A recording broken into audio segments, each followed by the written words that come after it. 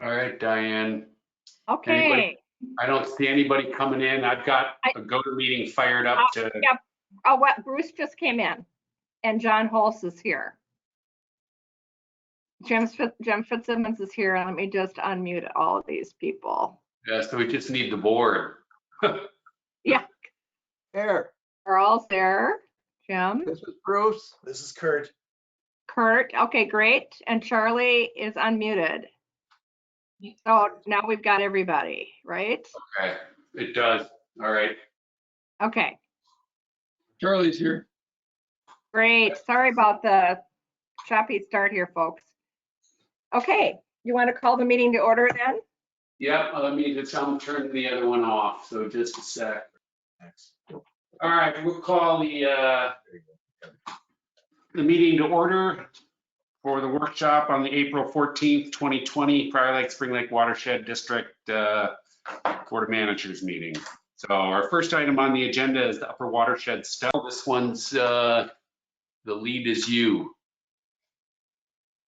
Can everybody hear me okay? Yes. Yep.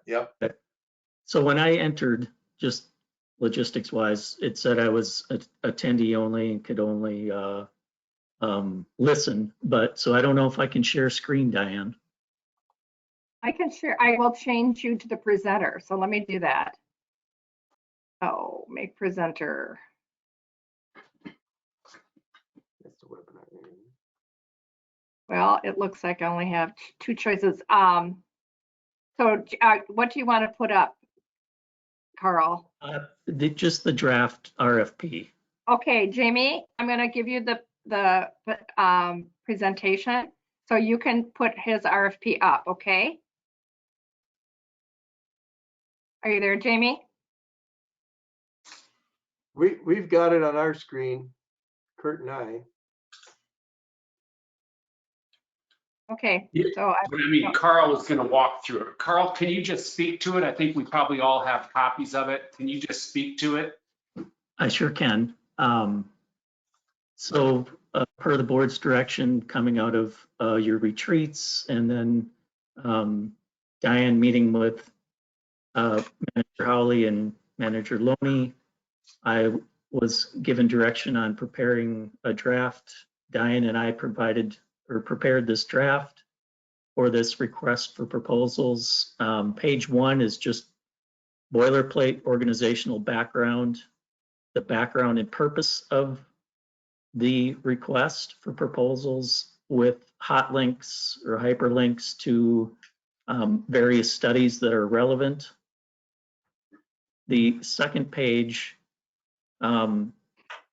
really gets into the goals midway down the page for this blueprint with what you guys are requesting, recommending and prioritizing programs and projects, both for water quality and volume reduction.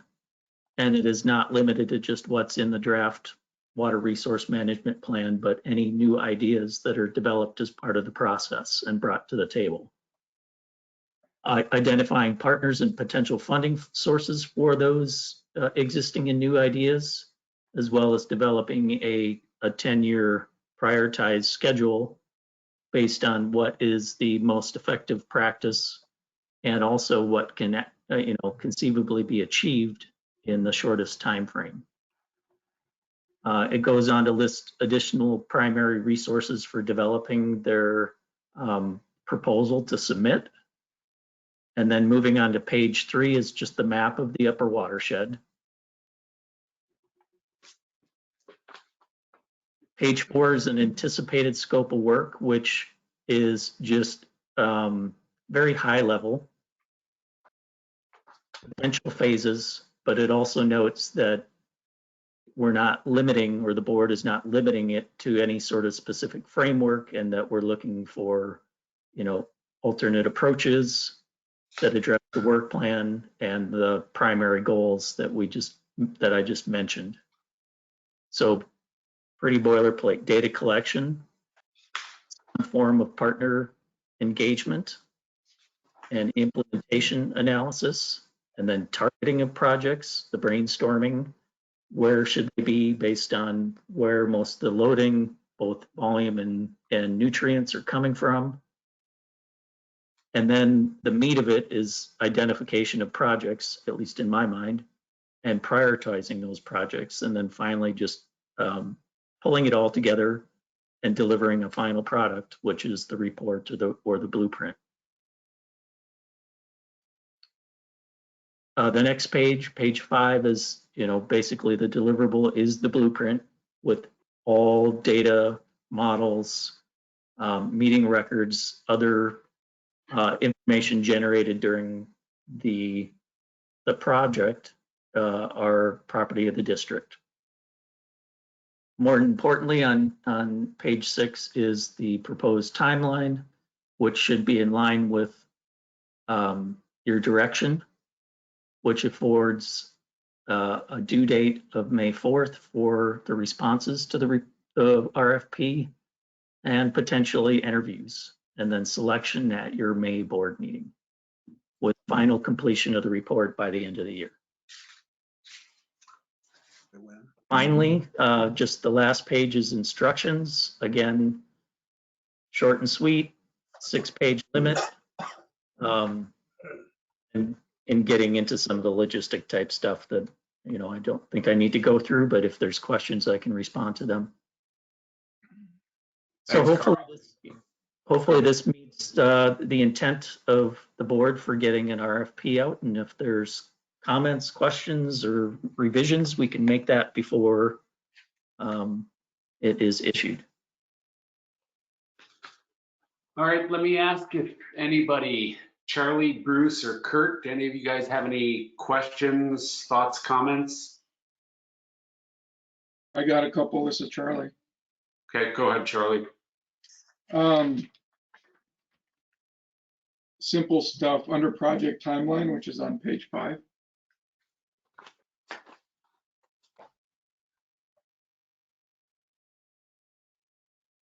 Waiting for the screen to get there so we can all look at the same thing.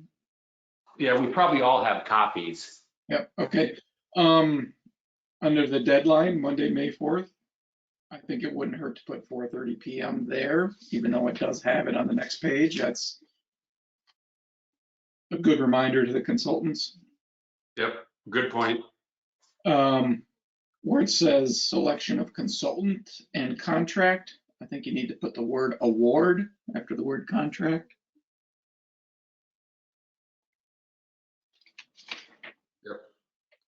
And then from a high level, when I reviewed the draft and offered my comments, I struggled with where to put this in, so I left it out knowing that we were going to review it as a group. But I'm wondering, and it probably needs to go into phase 4.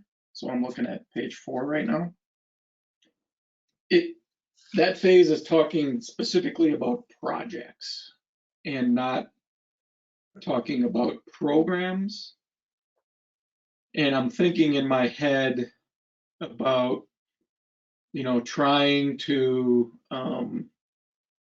elicit a strategy about whether it's through zoning or land use or overlay districts or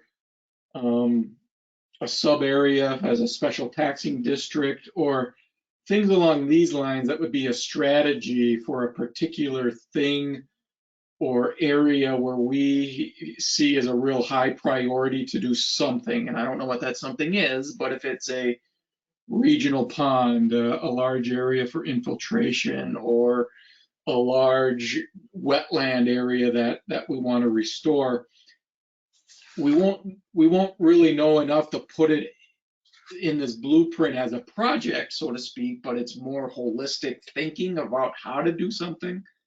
Oh, I see. And I'm trying to figure out where the best place to put that in there. And I thought it'd be phase 4, but the word projects is kind of keeping that out of there. If you kind of understand what I'm getting at. Yes. Makes sense. We have talked about that stuff. And did we not, maybe in the upfront, Charlie, have enough examples for somebody to understand that this was, I think like we had regional storm planning. Was that not sufficient maybe up there? I mean, Well, I'm fine with adding some additional language. I get your point. I think we do want to do that. I think that's the sense for everybody, so. yeah, it does mention it up front, but when a consultant's, narrowing in on their work plan, they're gonna go to this page 4 and look at these phases, and they're gonna develop their proposals based on these phases, almost verbatim. And some of them might, take the liberty to add in things that they learned up front, and some won't. I just Okay, don't want it to get left out, because to me, that's the critical thinking and strategic thinking that we're looking for. agreed. Carl, do you have enough information from Charlie? Because I'm going to just speak for the rest of the board because we've talked about this and everybody's on board to do that. Do you have enough Yeah. information to go in and adjust maybe that section 4 or phase 4? Yeah, I do. What I would suggest is that maybe further upfront that we define a term and then have it be inclusive to include programs, strategies, overlays, projects, the full kind of potential spectrum that we're not limiting, and then just use that term throughout How's the that remaining sound? RFP. I think that sounds good. Charlie, what do you think? Does that do it for Yeah. you? Yep, absolutely. Great, thanks. Charlie, did you have anything else? I had one more, and Okay. Carl, if you were on the other side of this and you received this RFP, would you be able to put together a well thought out proposal based on this information? I would ask questions. And since you have that opportunity, I think you're going to get that. You're Yeah, going to get. I think we're going to get a lot of questions. So as long as we're prepared for that, and we can answer the questions, and everybody is doing apples to apples, that's really what I'm trying to look at. And consultants read these things so differently, in my experience, and we don't. It's difficult. It's more of an art than a science, as you know, when you're putting these things together. And I just want to make sure that it's clear. I think those are good points. Hey, Mike, Yes, Bruce? in regards to that, is that timeline of release of RFP? I mean, can we not get it out this week yet? And give them more time for questions? That 1 week, they'll get it on Monday, probably Tuesday, they'll figure out who's gonna be on, and Wednesday, or we won't give them a lot of time for questions. But can they Well, it's not- continue to ask questions up to the deadline? I don't know. Anybody else? I mean, Bruce, the only thing is because this is so simple or short, I Yeah, would assume if they're trying to get a handle of what we're really trying to get at, what I think was what Charlie, and I can imagine why somebody would want to try and get inside our head or to understand our goals and vision. I don't know how long they would need to think about it, but Carl, Diane, from a timing, what do you think on that? I mean, I think we can certainly issue it before Monday if we want to. Do that. I don't know that it'll buy them that much additional time. The other suggestion was to allow comments to come in to the deadline, and that's a slippery slope. I guess in my mind, I appreciate it when an entity has a comment deadline such that those comments and then responses are pushed out to all potential bidders. Yes. Still Agreed. on the same playing field. I think Oh. that's important, Carl. So my suggestion would be, yeah, if we can get it out like on Thursday or even Friday morning or whatever, that helps. Let's try to do that. And then maybe we have the deadline for questions be Monday instead of Friday in April, and then that still gives them a whole week to put everything together. yeah. I mean, if I was doing that, that looks like a pretty short timeline. I would think they would want to, before they start putting some thoughts together, I think they'd want to be able to get some feedback on questions, because they might even have follow-up questions, right? Once they learn some stuff. Yeah, it's nice to allow them to submit questions, submit an addendum, and then allow them to ask more questions. So I don't want to give them the impression that you get one shot at questions and we're only going Right. to give one addendum. You Right. can maybe just, I've seen it in the past where they just have a bullet point that just says, we anticipate submitting 2 addendums, based on Q&A set. Yeah. Period. I think So- those are good points. Good Yeah, idea. I want to make sure that in here it does say that the questions need to be on via email and that, and we certainly can say that there would be 2 addendums. I just want people to be real clear and and in their expectations, but I don't want them calling me up because, like Carl said, you want everybody to have the same information. Correct. Yep. The other thing I should mention, who are we talked about 4 consultants to send this out to. Yes. You should relay that to everybody, so everybody knows. If it's an Oh, invite only, that is. It will be, pretty- yeah, and in fact, what I'll do is I'll send the RFP out and to those individuals and say you've been invited, to bid on this project. Yeah, I remember it was Wink. WSB, was that another one? Houston? Yep. Houston, and then, What was the 4th? Respect. Respect, yeah. Okay, Oh, yeah. okay. Kurt hadn't heard that before. No, I didn't. No, I didn't. Okay. Bruce, any more questions, or Kurt? Bruce, are you done? Yep, I'm done. No, I'm done. Kurt? I'm done. So I only have one other comment, and the only thing is I was reading this again the second time, this draft, I just was struck by, again, you have to go through a lot of stuff before you find out what is the purpose of this RFP, right? You go through organizational background and background purpose, and it's like, what is all this here? And now what are they looking for? And I would think that if we can put that up front, clearly the background and purpose might give them context and understanding what the issue is. I don't know if I'm alone in that, but I would move what the purpose of this is up front.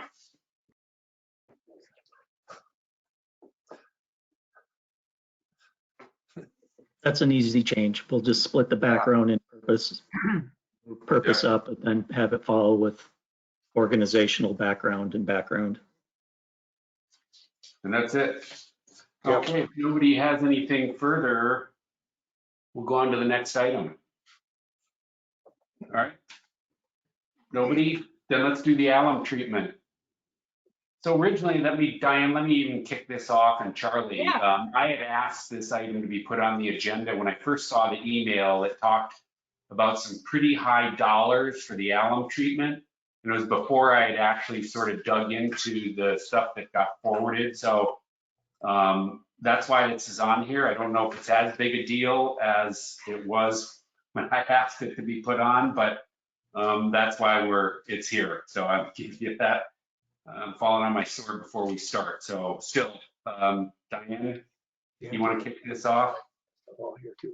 Well, actually, I'd like to ask Charlie to talk a little bit about his sense of what kind of budget we might need. We know that we haven't seen the sediment core sample yet. If you take kind of a mid-range on that, we have a better understanding of what the dollars will look like. And Charlie knows what the budget is. So Charlie, why don't I just turn it over to you? Before we That's do okay. that, sorry, Charlie, can I pause you for a sec? Because Diane, I'd like to see if I can get some context for the conversation about what the budget might be. And I think the question that I had asked, if you could share with us, what are the quantity of gallons that we've had before in treatment 1 and 2 on Spring Lake? So we know what's been done in the past. And Sure, and I will ask Jamie to say that. She's self-muted. Jamie? can she? Can you hear me? Yep, Oh, there we we go. can. Yes. Okay, I'm on my phone again. So yeah, for the first treatment, we had 292,000 gallons or so, and then the second treatment, it was 146,000 gallons. So the first treatment is twice as much as the second treatment. Okay. What was the price of that? Do you The remember first the treatment price? was 500,000, and the second That's treatment, what I I- believe, was 270,000. Is that your understanding, Jamie? Yeah, that sounds about right. And we do have John Holtz on. He's listening, but he can't speak. So I'm just letting you know if we need to, we can contact him. But yeah, that's what I know so far. And the unit price was $1.62, $1.67 a gallon? I just unmuted John. John? Can't carry on a conversation. Yeah, can you hear me? Yeah, we can. Yes. Okay, great. Thanks for unmuting me. What was the question? What was our price per gallon for treatment 1 and treatment 2 on Spring Lake? Well, it's just the cost, the total cost of the project divided by gallons. Right. And that's mobilization, everything. Do you remember what the total price was for treatment 1, treatment 2? I can look it up. It doesn't matter. It is what it is.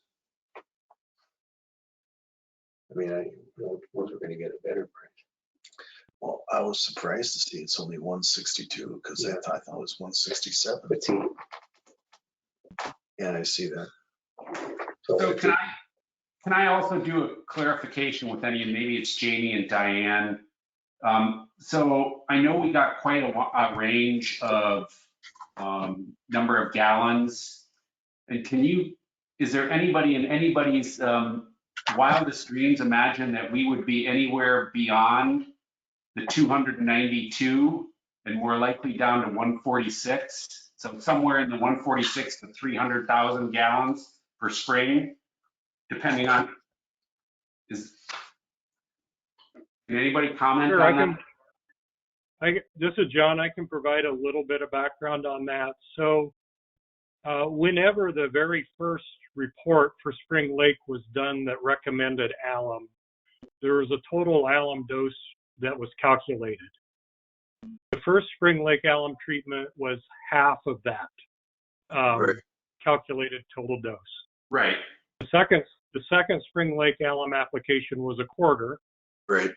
And so the original plan was the last quarter dose would be the third dose. Right. Right. However, after the district, the engineer, whoever analyzed some of the data, they said, well, this is kind of a chance to readjust the dose if needed. The dose was calculated quite a while ago. It doesn't compensate for the alum that's already in the bottom of the lake. Let's go out, recore it, and determine what that last bit of alum should be. So based on that, I would not anticipate that it would be as high of a dose as the first application. But I think it's unknown until the sediment core results are back. Agreed, but the reason I was asking that, just to give you the background on that, is just because to me it would seem that, and so before we hand this to Charlie in the budget stuff, that if we're driven in the 200 to, even 150, which is the other quarter, to 250,000 gallons, we would expect the budget for spring to be at the roughly 300 to 460. Is that correct then, John? Is that John and Carl, as I look at that spreadsheet? We provided this information previously last week to Greg Wilson. I don't know, is he on the call? So I'm thinking the spreadsheet that was shared with us Diane, when you sent this out, that's the one that I'm thinking about. Yep, I've got it. I've got it up. Yeah, so that's not the one that's currently on the screen.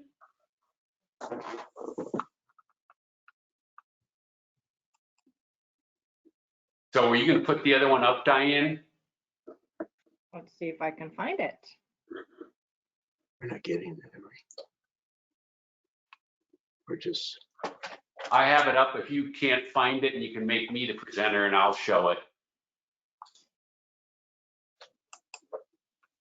Okay, we'll do that. Okay. There you go. Okay, let me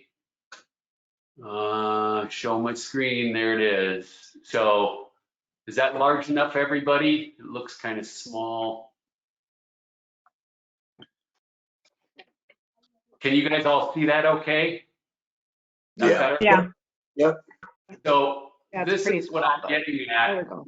and I have this up, and if my guess is that we're at the low, like if that, there's the other quarter of a dose that John was referring to, the highest that we would, could even imagine equaling the first dose, which was 300 roughly. I mean, this is what that additional amount should be for spring.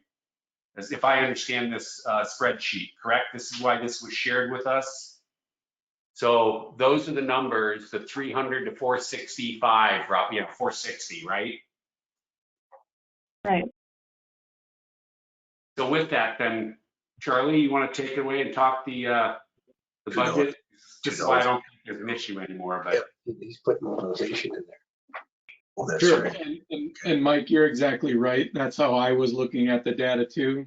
And Greg Wilson, in an email that I saw, basically confirmed the same thing. He says the cores are gonna either come back and we're gonna either do 146 or we're gonna do a max of, 292, but it's gonna fall in there somewhere. So Yeah. I think you're exactly right. We don't need to be scared away by these numbers in the $600,000, $700,000, $800,000, $900,000, because if that was what the dosing recommendation comes back as, well, we got to pause and we got to totally reconsider everything. So We'd have a more serious problem on Spring Lake than we're all aware of, I think, right? yes, absolutely. So how I was, in my mind anyways, looking at this was, we have an alum reserve fund that we've been putting money into. And Yep. yeah, that generally could be used for any alum project. But once we knew we got a grant for alum on Upper Pryor, in my mind, I then said, okay, well, our alum reserve funding is what's going to pay for the spring treatment. This is the third Spring Lake treatment. Right. And so when I'm comparing the bids in the spreadsheet about Upper Pryor's price, I compare that to what our grant numbers are. And it looks like the bid price is below the grant price, so we're in good position there. Yeah. But I have my numbers correctly, and even if we did it in the fall, we would be okay, even though it's not as advantageous of a price. Right. The grant money would be there to fund it. And then so when I look at spring, and again, looking at the range that you've got highlighted there, and I compare it to our alum reserve fund, We can handle up to this, right, Charlie? We got 385 at the end of this year. exactly. Yep. So to me, the funds are there eventually, but to me, we need to be very careful and think about this strategically, just based on strictly cash flow. And making sure that when an invoice shows up that we can pay it.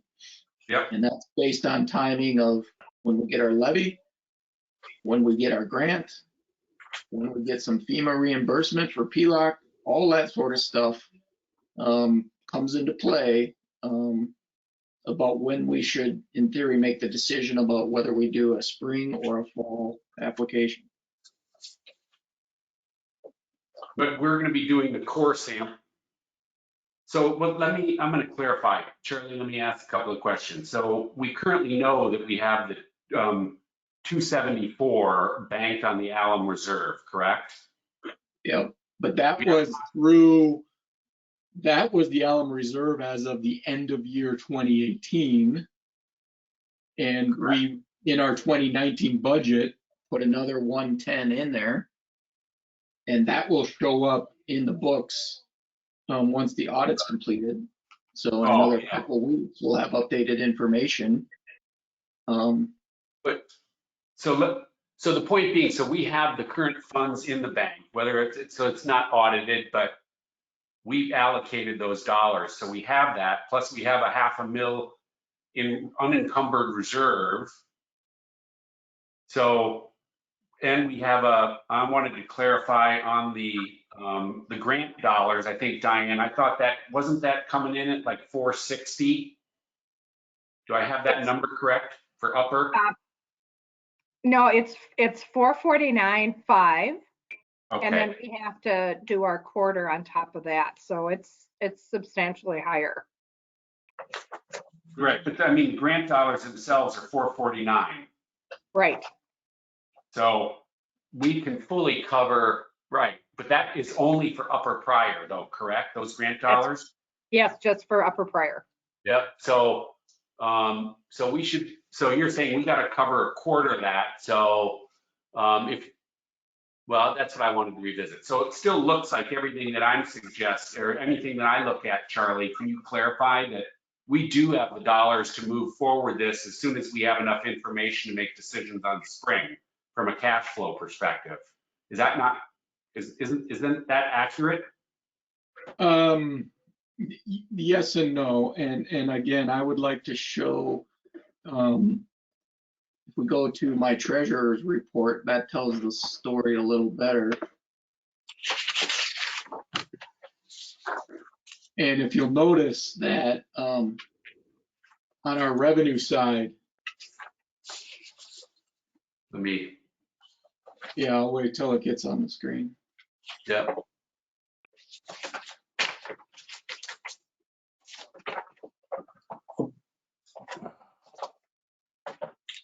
There we go. Yeah, so you'll see at the top in the green, right? Yep. We only have 257 cash, liquid money right now. Yep. So let's just say contractor went out there and applied alum and gave us an invoice for, $390,000. We wouldn't have the cash to pay for it until a couple of things happen. Number one, we could cash in our securities early and liquidate that money. And those are the securities that are listed, number 1, number 2, number 3, number 4. Yep. The next one that matures is July. And then, but Charlie, when's our first payment from the county come in?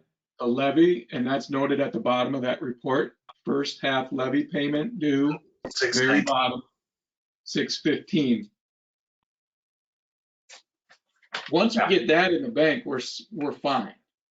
Okay. That's $900,000.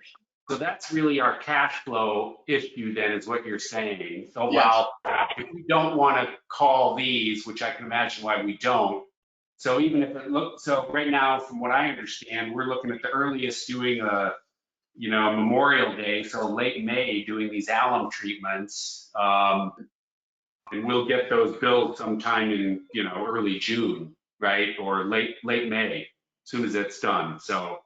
Yep, and then we have 30 days to pay for the contract. And, but here's the kicker. COVID-19, the counties right now are talking about delaying the levies.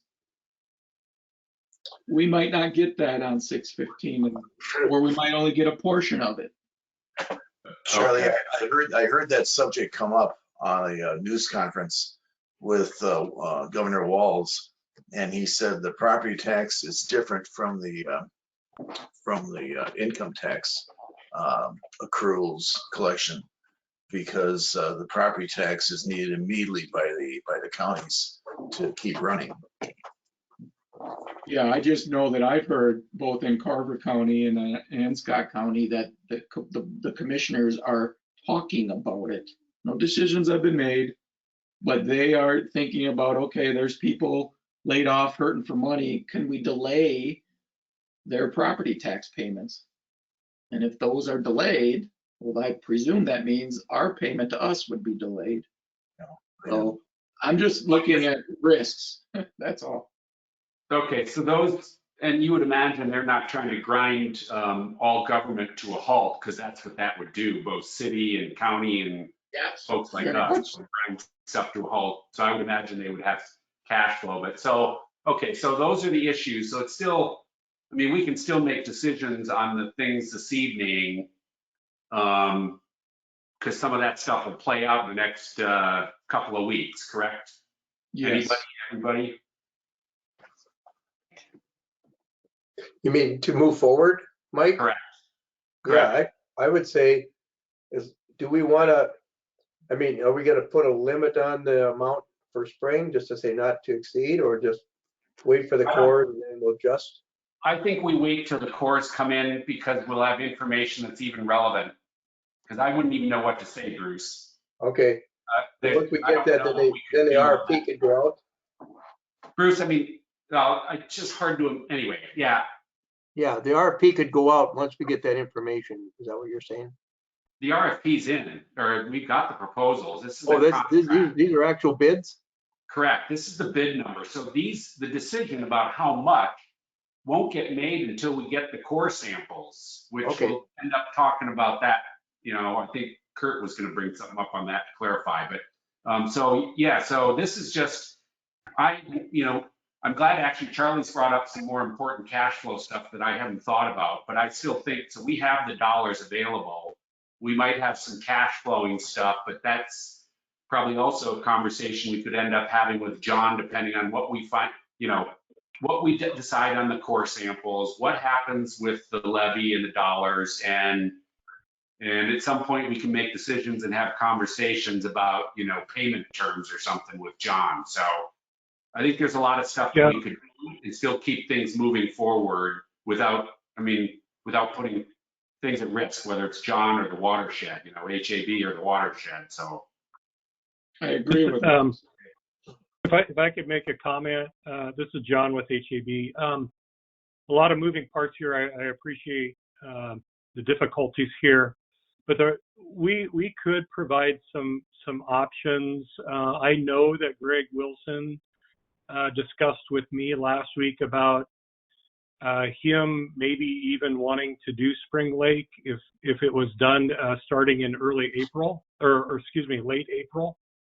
There was some discussion with him about that soon of a start date.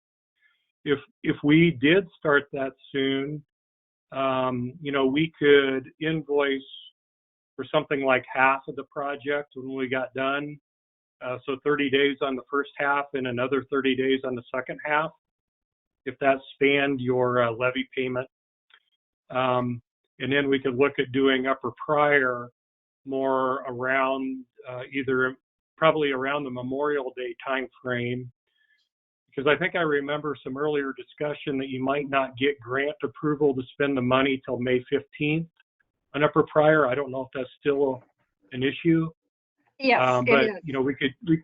we could theoretically do spring in late April, early May, Upper Pryor in late May, early June.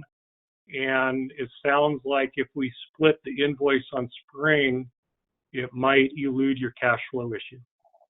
yeah, that'd be great, John. So can we talk about when we're going to know, when will we get those core samples? And then once those are done, when will we know what the recommended dosage will be for spring? Jamie actually has the latest on that. She's been in communication with Greg. Jamie, do you want to share? Yeah, I just talked to Greg earlier today, and the cores have been taken, and he thinks that we will have the results next week. And then after that, HAB, they said they can get out there within a week. So yeah, that would put us treating at the end of April. Well, that'd be great. I would propose then, just to try and keep us moving, it sounds like on this that we might have some options and that we could get Charlie to go work this issue with staff once we get the information from the core samples. And clearly, I think we'd probably all like to know about it because this is a rather important project. But Charlie, and could you work with staff? Does it seem reasonable, folks, everybody? Charlie works with Diane and Jamie and probably John to figure out something that would work for all parties. Does that seem reasonable? This is Diane. I have a question though. John, and I recognize that we have some flexibility in the grant for Upper Pryor, but you're going to have to mobilize twice then if you do spring first and wait a month to do Upper Pryor, right? That's correct. And we're aware of that. And Tad and I had quite a bit of discussion about that. And we would still honor our spring bids, even if we had, even if we didn't do them back to back, we'd still honor our proposal. We would just find a place to. We'd just find a place to store our equipment in the Twin Cities and avoid major mobilization costs. Oh, okay. Great. Excellent. Thank you. So can I? Kurt has the same question, so. Yeah, that's what I was gonna ask. Go ahead, Kurt. Yeah, Kurt was gonna ask that same question, so good. We're on board. Okay. So I have a question then. I want to see if I can come back to talk about Upper Pryor for a minute. So Diane, is there, I don't know, maybe who this might come to. I mean, I see the recommended dosage of the 93. Is that, and I don't remember, maybe that came in before I saw it, but I'd like to just clarify. Is that dosage similar, like on a recommended 50%? So Carl is on the line, and it's EOR that did the recalculation of what dosage we needed. Yep. It's different than what we had in our feasibility study of 2017 a little bit, because there's a buffer that they're thinking of putting in. So Bruce, can you, or excuse me, Carl, can you speak to that? I definitely can. So because Upper Pryor is a shallow lake, there would be much more risk of just going with the liquid aluminum sulfate and then testing for pH, and then based on that testing, decide whether you need a buffer. And we had conversations with John and decided that it's a much safer approach to split the overall alum dose into both the just aluminum sulfate, but also the sodium aluminum buffer. Equivalently, you're getting basically the same dose of alum. It's just coming in two different forms and reducing the risk of needing to add a buffer as you go.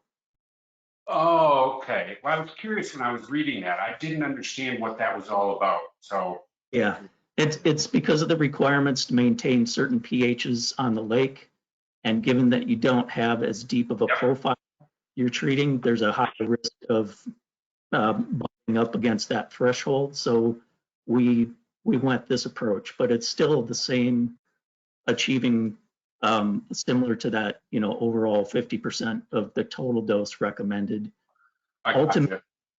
Ultimately, with how this all plays out with Spring Lake is ultimately going to influence a little bit Upper Pryor, in that the ultimate unit prices come in at, if there's more wiggle room, we may increase slightly the dose for Upper Pryor Lake as well to maximize the grant dollars. that's what you figured out why I was asking the question. So, okay, perfect. That's what I was curious about. Because of course, once we're here and once we're doing it, but perfect. Thanks, Carl. Anybody else have anything on this? Now, I'll be very, very anxious to see the sediment core test results. Very anxious. Agreed.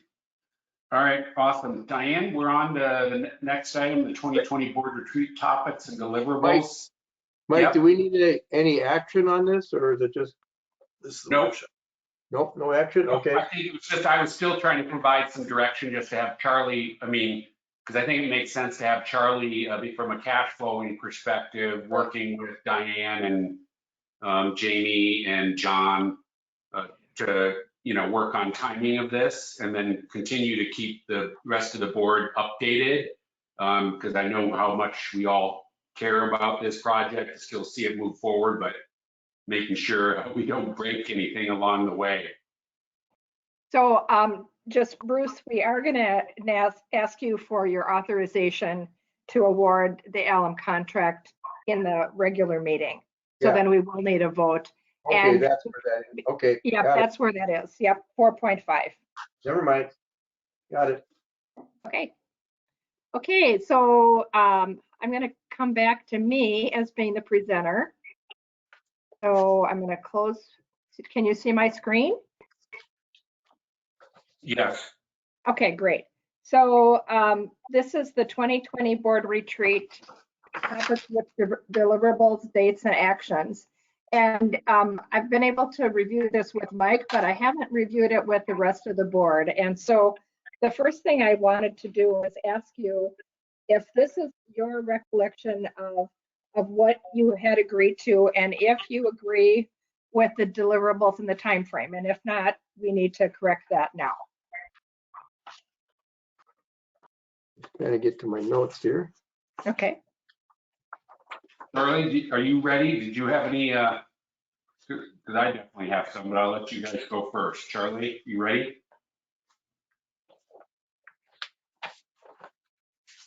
No, not quite yet. Okay, I can go. go ahead, Bruce. Yeah, I guess there was a question on the proper name, upper watershed water quality. I guess we're just calling it the upper watershed plan or blueprint. That was a question there. Is this the correct name? On that one. And we've already done a lot of the work on that RFP. The second page, the WMO watershed district consolidation. What is the status of that conversation? Is that, I mean, we're thinking, I don't know, I'm thinking anyway, it might not be a real hot item for the county right now, or You're absolutely right about that. It is not an odd item. We actually had a meeting that we finally all came together on. The date worked, and then because of COVID-19, we've had to cancel that. So once we all get back to our offices, I would imagine that we would be setting up another date to talk about this with the county commissioners and the WMO directors. okay. Financial reports. I like what you've done on some of the areas. I'm still having a hard time looking when we pass a budget, how to track our budget expenditures.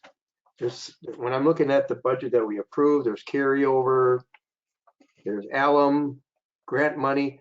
And then when you look at the overall budget, my biggest concern is, and you did send out an amended one, but we have a budget or expenditure budget of 2.3, but we only spent 1.4.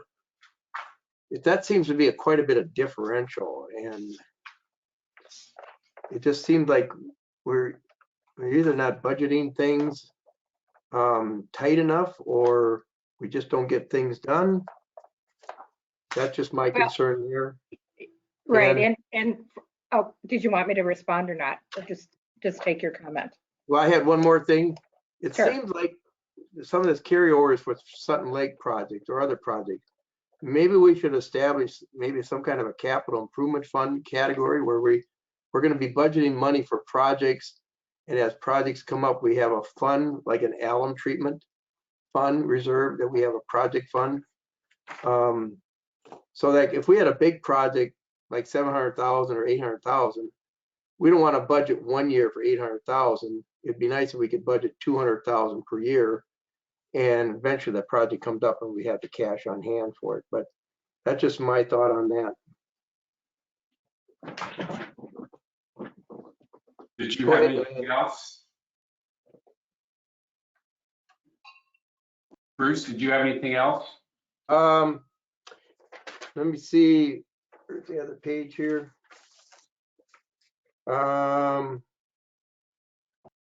No, we're gonna be talking a little bit more about the hours. Yeah, And other than that, no, everything else looked exactly what we talked about. okay. Kurt, did you have anything? No, I didn't. As you know, I got snowed out of the meeting, but I did look things over and they look pretty good for now, I would say. Okay. Charlie, before, Yep, I got one, deliverables. This would be, I guess, the first page. The last bullet point deliverable. Develop a plan that evaluates the current ferric chloride plan and recommends future improvements. And I know why that date was put in there because that aligns with, in theory, the completion of this upper watershed blueprint plan. But in order to do our 2021 budgeting, which we at least have a final draft, preliminary done by Labor Day of sorts, we should, through that blueprint, know enough information by Labor Day where we know what is the fate of the ferric chloride plant in the whole upper watershed plan, meaning do we continue a status quo? Do we build another one? Do we dismantle it and get rid of it? You know, whatever. But with my presumption is that, well, no, we're going to keep it and we're going to keep operating it. We should have an idea, put a plan together about when do we need the new shed? When do we need the new tank? When do we need to regrade the driveway? When do we need to do any work in there? And if that's going to happen next year, 21, we want to at least get it in our budget. If we're not going to do any work on it for 5 more years, that's fine. We don't have to put it in our 21 budget. So my point is, I would like to see the due date of that last bullet point be basically September 1st. I like it. Me too. Okay. Yeah, that's fine. Charlie, that was the only item you had? Yes, sir. So So Diane, can I- yeah, go Yeah, ahead. can I? Yeah, I want to ask a question here. So, is this plan is different than the upper watershed blueprint that we just talked about? Correct? That's Or correct. This is just a small portion of the overall blueprint. okay, so is there a reason that it should be separated out as a specific bullet? I think so. And the only reason I really think that is because I think we know we need to do some improvements in that thing and fairly soon, within a couple years. And so if we think we're going to need to do something on that plan in 21, it needs to get into our preliminary budget. So you're That's why. talking specifically about the tank itself. No, the whole site, the facility, the building, the tank, the driveway, the pumps, the controls, I mean, we have to look at it as a facility, not just the tank, right? The Right, whole but- thing is an asset so, to manage. okay, again, all right, so again, I'm confused because you're not going to get that detail Can I, from upper Can I- watershed blueprint, right? let me see if I can What try we're gonna that. get from the blueprint is whether we need the system anymore, whether Correct. we need to increase its capacity, whether we need to add a second one further upstream, things like this at a high level. That's all. We're not going to get the cost estimate for, the exact improvements, but we'll have an idea of whether we need it or not. I think that's the issue, Diane. It's not that any of us think that we probably won't be operating a ferric chloride plant, but we've heard that our technology is old. And so this could be an item that we end up learning pretty quickly that yes, it is a high priority for us. Yes, it's going to get done. This is very important for us to do. And I think what Charlie's suggesting, which I like, is really then sort of earlier identifying that and confirming that with the consultant that we hire for this. And then earlier, assuming that that is all a green light, earlier, we cue that off to go after what is the ferric chloride 2021 look like? And we then line that up to be a project, maybe even in 2021, you know, if possible. Is that, Charlie, is that sort of a fair statement too? If I characterize that in a different way? Yep. So Carl, are you still on? I am. Yeah, so very honestly, I'm still confused. And you wrote the RFQ or RFP. How does this fit in with what we're going to be sending out this week to the consultants? It fits in there at a high level as Charlie was mentioning. If there's ideas for, you know, doubling down, so to speak, and building another plant or doubling the capacity of the plant, I don't think that the upper watershed blueprint is going to be doing a detailed analysis of what those costs are. They could probably get at ballpark cost estimates, but it's not a detailed analysis and final plans or anything like that. So I think that is part of your, you know, that would be a detailed feasibility study and rolling into potential plans and everything that are just well beyond the blueprint exercise. So This is Bruce talking. yeah, I think I know where Charlie's going. He would like to see if we evaluate and have any recommendations for a 2021 project by September 1 to include in the 2021 budget. Right. Is that right, Charlie?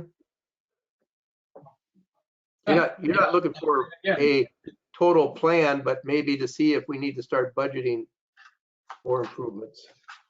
Hey, So, you know So what, the- guys? Keep us moving along, Diane. Can we do this maybe offline? Because I think everybody else is aligned, and we'll be happy to chat with you offline and make this clearer. yeah, okay, I just want to make sure we're not talking about, Great. we're not talking about two separate plans. We're talking about one plan, which is the blueprint that's going to talk about the ferrochloride plant, So right? can we talk about that offline, Diane? Because I'm going to try and get us back on schedule, I think. Or maybe we can even circle back to it. But I think everybody else sort of has a clear picture of this, and I get it. We need to do a better job for you, rather important, but can we do Yeah, that? I want to know what you know, what people are expecting me to do. So, yeah, Yeah, great. no, thank you. I get why, and I appreciate your desire to get on board with what we're all saying, but I'm just gonna ask if we can, because we got behind schedule.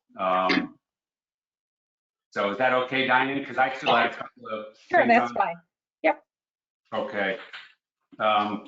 I think you even specifically listed that, so I'm not gonna come to that one, but on page number 3, so I'll come back to number 2, but on page number 3, administrative costs, I'm gonna do, there's a mistake in here under administrative costs, item number 2, staff salary increases should be between 3 to 5%. The board, and I have that language, I pulled it up from our thing, and let me just even read it. We can put it up if we need to. It says the board does not support total staff salary range of 3 to 5%. The board thinks the total staff salary increases should be less than 3%. Yeah, I don't know where the 3 to 5% came Is from. this I saw that too. So Diane, were you missing a knot or was there a disconnect? Because I've got the notes up, the official notes, not the signed ones, but I can show you that. Are we at a disconnect or is it just missing the word not?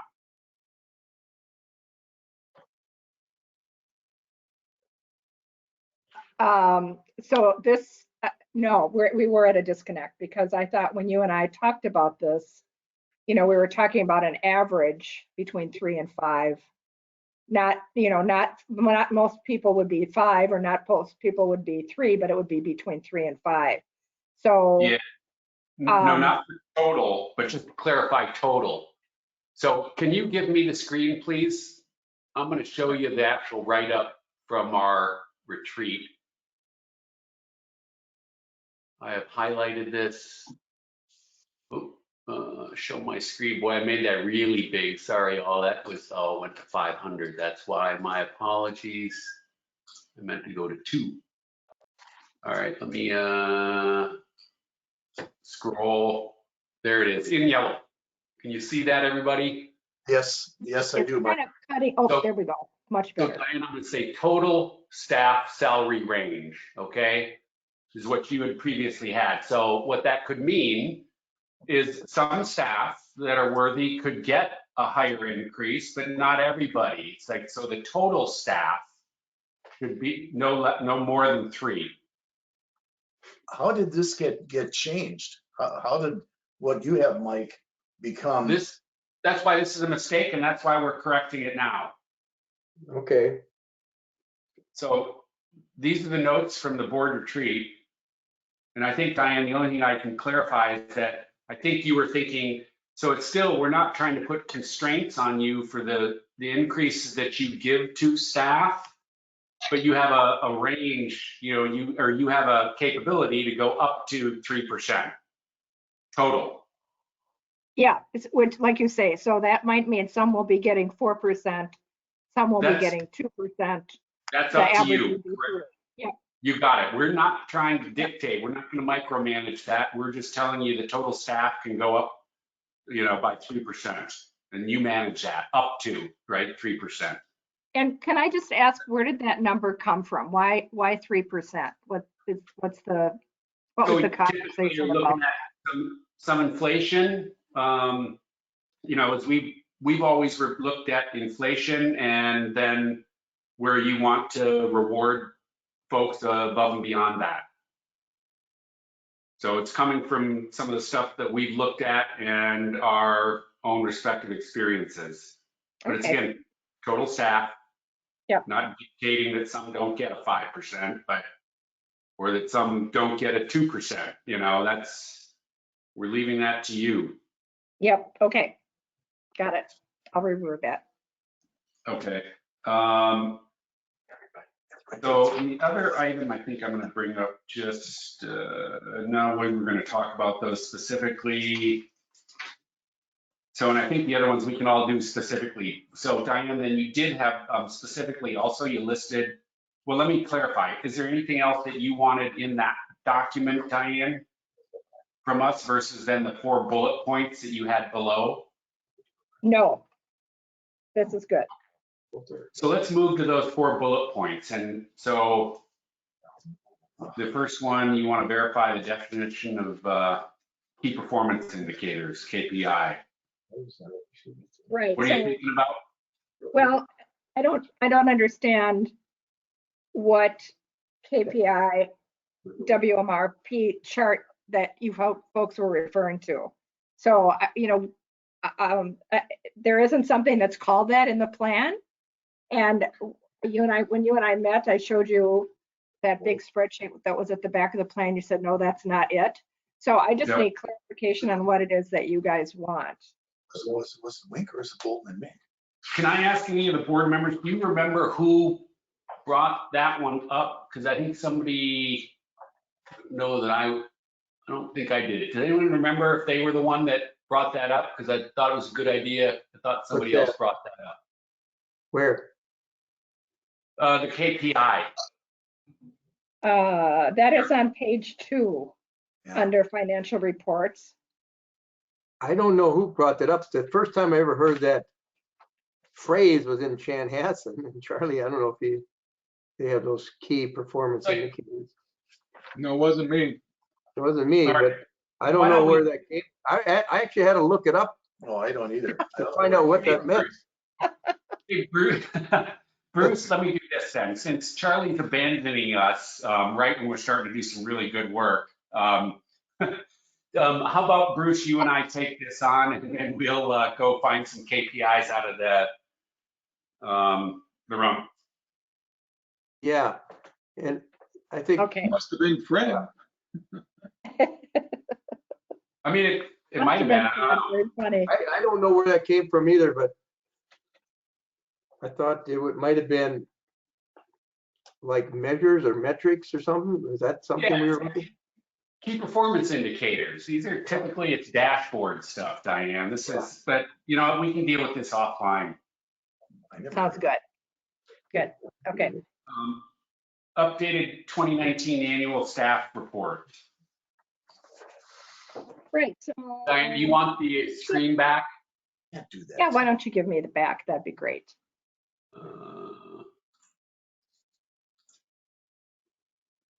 There you go. Okay, so show my screen here. All right.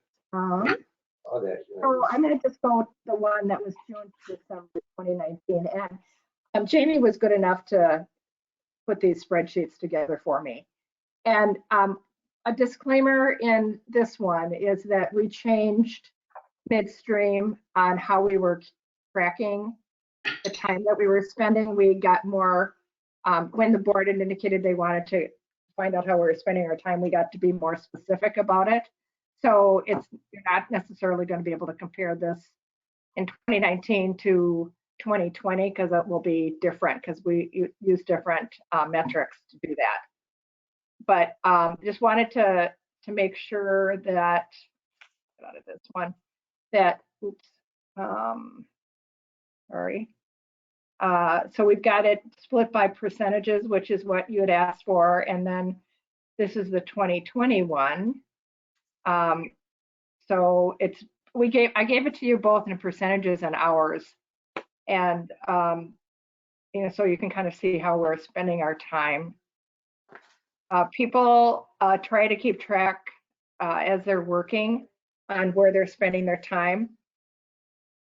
And just, I guess, this is a different iteration. You asked for not only the hours, but percentage. Is this what you were looking for? Is this something that's helpful to you?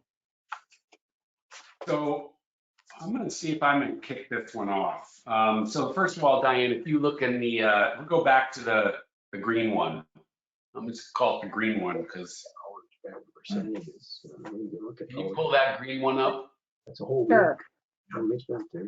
Yeah. So just FYI, Kurt and Bruce, you just need to mute yourselves if you don't want everybody to hear what you're saying. Okay. So there. you can stop right there. So in the upper left-hand corner right now, do you see that? Yeah. When we had asked for a year, I noticed this was not a full year. Is that correct or Well, accurate? Well, yeah, because we weren't keeping the kind of, I thought we were starting when, okay, this was based upon what I thought you wanted in 2019. And so that's when we started really tracking our hours. I mean, we can give you the whole year, but it's not going to make a whole lot of sense because the second half of the year we were tracking things differently. And Jamie, if you want to pipe in here, are you still there? Jamie? Yeah, I'm here. Oh, okay. Yeah, so. Yeah, go ahead. basically, the first half of the year was just a very basic coding, like whether it was administration or projects. And it didn't even get specific as to what project we were working in. So it literally would mean nothing, to you to see that information. So okay. In June is when we added all the different projects that we were actually working on to be more specific.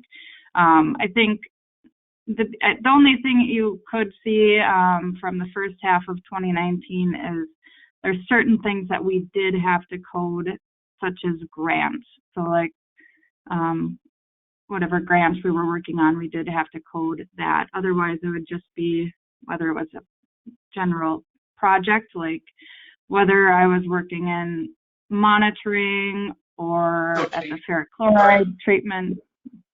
Jamie, sorry, let me pause you. I didn't, okay, I get there's two different reports.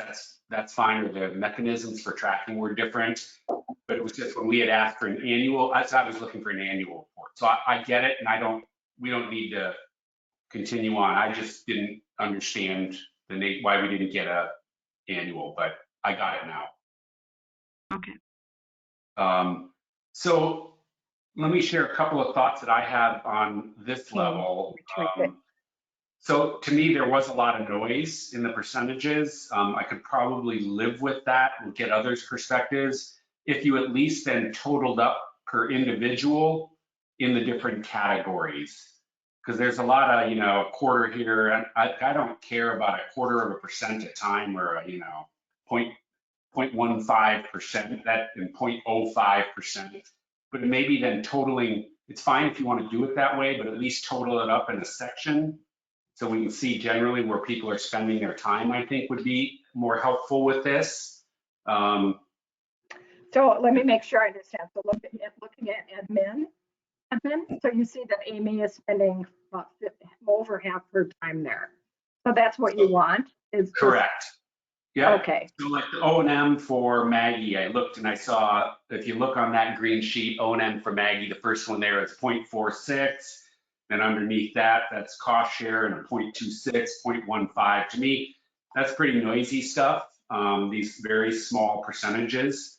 So if you could at least total them up, I think it's more meaningful to then see where the bulk of somebody's time is being spent. I think that's useful.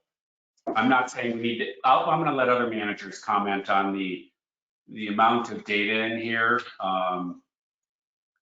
So like maybe, just let me make sure I understand. So you're maybe asking for like for 611 operation and maintenance, how much time? Diane, can you get closer to your speaker, please? Speaker, go ahead. We can't Okay, quite hear Diane. Oh, that's There you go. Now we That's can. better. okay. Sorry. So what you're saying is if you're looking at operation and maintenance 611, looking at Jamie, you want us to basically just add up all those percentages so that for the operation and maintenance, how much time she's spending, or do Correct. you want it more specific? Okay. Okay, so we went to too much work for you, it looks like that. Well, I'm going to let, so it's a little bit more than I would think to again digest, but I can go through something like this if it was totaled up there. Sure. But then maybe it's not bad, but I want to let others comment on that. But yes, at least total it up, please, because that's Hey, the Mike? point. We have had a lot of, the board has not understood where staff is spending their time. And again, you've heard from me that in the request to use some of the tracking of time, it's not to get into micromanagement, Diane, or really granular stuff, but to get a sense for where staff is, where's time going. Hey, Mike? So, Right. Yep, go ahead, Bruce. I really like the 2020 first quarter using the hours, and they do total by category. So then you can see how much hours is being spent per category as well. Yep. And I do like, personally, I like the hours versus the percentage. It's easier to understand. But that's me. Right. I'll let other board members. No, I agree. This is a much better form, Diane, than the green one. Yeah, the hours is Okay. better. Because now you can see, look at, okay, how much, well, this is percentage again, but again, you can see Right. how much time is being spent on the grants, administration, and then who has the bulk of time. You can see that too. So you know what, Bruce, as you point that out, I agree with you. I like that too. The only thing I would ask is, so when you total up an entire, like the O&M category, could you then just add in a percentage for that total category? Sure. That's fine. Yeah, that's Okay. I did, the hours are more understandable than percentage. Yes, I agree with you, Bruce. That's why I'm Convert with it you. to how I much- get it. So Diane, then the other thing I wanted to ask is, when you see this as our district administrator, we're asking for this report because we find it valuable. I wanted to find out, I wrote 3 questions here. Or maybe there's even 4. What do you note when you read this? What recommendations do you have for, towards staff? What would you stop doing? How do we maybe compare to like-sized districts, that kind of stuff? What do you think when you see this? Can you share with us what this would do for you in the management of staff time and activities? Well, very honestly, it's not something I need to have because I meet with my staff a lot on a weekly basis. I know what they're doing. We had our staff retreat, as you know, right before our COVID-19 shelter in place started. And at that retreat, I asked everybody to put together a strategy on what they felt was, and believe it or not, I have this book that I used, and it was before the term became so commonplace, but it's called Essentialism, and it's by Greg McKeown, The Disciplined Pursuit of Less. And so I asked them to put that work plan together and critically. Diane, can you get closer to the mic? You're cutting out again. Oh, I am. Okay, sorry. I think it's because I use my hands to speak. Yep. That kind of jerks it around. You. Yeah, right, exactly. So I was going to say that, ironically, when I put the workshop together, the retreat, I used the book called Essentialism, which is written by Greg McKeown, and it's talking about how to do more with less. So how do you prioritize those things that are most important? And I thought that was a really good way to get the conversation going about what is it that they do that might not meet an essentialism criteria any longer. And so that's one of the things that I wanted them to put together. Now, because of everything that's happened, that's been delayed a little bit, but I still intend to have them do that. And that means we're not going to be doing everything we've been doing. This, the shelter in place has helped a little bit with that because there are some things that we normally do, like with monitoring, that we're not doing right now. And, we have determined that we can get by with doing this for a while. It's not going to be something that would really negatively affect our program. But I think that that's the thing that we need to be looking at all of our programs. What are those things that are most essential to meet what the board is looking for from us and to meet the obligations of our new water resources management plan. So, I think this is, yeah, go ahead. So let me ask you a question. So if I had asked you as a board member, because I think I'm going to try and give a specific example. So if I had asked you as a board member to go, well, what percentage of staff time are we spending on monitoring and research? Can you give me that answer then from you not having a report like this? Because if you know what everybody's doing, can you tell me what percentage of time we're spending on that and be accurate? No. Or how much time are we spending on projects versus planning and communication? Can you answer those? Because no, that's if that's what you're looking at. No, I can't. I know what specific individuals are doing and what percentage of their time they're working on those projects, but not overall.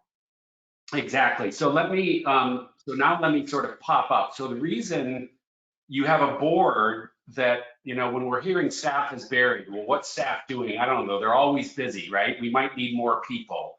And we don't have a sense for where staff time is being spent, what they're doing, what might be useful, maybe what is not useful.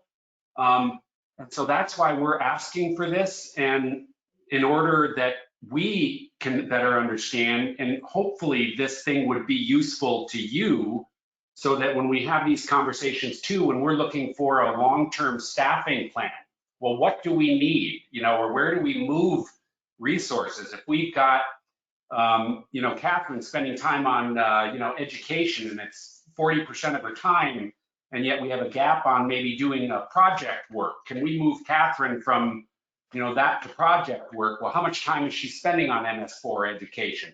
So I don't know how you could help us when we were asking also about long-term staffing, that you could figure that out without seeing where time is currently going and trying to figure out what you can do or not do. So I'm now going to pause, take a breath, let you answer, and then I'm going to let my colleagues participate in this. So any response or thoughts on that, Diane? Yeah, so it's a matter of looking at from a different point of view. So I don't know to what extent you folks remember, I did put together a staffing plan for you a few months ago, and we never got to it at the workshops. And that staffing plan was based upon looking at the rump and what I thought we needed as far as project management, who would take the lead, who would be supporting. And it was obvious to me by looking at that we don't have enough project managers on staff. So, Right. and so that's the way I was looking at it based upon, specifically what I feel our capabilities are and what I think we're going to need. So that was a review of capabilities, not necessarily on how people are spending their time. But so what if you could repurpose staff because they're capable to doing more project work? I mean, so I think so I Sure. get your comment and I'm supportive of that understanding what the vision is, what we need, I'm supportive of that, but understanding what we have today and then how to get there, I don't know how you can't do it without this. But so you and I have sort of gone a little bit back and forth. I'd like to open this up to my colleagues. So I don't Sure. know, Charlie, Bruce, or Kurt, anybody want to feed into this conversation?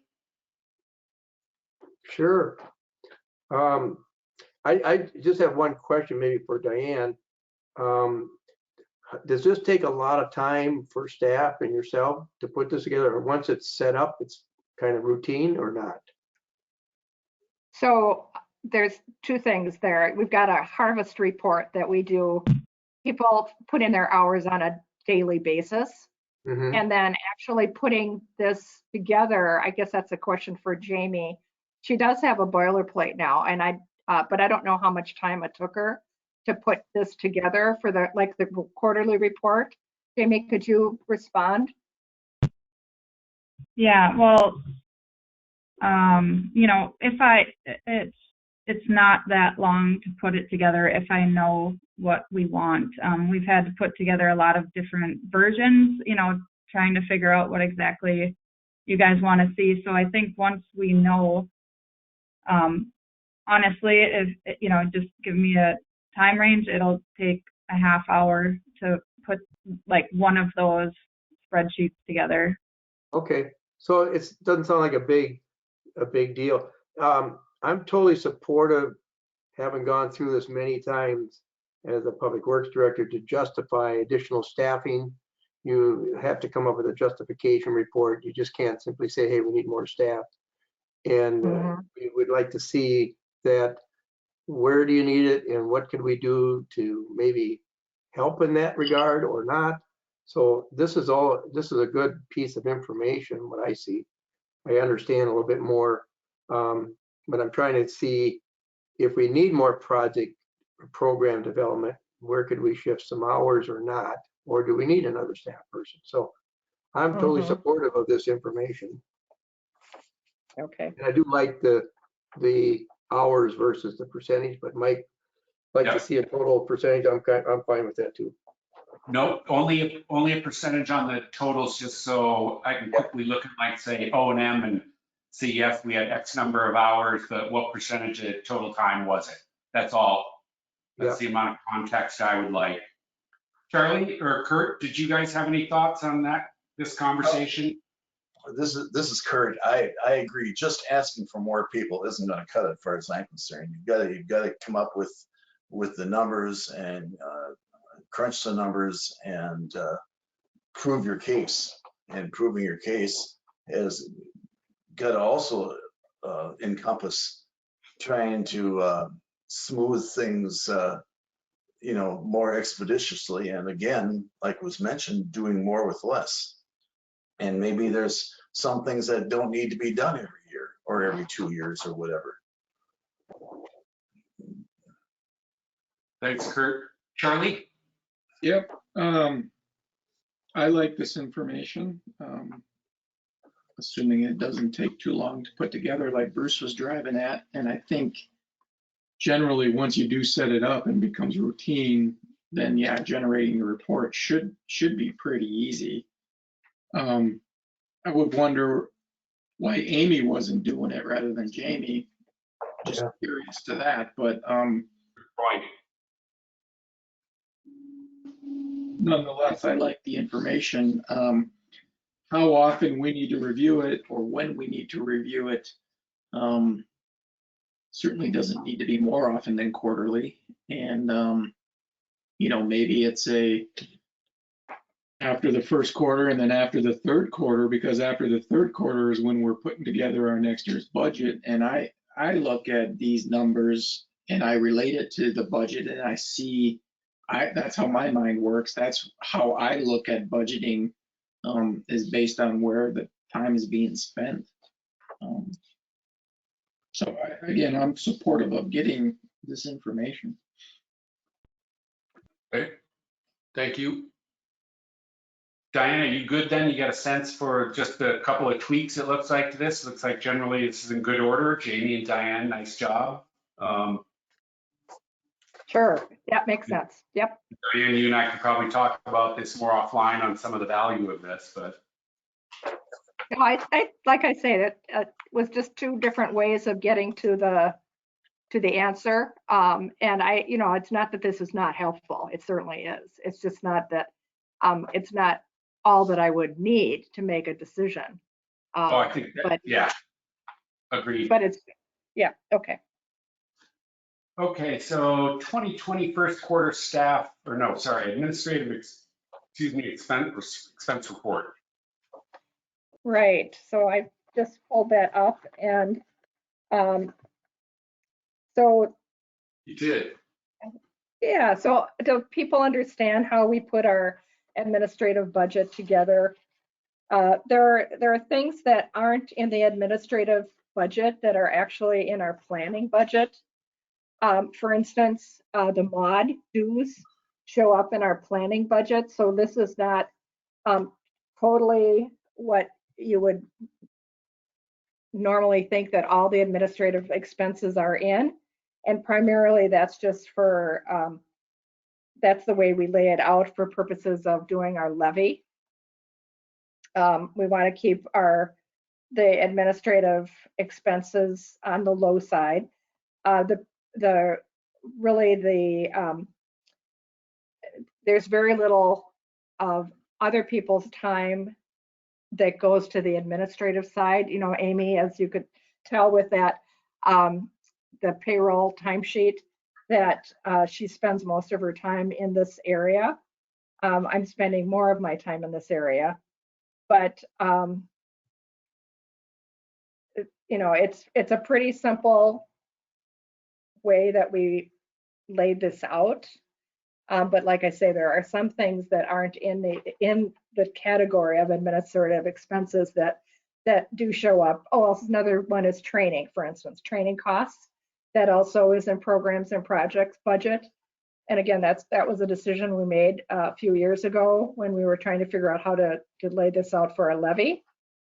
So there are other expenses that, again, you would typically think would be administrative that don't show up in this category. Anything else, Diane? No. So I'd like to know what people think of it. Is this what you were looking for?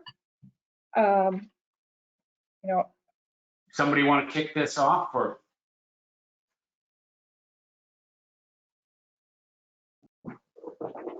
Seeing none, then I will. I'll let everyone. So Diane, a couple of things crossed my mind.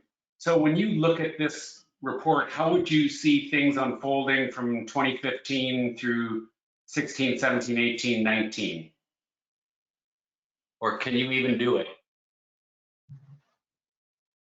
Well, yeah, there's quite a fluctuation, that's for sure. Well, it's also on 3 pages, so you can't even look at this. I had to print them out, I stapled them together. I mean, I thought, how would you ever try and look at this if this is to see what's happening? Why wouldn't this be on a single page? Well, yeah, I don't know what happened, because when I saw it initially, it was on a single page. So it was basically, you took, the first page, 2015. Please get close to the mic again, Diane. Oh, sorry. I've got my set on. I'm just getting used to this, I guess. So Okay. yeah, so it did, the document that I saw that I thought we were attaching was on one page. You're getting, So, Diane, you're cutting out again. When you get close and focus or get whatever it is, it works just fine. We can hear you very clearly.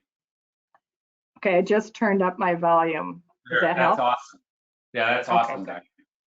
Okay, so yeah, what I was saying, when I first saw this and Amy put it together, it was on one page. I don't know why it ended up on three, because it was on a landscape format. Okay, so in the future, I mean, I'd ask you to put this on a single page so we can actually, Yeah, of course. so if somebody could actually digest this, I'd ask you to probably asterisk the couple of items that are typically, that aren't included in here from the levy that you had mentioned, so that just going forward, new individuals, whoever see this also can note that. Sure. I too was gonna almost be, so actually, I'll ask what I was struck by. Just in quickly looking at this. So what happened in 2019 to salaries and per diems? That went up a lot compared to previous years, some ups and downs. And I know we had Jeff come on board, but 2019 went up a lot from 2018, 5%. Do you know what caused that? Yeah, hang on, I'm just looking at it right now. So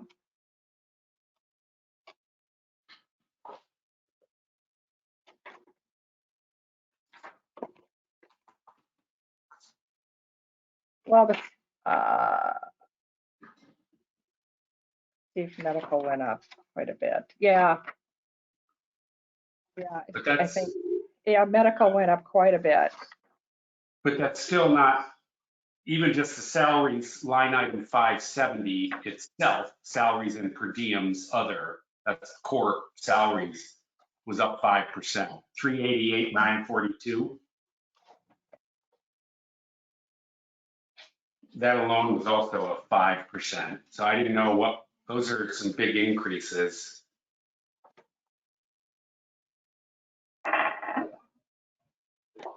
So let's see if I can find it really quickly. I actually have put together a spreadsheet that shows what the salary increases were. Just give me a minute, see if I can find it here.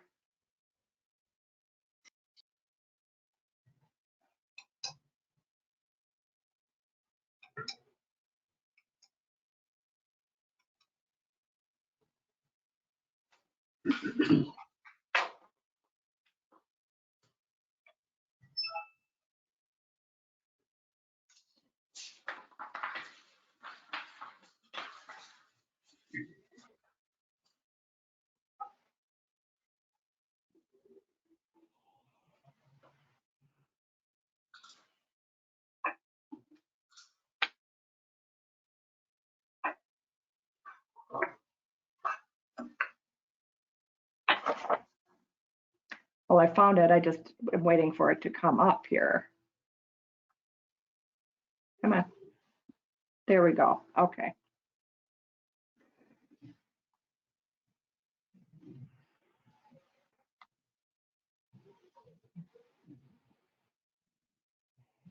Okay, so I'm gonna put this, show the screen now here. Okay. All right, can everybody see this? Yes. Okay. So overall increase of salaries was 4.2%.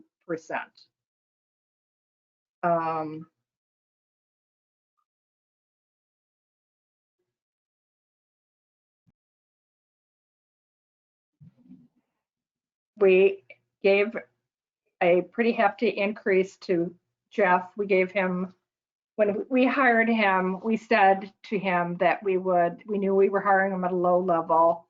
We would see how he did, how his performance was, and consider him for an increase, which we did. So he got actually 2 increases in 2018. that was part of the reason why that was up. 2018 or 2019? 2018, and then 2019, we gave him another increase of 8%. So that's probably where the bulk of it comes from.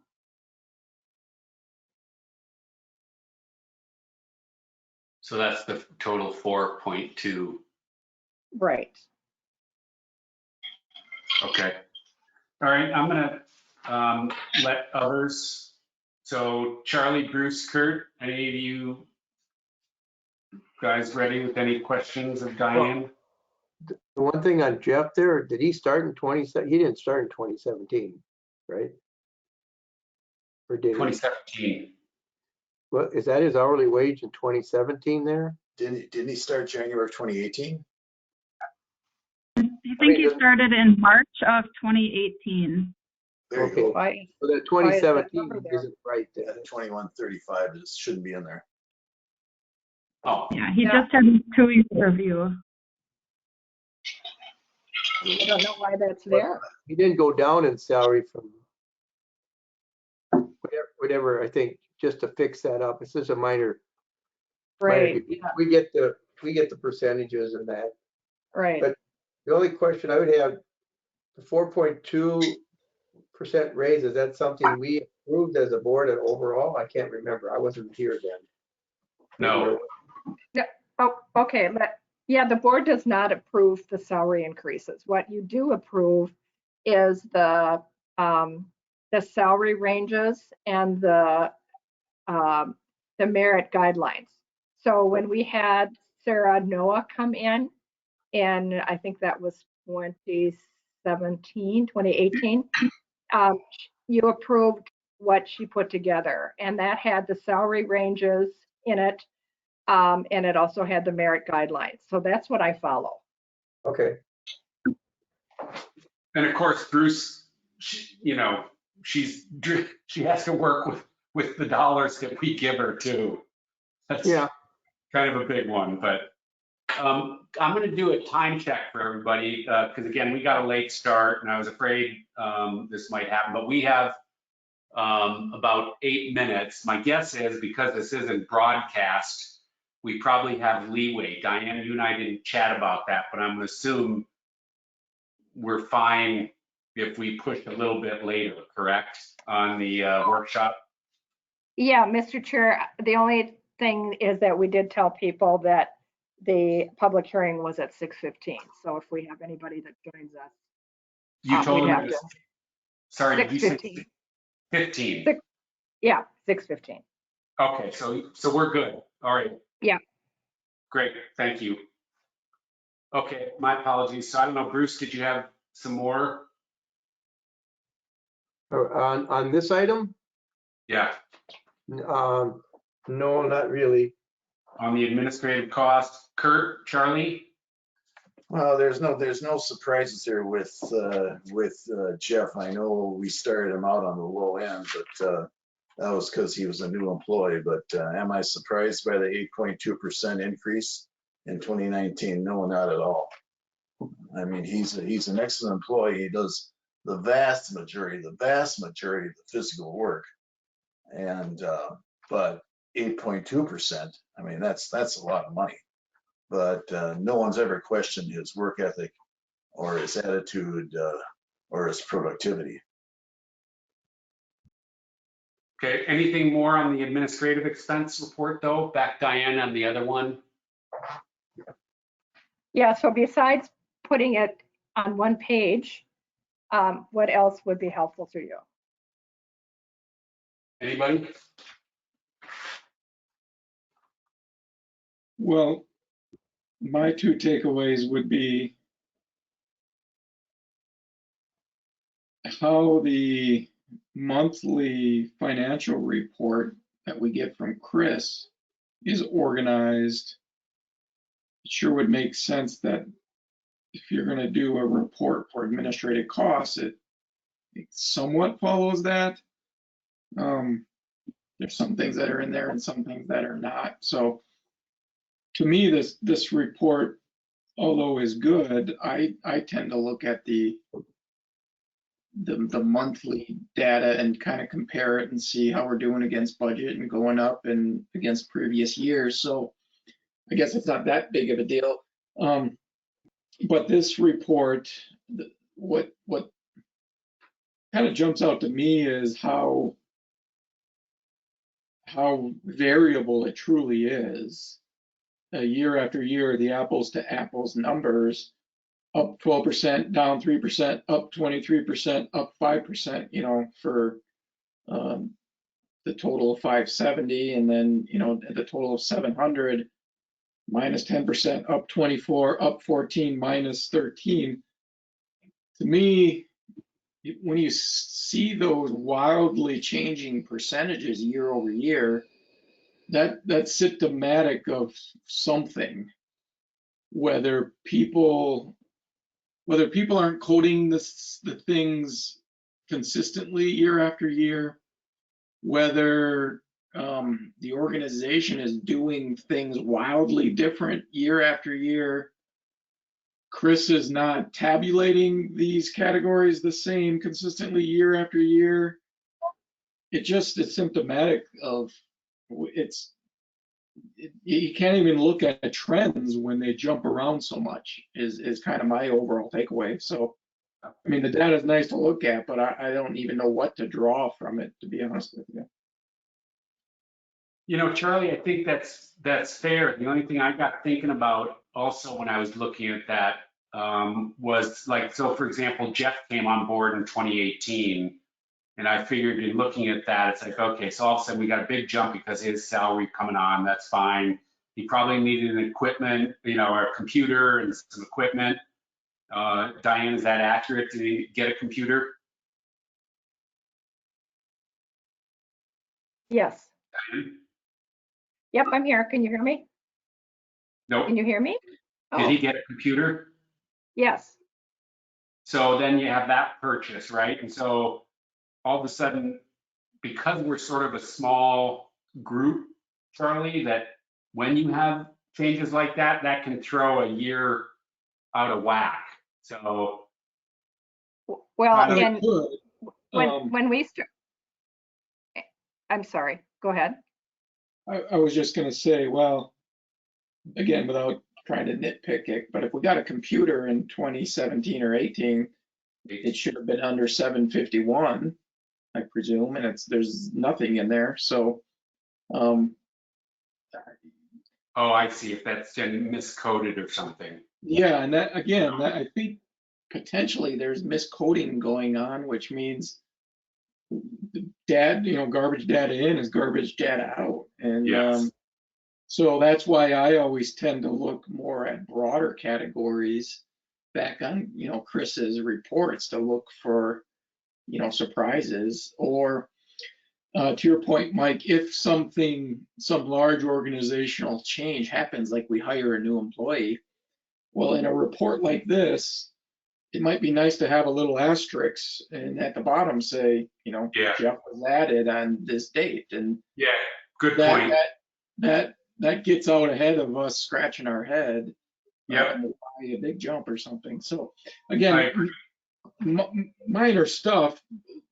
Well, But actually, Charlie, sorry, I'm gonna interrupt you because, no, I don't think it is minor. I think you're highlighting, we haven't been getting good reports and we've had some questionable accounting and stuff. And so I think this maybe is another example of our, because we're trying to get a better understanding of what's going on for the district. And if stuff is being we're not getting good information, maybe it could be coded, could be structured better so that we can see it and understand it. And so I think it is a big deal, and it's highlighting an issue I think we have with still some of the reporting that we're trying to wrestle to the ground, and it's a problem. So, So let don't me give up on it. let me just clarify a couple things. So when I got on board in 2014, there were 3 staff people. That was Amy, Jamie, and me. We hired Maggie in 2015. We hired Catherine as a permanent member in 2017.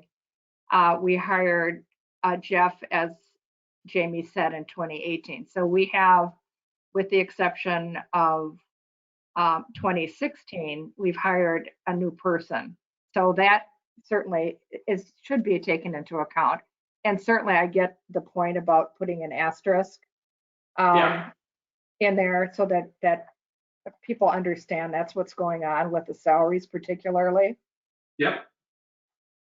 I think that's all we're asking for, Diane. I think at this stage, I don't know that anybody's really poking at anything. We're just, when we're asking for some reports and stuff to understand and play the oversight role that we're asked to play, we're struggling to do this because of the reporting that we're getting. It's difficult for folks to see and understand and ask questions of, or see trends, or understand what's occurred. Right. So that's sort of what that's all we're trying to say. We're struggling.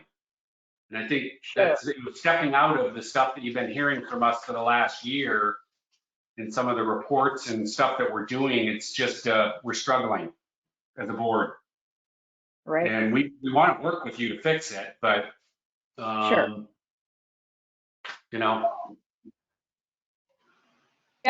Yep. Okay. Yeah, that's fair. So I think maybe as a next step on that, Diane, why don't we, continue to add this as this is one of the items from our retreat, is to try and get this stuff in order. And maybe you and I can find some time too to just have some further conversation on some of the different reports. I know we owe you the new one, but you and I can put this sometime. We haven't sat and had a coffee or lunch or breakfast or something again and just go over some things. Okay. So with that, then I'd move us to emerging issues. And I have one item before I open this up to my colleagues that we would like to, I'm going to confirm. We're going to look to pull off the potential public infrastructure partnership projects from tonight's public agenda. What had been shared with us wasn't quite complete. And so we're going to pull it at this point in time. Doesn't mean that doesn't come back up. But I'm going to make a recommendation tonight to pull that off of the agenda, just because I don't think that we're ready for it. And I'm going to keep it kind of that simple, unless, because I know I've talked to others individually on that, unless Charlie, you really wanted to talk about this evening. I'm going to make a recommendation to pull this from the agenda tonight. Sorry, which item are you talking about? Item 4.7, the public infrastructure partnership projects. Oh, okay.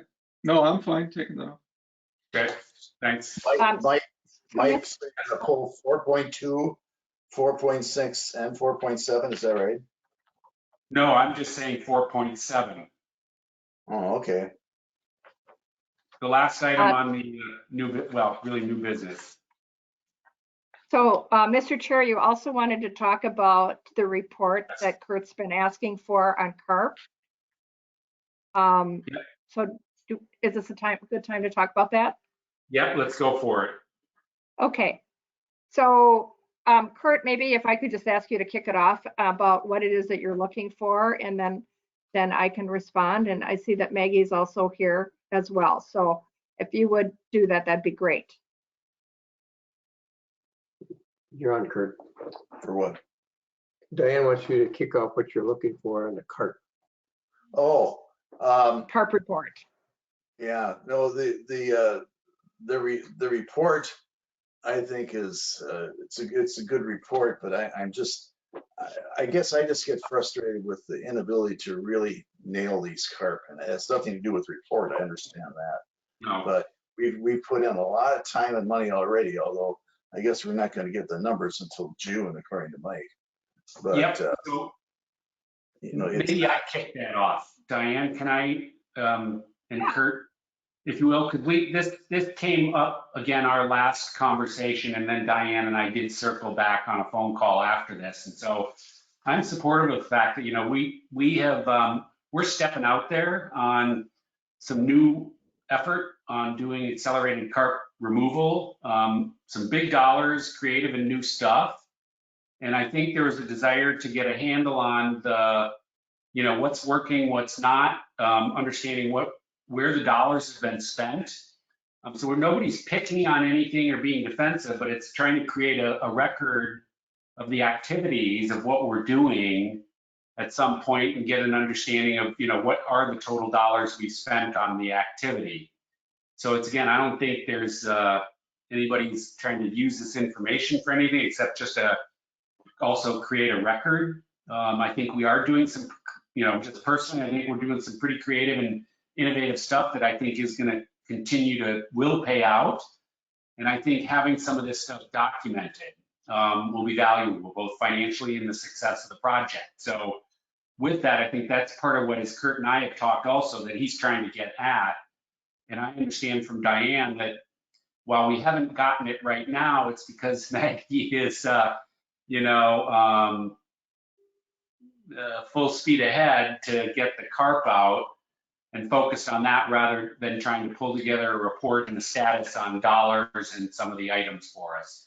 Maybe a more professional one that she has demonstrated time and time again she's more than capable of. So I think that's where we landed. And Diane, I think, you were looking at maybe like in a June timeframe you thought might be appropriate. Is that, I think the last time Yeah, that's what I thought. Certainly, if we can get it done before that, we will. I just wanted to, give her as much time as she needs to actually do the work. And she's been spending a lot of time in the water, so herself, as well as helping the fishermen in the water. So I just wanted to make sure that. Water. Yeah. No, she's actually been in the water, setting some of the nets. So. But that's been purposeful. She's had her waders on. Yeah. Awesome. So Kurt, are you comfortable with us getting a more official and complete report in June? Yeah, Mike, no one is doubting that the staff is working hard, or the office workers, I'm sorry, the office workers are working hard on this carp thing, and there's no efforts being made. They're certainly appreciated. And I realize there's going to be some upfront costs, which is what you're talking about. But in the end, as we all know, it's about results, and we need tens of thousands of pounds of carp caught. And I know there's a big debate. You and I have had it, Mike, as to how important it is to get the carp out of the lake before you do an alum treatment. But nevertheless, it's still important to get the carp. Yep. It is, and I think everybody's focused on it, and we'll get you a full report. So, thank you. Yep, thank you. Super. Anybody else? Any emerging issues? I have one, Mike. Go for it. One of the things I've noticed, since I've only been on the board a year, but on a lot of these memos that staff putting together, some of the items we didn't even get a staff memo, but I would like to see a better structure if we could, and I could probably give some examples to Diane to really help us as a board member to provide us some more information, action required or action requested, and budget impact, those kind of things. We have the background discussion, what's the action required, what's the alternatives, and what's the budget impact. For an example, we're going to be talking about the boat inspections contract approval. It'd be real simple. What's the budget impact? We budgeted 28,000 and the bids came in at 19,000, but just have that right in the memo. So yeah, if that would one be thing great. I'd like to see improved on. So yeah, if you just write that up and send me an email or something, that'd be great. Yeah, I'll send you some examples I've done over the years. Oh, great, thank you. Council. It'll help a lot, I think. Okay, good, thanks. So actually, I might leverage on that because I think, Diana, you also heard from me that I wanted to ask a question. So we never got a report on the Minnesota MnDOT request. All we got was the email exchange and some drawings. And you heard from me that I was going to try and remove this as well as an item because it just begged an official report on what this impact would be. And so you suggested maybe that, you were going to ask Carl if there was a time lag that we needed to get back to the state on this request that this was coming forward without being complete. So do you have any thoughts on that then? Comment? Yeah, so Mr. Chair, Carl's on the call, so if you'd like him to, just talk about that a little bit, he certainly could, about just delaying it until next month. Okay, is that something, can we delay this, Carl, until we can get a report on it that we can cogitate before we need to vote on it? Yeah, Mr. Chair, I'm not sure why the reports weren't in the board meeting packet. I do have them, but it is certainly your prerogative if you want to postpone to a later time. I can circle back with MnDOT and just say that, we'll pick it up at another meeting. Well, Carl, I didn't get a report from you on MnDOT. I got one from you on Shakopee, but not on MnDOT. What I got was the email and the diagrams, the drawings. Okay. So then let's do this, because none of us have seen the report, so I'm gonna ask then we pull this then. So I'm gonna confirm, Carl, what you're telling me is we're not gonna be holding MnDOT up, correct? I don't know that for sure. I haven't had a direct correspondence with MnDOT as of today, but when I asked whether April was okay, that was fine with them. So, I'm guessing pushing till May is probably not the end of the world from MnDOT's perspective. All right, so let me propose this. I'm gonna pull this off the agenda because you guys have seen my pattern. I don't like to vote on anything I haven't read. So I'm gonna pull it off, and if Carl, if you circle back and find from MnDOT then that they do have a more driving need to get this done, then please bring that up and we'll hold a special meeting if we need to. I'm happy to go ahead and do that, but I need to be able to properly play my role as a board manager. Understood. Anybody else? It looks like we still have actually, you know what? We're gonna start. We typically have a bio break. So Diane, I'm wondering if do we need a quick little 3-minute bio break for anybody before we go into the public meeting? Yep. Yes. Okay, let's do it then. I'm going to temporarily adjourn the meeting and we'll reconvene in 3 minutes.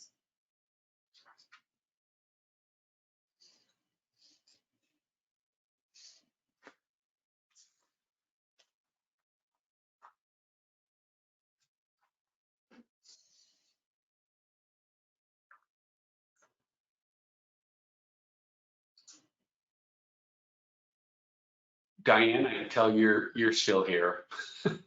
Are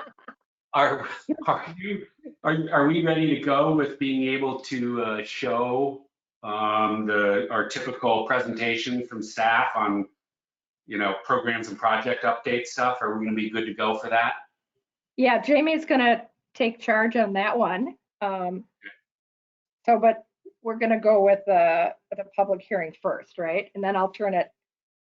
Actually, I can turn it over to Jamie right now, so you can have it, Jamie.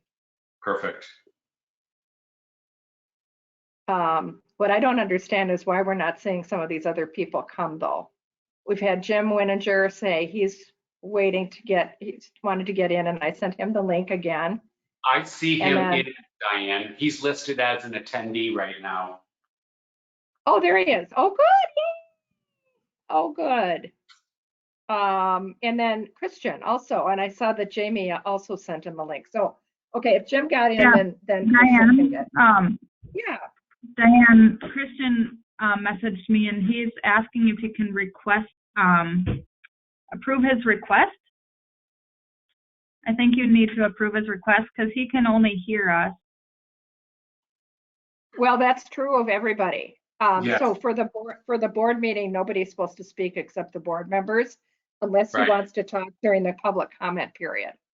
at which point he can hold his hand up, and I was going to state that, and/or type something in the chat, and then Diane can give them the microphone if there's a comment at the public portion, public comment period. Mike Okay. and Jimmy, do you see him on there though? I don't. I don't either.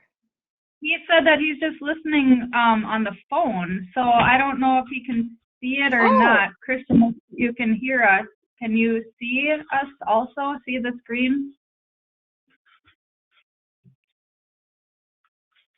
Oh, he says he doesn't need to talk. Oh, yeah. okay. Okay, great. So we're in good order. And So Greg now Greg is on too, but he's not needing to be up in front yet. So we're good. Okay, awesome. Charlie's back. Okay. Excellent. Bruce, Kurt? Bruce, Kurt, we're on. We're ready to roll.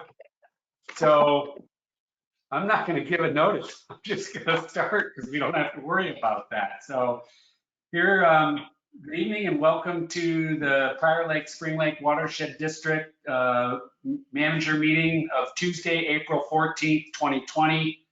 I'll call the meeting to order, and this we hadn't talked about. Actually, Kurt, I'm still going to, can everybody please stand? And then Kurt, as usual, can you please lead us in a pledge of allegiance, sir? All right. Flag, Diane. Go ahead, Kurt. I pledge allegiance to the flag of the United States of America and to the republic for which Like, which it stands. one nation One under God, indivisible, with liberty and justice for all. Well, I hope our forefathers aren't turning over there in their graves for that pledge of allegiance, but I assume they're probably still smiling that we still did it. So, okay, so we're on to the next meeting, next item on the agenda, and that's the public comment period. And I'm going to ask for anybody that's on this meeting from the public, if they wanted to speak during the public comment period. If so, please feel free to type a request into the chat and do so now, and then we would recognize you and give you the opportunity to speak. Seeing none, I'm moving on to the next item on the agenda, and that is to approve the agenda.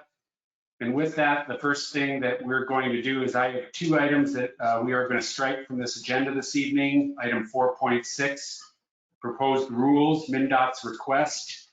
And item 4.7, the Public Infrastructure Partnership Projects 2020 plan.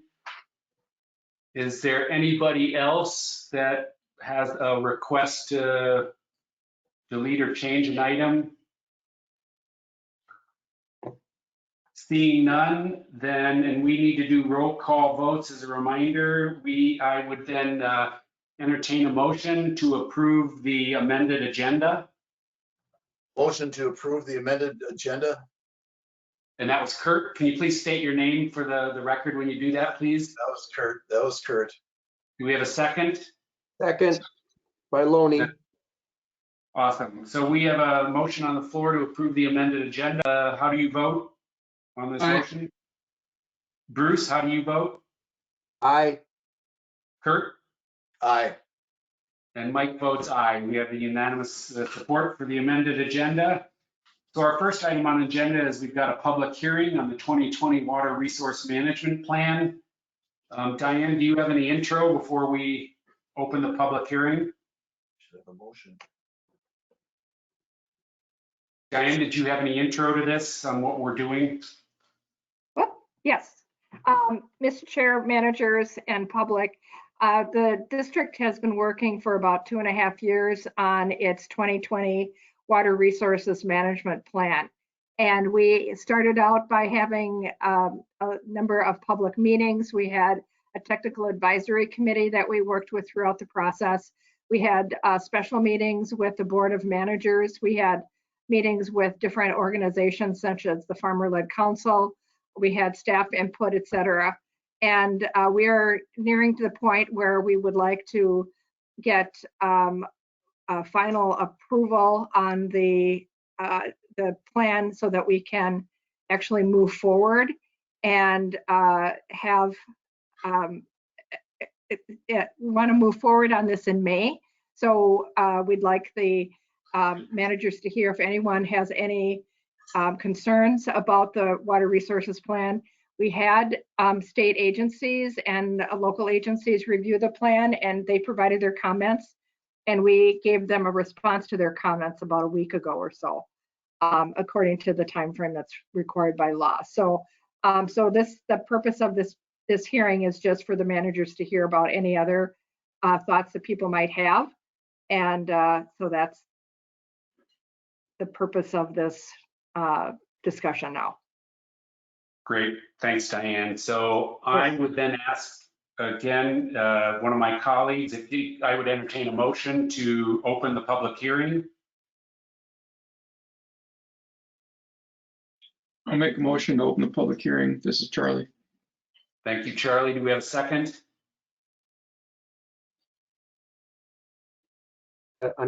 This second, we got to unmute Kurt. Oh, you didn't have me. I didn't have That's Kurt. not I had Kurt easy to do. muted. So sorry, who seconded that motion? Kurt, Kurt did. Thank you, Kurt. So we have a motion on the floor to open the public hearing. Charlie, how do you vote? Aye. Bruce, how do you vote? Aye. Kurt, how do you vote? aye. Mike votes aye. That motion passes 4-0. So the public hearing is now open. I'm going to ask anybody who's on this electronic meeting, virtual meeting, if there is anybody who would like to speak at the public hearing this evening. And if so, if you could please type your name into the type message in the very bottom of the chat section. And I'm not seeing anybody, so give them one more second. Seeing nothing, I'm going to entertain a motion then to close the public hearing. To close the public hearing, Kurt, Thank you. Second, Charlie. Thank you. So I'm going to do a roll call vote on the motion to close the public hearing. Charlie, how do you vote? Aye. Bruce, how do you vote? Aye. Kurt, how do you vote? aye. And Mike votes aye. That motion passes 4-0 to close the public hearing. So we're on to the good stuff, the other old new business. And our first item is the best of the evening, the programs and projects update. Diane, I will turn this over to you and staff. Sure, I'm going to turn it over to Jamie, who has the controls. Okay. Starting off with the lake levels, Prairie Lake is on its way down. It's dropping nicely at 902.99, so we're just under 903.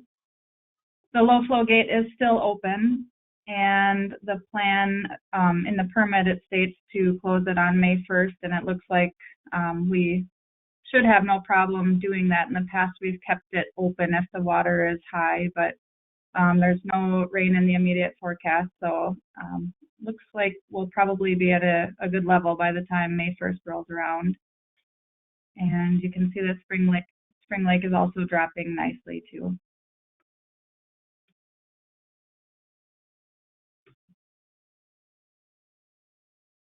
Jamie, would you like questions when you're on the slide? Sure. Should I go back? Yeah, if you could, please. Oh. So do you have any indication of where you think the level on Pryor would be, barring no precipitation, just even ballpark? Do you know where it might be by the end of April? Have you looked at that at the rate it's? No, I haven't done any projections like that. I would guess it could get to 902.5 or so by then. Okay. All right. Thanks, Jamie. And I realized I forgot to address that big red X on Spring Lake. When the water level got higher, the logger got submerged, so that data under the red X is inaccurate. So we went out and moved the logger up so that it's reading accurately. You can see around that April 1st or so. So that's what that is for. We also did get a refill on our ferric chloride tank. Kurt was there with me this time to see it all happen. And this picture is the ferric chloride tank got stuck trying to back into the Geiss's driveway, which has kind of been an issue, an ongoing issue over the years.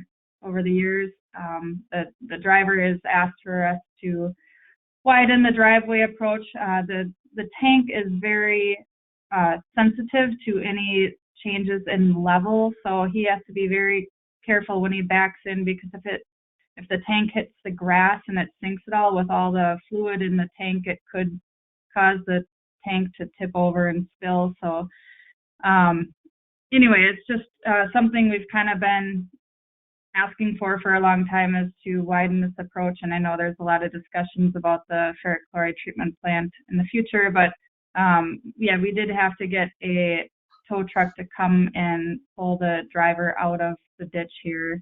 It was a little bit softer than he had anticipated, but we did end up getting it out and getting the tank down there and filling the tank. So it is up and running, and we haven't had any issues with a pump in the facility so far this year. So everything should be working as planned and removing that phosphorus from the stream. Just a reminder that the ferric chloride facility does remove about 60% of the dissolved phosphorus after it's been treated. So it's a very efficient system. Jamie, Any questions? Perfect, thank you. I think there'll be some, and if one of my colleagues doesn't ask them, I will. Did anybody have any questions on this for Jamie? Well, Mike, I think this needs further discussion when we're kind of together face to face, but some of the points that Jamie had are well taken. There are problems with trying to back, and this is a long rig. This is an 18-wheeler, and it's at least 45 feet long, maybe closer to 50. I had no idea it was this huge. And I talked to you, Mike, about some options. And I think this bears further discussion, and Jamie had some valid points. Thank you. So Jamie, could you just share with me, I heard some stuff, and so I just am trying to clarify. Is this the same driver and the same size truck that has been making repeated deliveries to our facility over the last few years? Yes, we got a new company after that ferric chloride spill, but so this driver has been delivering all of last year and this year. So he's been here multiple times, and he's honestly probably one of the best drivers we've had. Obviously, this isn't a good representation of it, but he is specifically asked to deliver to this place because this is, he said many times, by far the very toughest delivery location that they have anywhere. And so he's the best, and that's the reason why he comes. So yeah, he's very familiar with the place. He got out and he walked the whole area to see if there were areas that were soft before we backed up. So yeah, he's actually pretty fantastic. Could I clarify? So that's good to know. So it's, I heard something that maybe a typical, or in the past maybe, that we've had smaller trucks coming without this as much capacity, which are easier to maneuver. Is there any truth to that? Not since I've been working here in 2012. I don't know if maybe Carl, do you know if there was any smaller tanks? No, I only meant even within the last couple of years. So you already answered the question. That's a no. And then, so my last final one was, is it typical that we get deliveries, Jamie, in the early spring when stuff really is so wet, which would make it more difficult? Is that typical? We do typically try to fill the tank to 3/4 full at the end of the year. Last year at the end of the year, it was kind of a tough call because it was about a half full.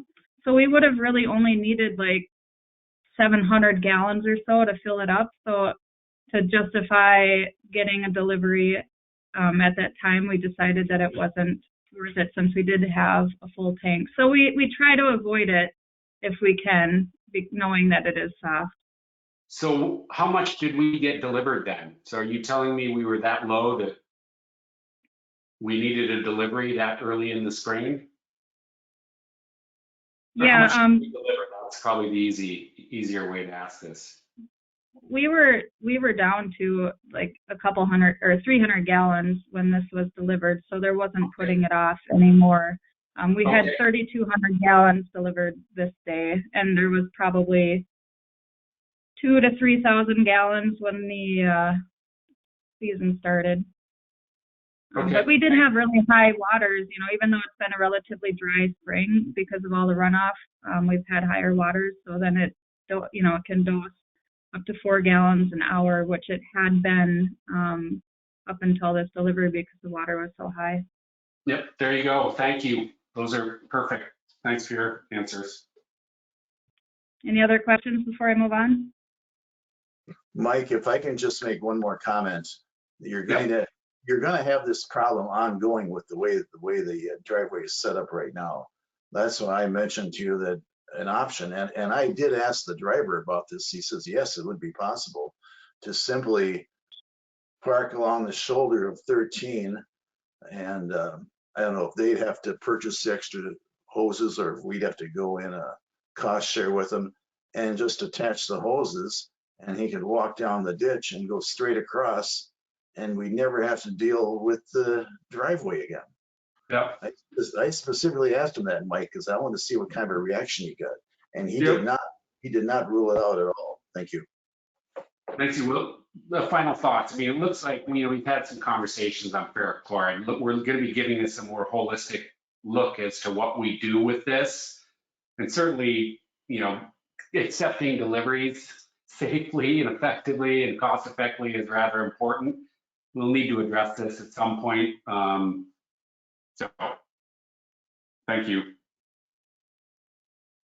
Yeah, I just want to reiterate, it is almost every single time that we get a delivery that, there is some damage that is caused to the landowner's property, the grass. It's just nearly impossible to avoid driving on their grass, which obviously that's not as big of an issue as getting stuck in a ditch like this. But if the grass is soft at all, we have to go out there and fill it with dirt and seed the grass or maybe something else. But but we'll talk about that more another day.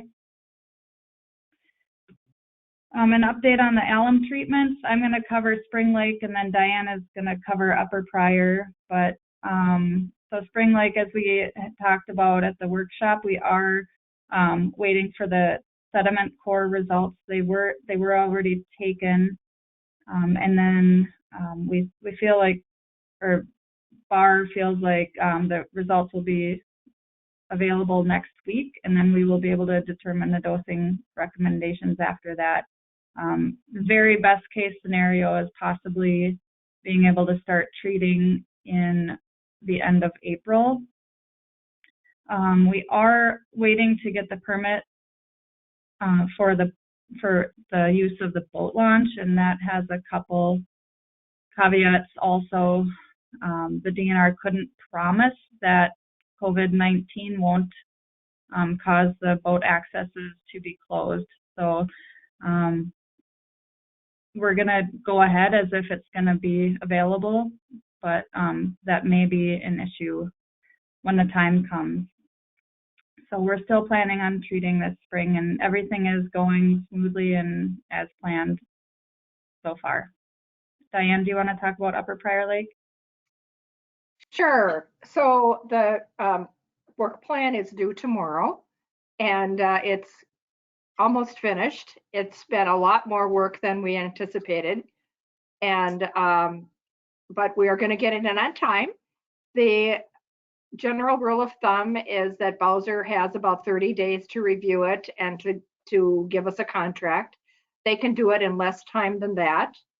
Our board conservationist, Melissa King, is going to be working up until I believe the 19th of this month, because she's going to be going on maternity leave after that.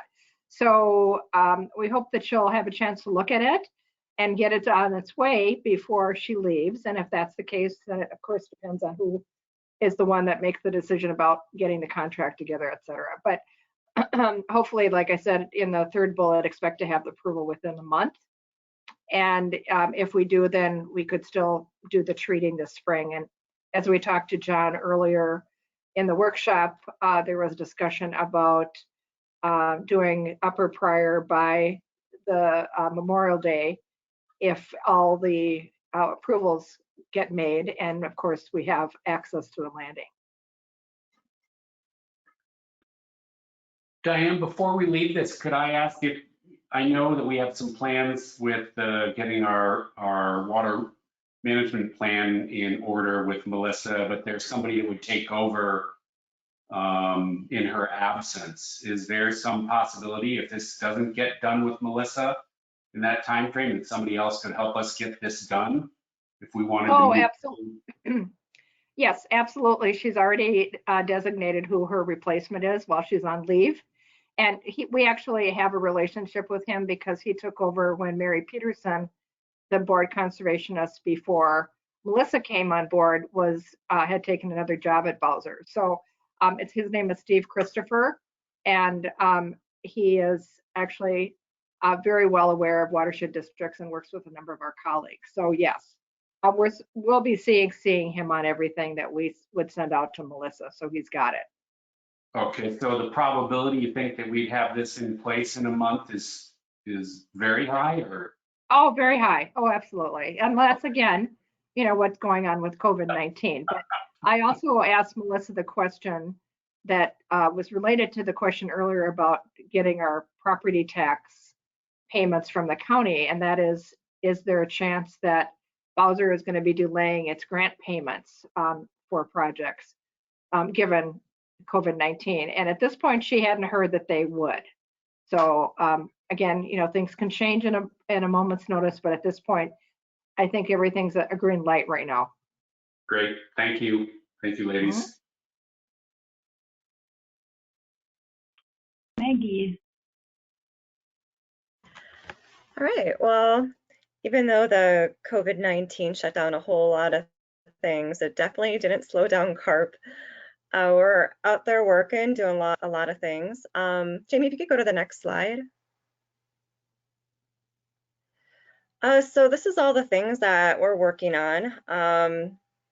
This is to help us kind of organize not only the CARP grant management activities, but also the accelerated CARP management strategies.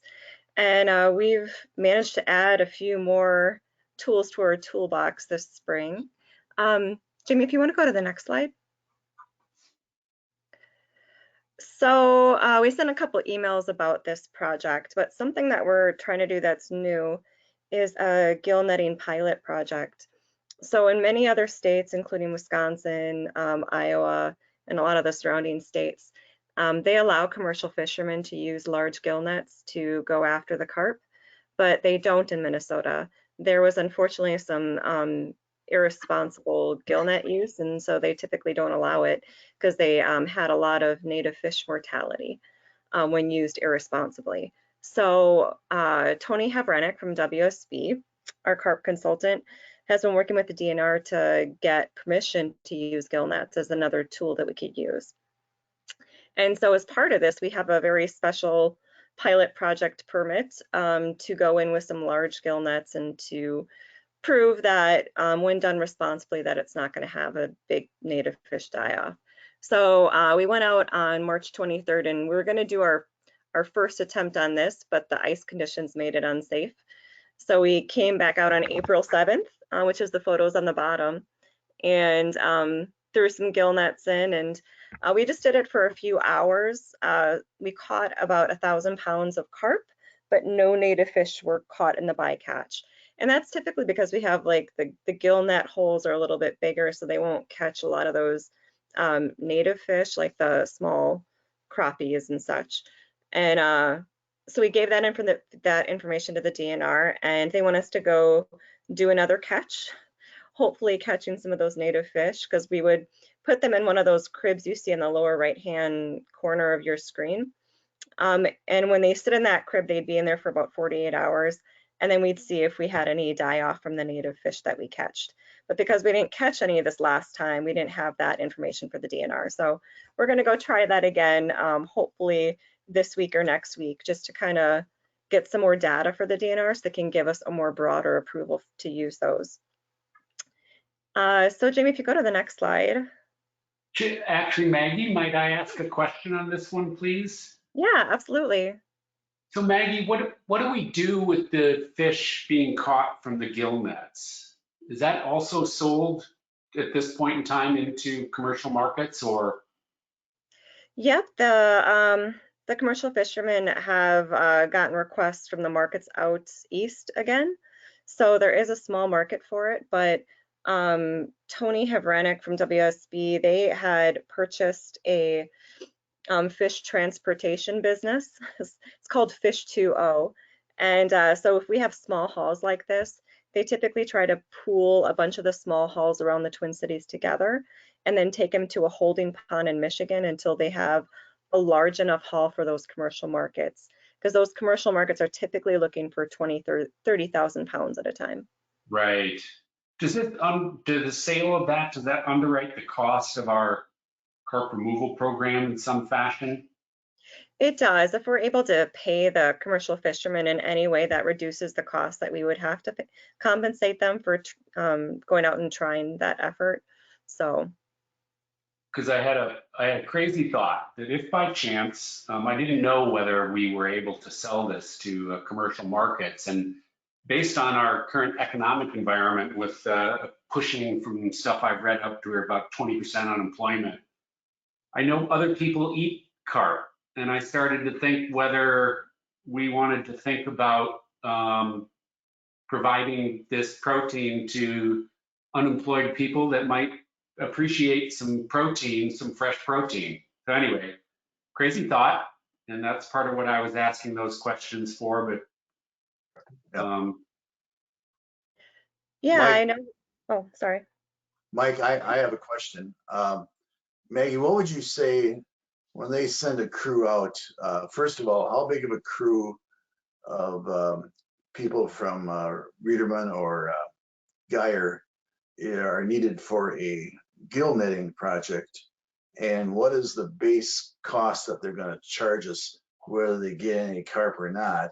And second of all, for a major seine, how many of their workers are they bringing out, and how much is the base cost for a traditional seining if, you know, they're unsuccessful in catching any? Mr. Chair, Manager Hennis, it kind of varies. If it's Don Geyer, for example, in the winter seines, they usually have like 6 to 8 people out there minimum. And then if Don Geyer doesn't catch anything, he charges us $2,500.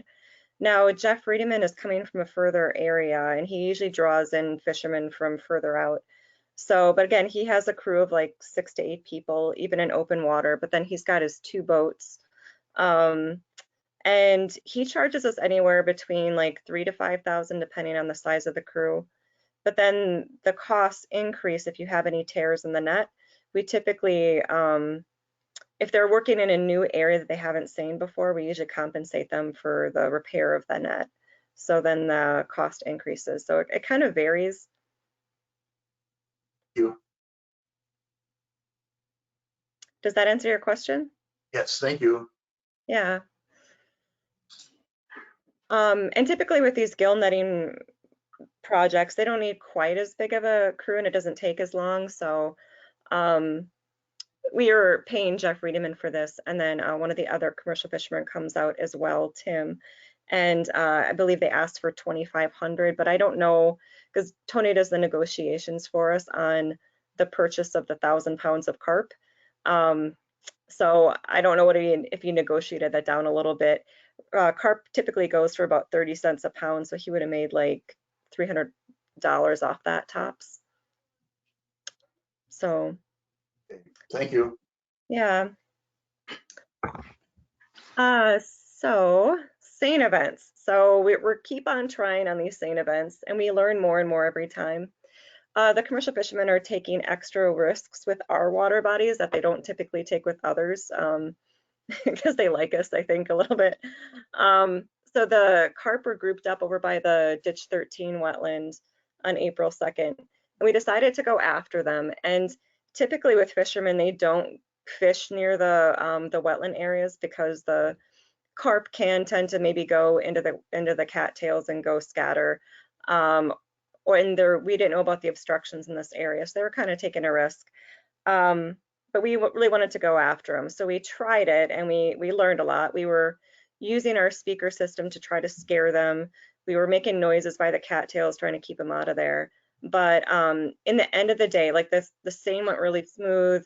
There was just one small obstruction of another Christmas tree tied to a cinder block, but because it was open water, it wasn't a big deal. But in the end of the day, it was the cattails that kind of ruined us. I'm pretty sure they scattered into there like they wouldn't do if it was like just a shoreline. So we did lose quite a bit, and we ended up with, I believe it was 12 carp in that haul. So it wasn't a big success, but we learned a lot from it. We talked to the fishermen about a game plan if they go in that area again, and now we've got another area that we can seine in the future. So it was worth a shot. Because we had, I think it was 8 out of 9 tags in that area. So we had a really good aggregation.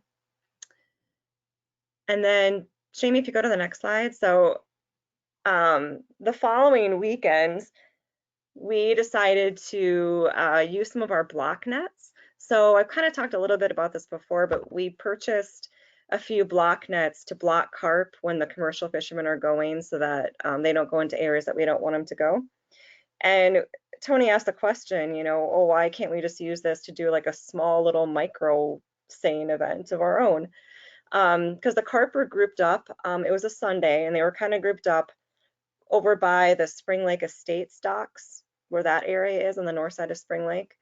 And there was just like 5 that were grouped up there, but we thought, let's just go try it and see how this goes.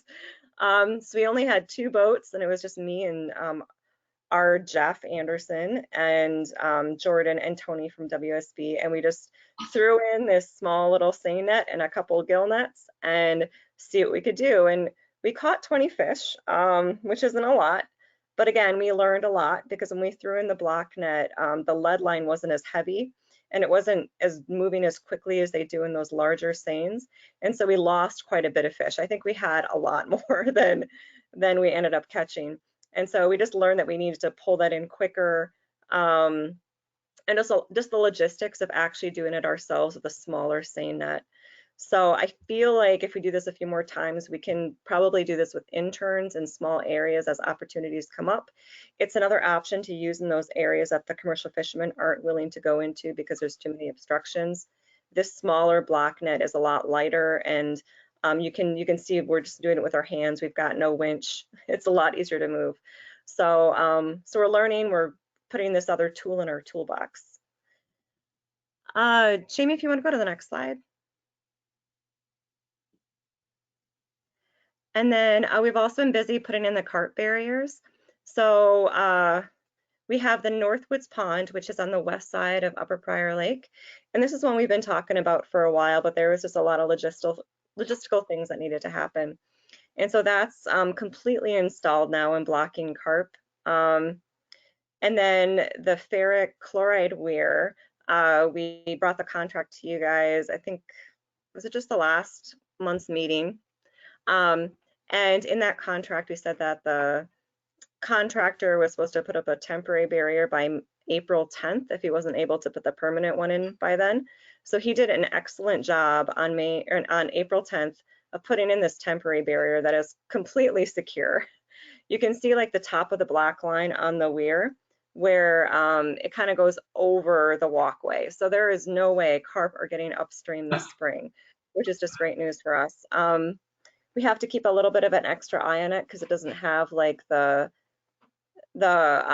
slip tool that the permanent barrier would have, so that debris can fall off of it. So we're just keeping an eye on it for maintenance, making sure it doesn't obstruct flow, but it is definitely pretty solid.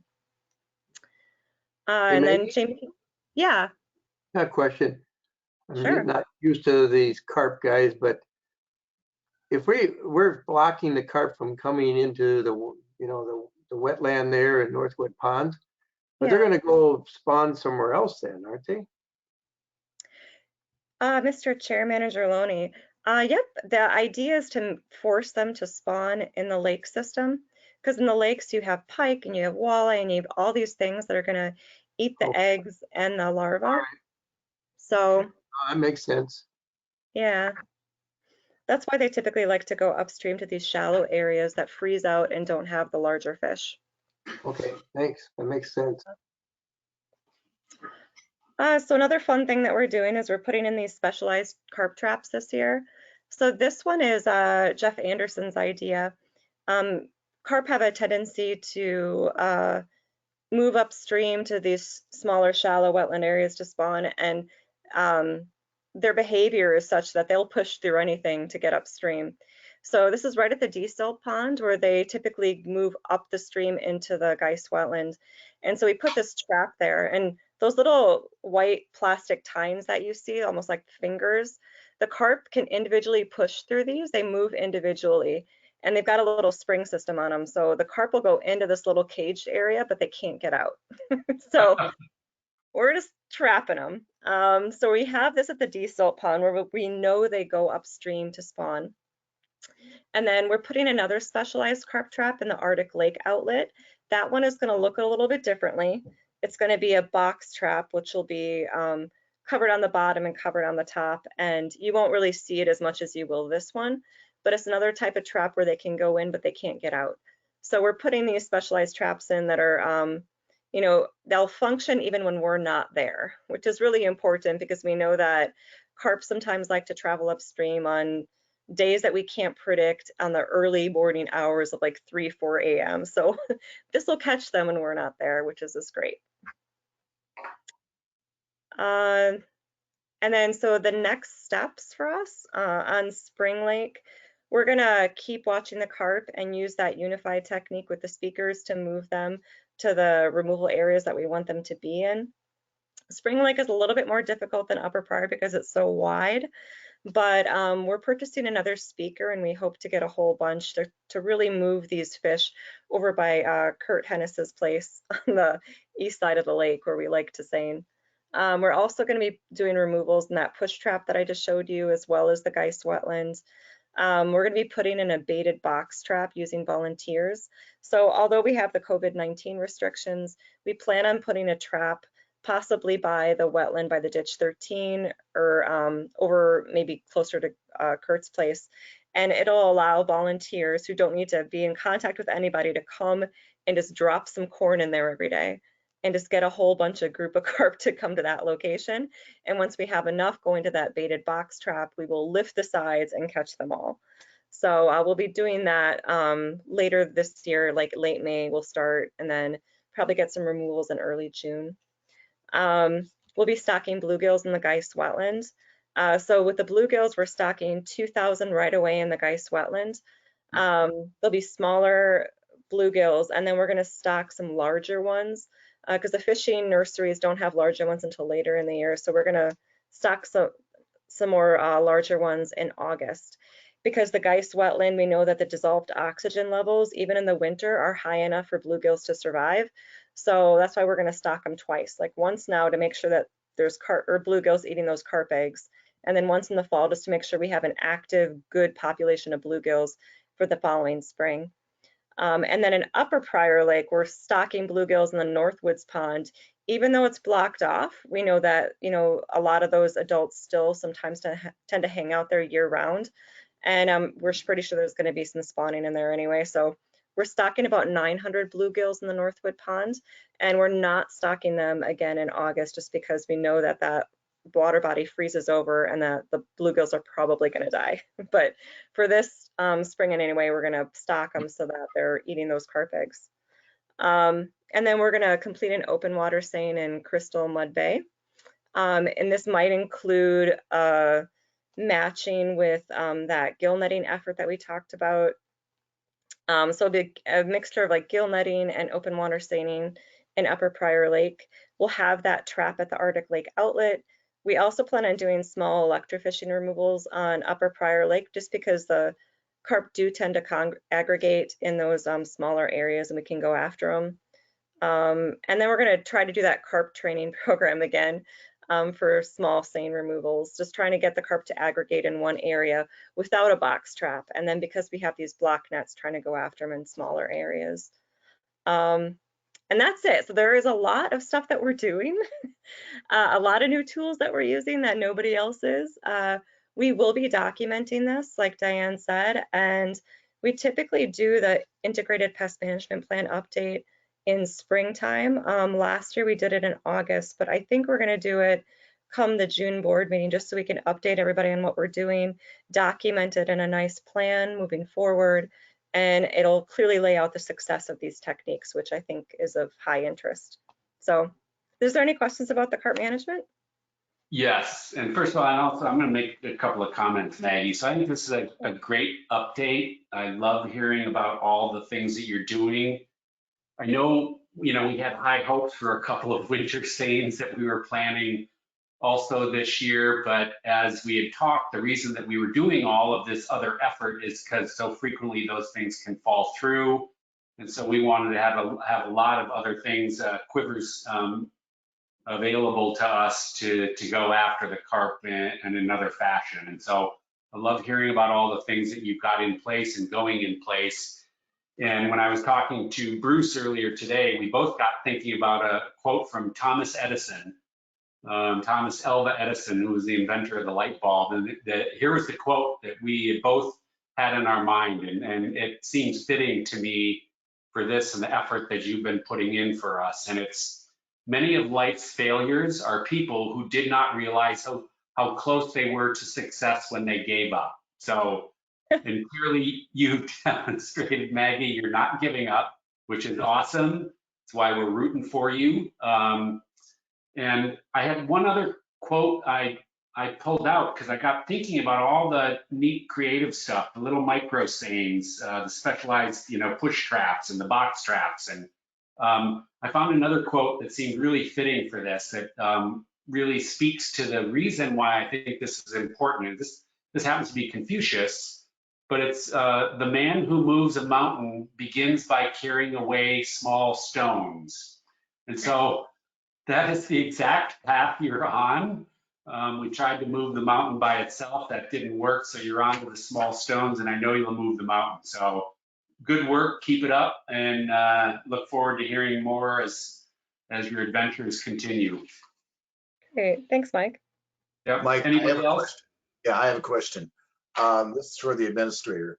Going forward, are we going to check out all these areas for impediments, down trees, excess mud, etc., beforehand, before we commit to bringing these hired seiners in, these expenses that we incur? Are we going to do this from now on and not get caught with these surprises anymore? Mr. Chairman, Manager Hennis, first of all, we have to rely on the technology that we have. And I know Maggie was talking about when the fishermen were looking at Upper Prior and doing the sonar, that they could only see so far. And I'm going to get into the weeds really quickly on this because I don't know the technology that's being used. But Maggie, could you speak to that? What types of, I think that we talked about WSB was going to be getting a new piece of equipment that was going to be helping identify where there were obstacles and to help with the obstacle removal, but I'm not sure what the status of that is. So could you speak on that a little bit? Sure, Mr. Chair, managers. So WSB recently bought this hummingbird sonar device. It's kind of like the side scanning sonar, only it goes over like the whole bottom width. But with that, we were able to kind of go through some of the areas that we did the micro haul in, and we were actually able to find a sunken canoe. So we can find stuff like that. And it's just having them use their technologies when they're doing some of these fish surveys for us, trying to, double up and use a lot of this technology that we have. So they can map a lot of this and GPS it or go in with, a tool and try to remove it on their own. The reason that we don't have the commercial fishermen do these obstruction removals is because it's just like paying for a seine.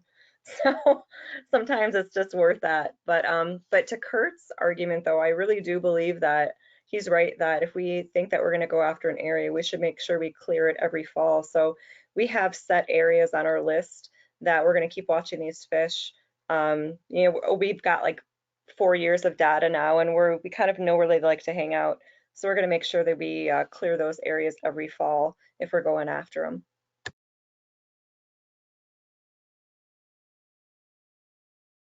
Thank you, Maggie. Okay, boat inspections.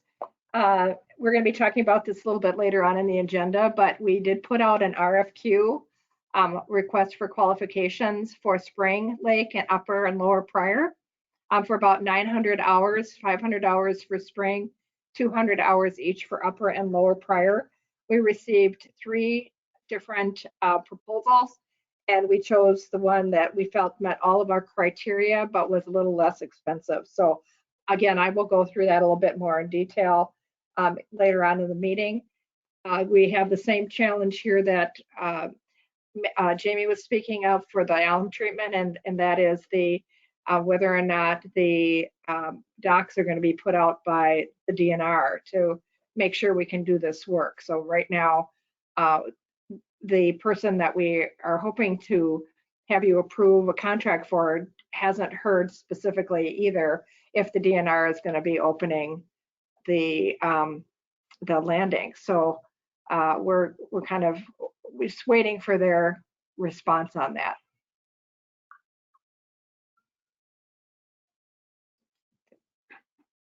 Okay.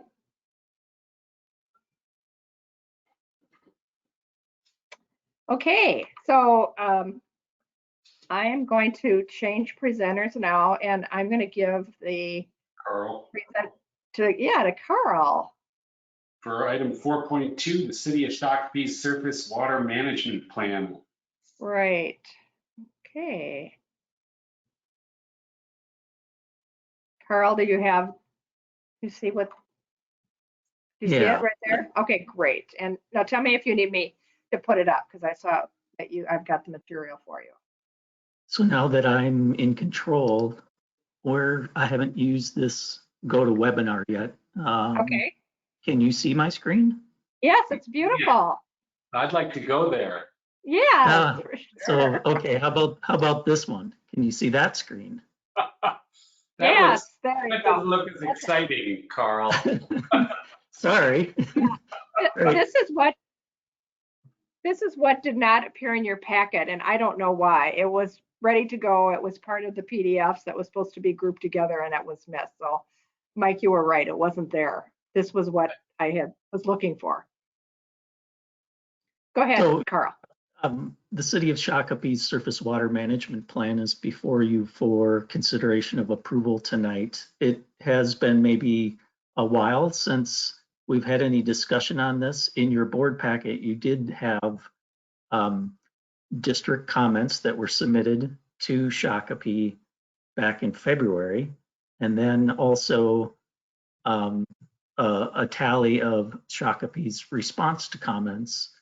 And in short, they addressed all of district comments barring 2, which they were suggesting that they would address in the future. So there wasn't actual plan changes that they made in response to 2 of those comments. And those, expand this a little bit, were really related to the Dean Wetland Bypass Channel. That it's been there for many, many years, and I think long lost and forgotten. And we were thinking that they really need to develop an operating plan for that bypass channel. And their response was that they will develop it, but it wasn't included as an activity that would be done in their plan. So that's why this area is red, as well as there was one significant difference between their water resource management plan and the approved Prior Lake Outlet Channel Memorandum of Agreement between Shakopee, Prior Lake, SM&C, and the district. That being, their plan lists an allowable discharge rate of 0.33 CFS per acre, and the agreement is actually less. So we were saying that needed to be changed. Their response was, we're going to wait until you're done with your rule revision process, and we will update our design criteria at a later time to make sure we just do it at once. So, you know, while there's a little bit of inaccuracy in the water resource management plan, their local surface water management plan as proposed, you do have strong relationship with the city of Shakopee, and I would not feel uncomfortable with the fact that they're saying, we didn't make the change, but we will do it in the future. So I don't know if there's any other specific questions about the comments or their responses. And if not, the short of our recommendation is that you would approve the plan as is, recognizing that there are maybe two conditions to your approval, that those two comments will be addressed as proposed in the future. One last thing to note is the Scott WMO has already approved the plan as written. Thank you, Carl. Gentlemen, anybody have any questions, thoughts, comments? No. Can I just add something, Go Mr. ahead, Chair? Karen. Yes, so the reason it's important for us to approve this plan is that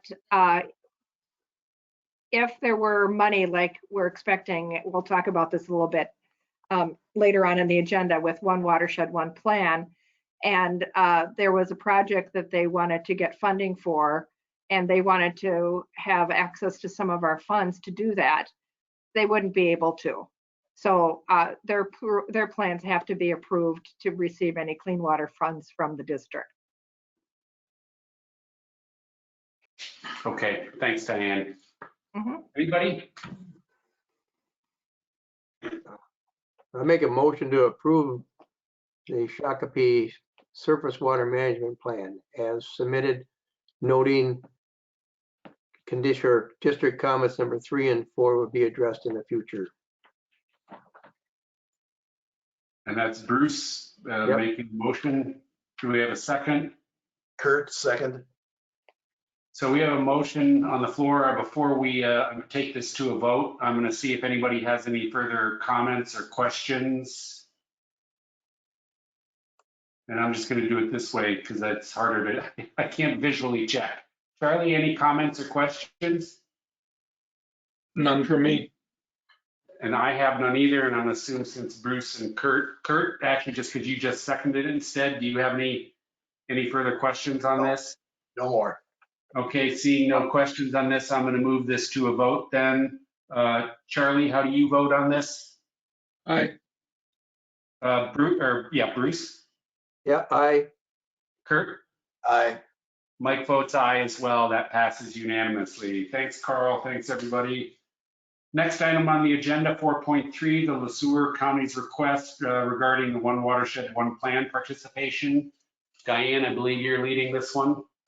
Yes, Mr. Chair and managers, as I had mentioned previously, we received One Watershed, One Plan funding to help with our CARP, our feasibility studies, and then also to do some training programs with the farmer-led council.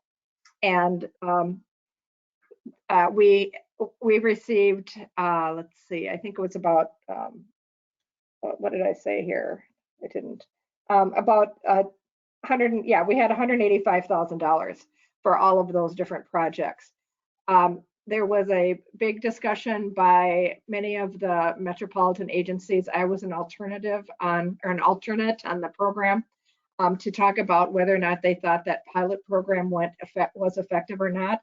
And the bottom line is that we are now going to be in an area called Lower Minnesota South, which includes Scott County and a small part of Dakota County, and the allocation will be about $829,000.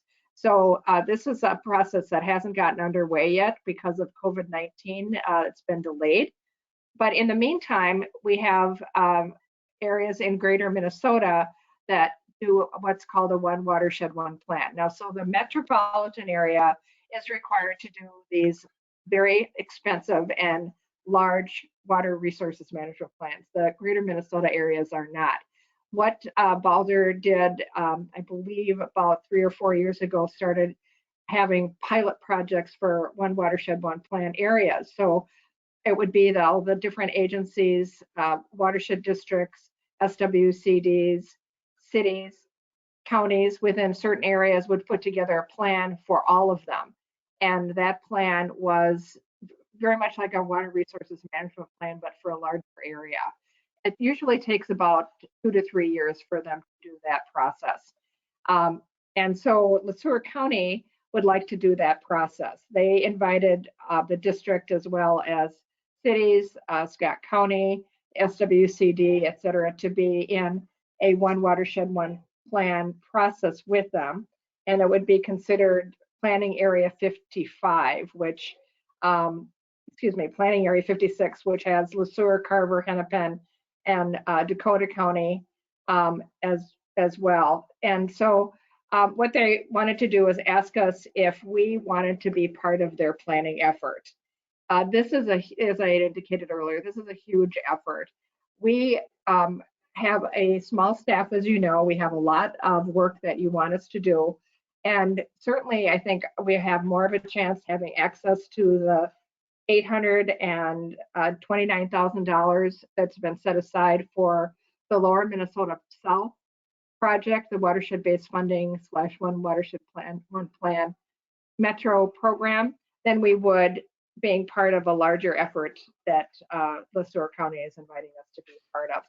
So for the purposes of my recommendation to you, I am saying that we're completing our 2-year effort to do our plan. We're already required to participate in the Minnesota South one watershed, one plan process, or also known as watershed-based funding. And the third thing is, if we wanted to participate in the one watershed plan, one plan process that LeSueur County is inviting us to do, that would take a lot of staff resources over and above what we're already committed to. So I'm recommending that we say thank you, but no thank you. Now, I know Manager Miser has asked, is there a different role that we could take? And we certainly could monitor it.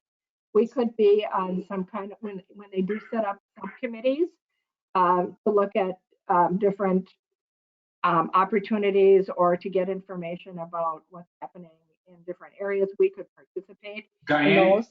Diane, Yeah. sorry, you're cutting out again. Oh, I am? Yes. Okay, so let me just play with this a little bit. So as the memo says, I'm recommending that we kindly defer and not be a part of their process. If, like you had said, Manager Miser, if we wanted to kind of monitor or kind of step in and help out a little bit when they have specific needs to, we could do that. But I'm suggesting it's just too large of a staff effort to be part of the one watershed, one plan for LeSueur County, in addition to all the other things we're doing. Is that it, Diane? And the reason, no, one last thing, sorry. Yep, And the reason they want us to vote is that they want to apply for a grant from Balzer to help pay for the planning costs. And that's about that round starts soon. That planning grant will pay for about 50% of the cost of the process. That good? Now, Yes, thank you. So thanks, Diane. And just let me clarify from my colleague's perspective. Diane and I had a conversation prior, obviously, to the meeting. And I asked about the nature of LeSueur's request of us to participate. And of course, part of their interest is because our aquifers do cross the boundaries and are heading down their way, so they would care. I get Diane's perspective, but I just wanted to share with you the reasoning. I was even just asking that question just to clarify, not necessarily that I was supportive of participating, and at least at that point until I heard anything further, but I was just doing some clarification as to the nature of their request and why it might be important to them and why we might care too. So with that, let me open it up to my colleagues for questions. Gentlemen, anybody have any thoughts, comments, questions for Diane? I have a few. This is Charlie. Who else did they ask? They asked Scott County, they asked the Scott SWCD. There was a large group there. There were about, I'd say 25 people. So they asked Carver County Swcd, Carver WMO, Lower Min Watershed District was there. A number of the cities were there as well. And what were their responses? They were, I would say the majority were very circumspect for the same reasons that I expressed my concern. Just a lot of work for possibly minimal payoff. If we become part of this larger Area 56 plan, does that negate us having our own plan? Can we have two plans? So are you talking about the plan for Minnesota South? Or are you talking about our water resources management plan? Well, I guess lower Minnesota South primarily. Okay, yes, we can be in both. We are required to be in the Minnesota South. We are not required to be in the LeSueur one.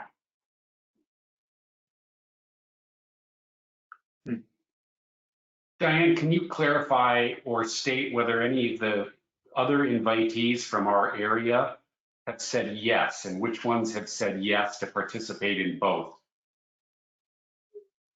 You know, Mr. Chair, I don't know that. I certainly could find that out. Okay, no, I was just looking to see again, sort of trying to get a little more clarity on Charlie's questions, all I was after. Is their request as simple as, do you want to be on our team and included in the plan? And one of our responses could be, well, yeah, sure, as long as we don't have to do anything, just give us a chance to review it and, you know, craft it so that we're okay with it, meaning it wouldn't have a lot of staff time. I mean, is that what they're asking, or are they asking us to, you know, kind of spearhead the creation of the plan for them? No, they're gonna take advantage of doing that. They're gonna spearhead it. They're just wondering if we want to be involved. And if we were involved as a partner, that would be a significant amount of time commitment. I don't think we can just say, well, you know, we want to kind of watch what you're doing, but we don't really want to help you put this together. Diane, you're cutting out again. I don't think we can really say to them, yeah, we want to just monitor what you're doing and just be on the outside looking in. They were really, a partnership means that you are there rolling up your sleeves and helping them put this plan together. And if they're successful in putting their Area 56 plan together, what is the funding amount for that watershed that would be dedicated when we compare it to the 800,000 for Minnesota River South? Do we know? That is a good question. I don't know. The areas, there's like 4 different options about what the area would be, and I don't believe that Bowser has put a number to that yet. But I could find that out as well. See what the options would be. I just question why Bowser is formulating this strategy that overlaps the whole Right. point of the one watershed, one plan. was to not have these overlapping plans. It seems the complete opposite. So I still don't quite get it. So I'm not really supportive of saying yes, but I don't quite understand the whole nature of it either. Well, the planning area 56 and 50, 55 and 56 were not Bowser planning areas. Those were planning areas that are recommended by LeSueur County. So yes, you're right. The, metro area is pretty much intact. However, there are some counties, as you know, that some areas that there are several different counties within. So you could have a metro county right adjacent to a county outside the borders of that county. And because of the fact it's a watershed, you would be incorporating both. So that's not that unusual. I don't know how many districts are like that, but because they're not based on county lines, they're based on watershed lines, there is some overlap, but it's not a lot, and certainly not as extensive as these planning areas are.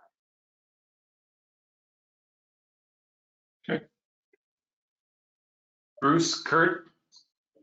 Well, I don't see any advantage of this at all for us.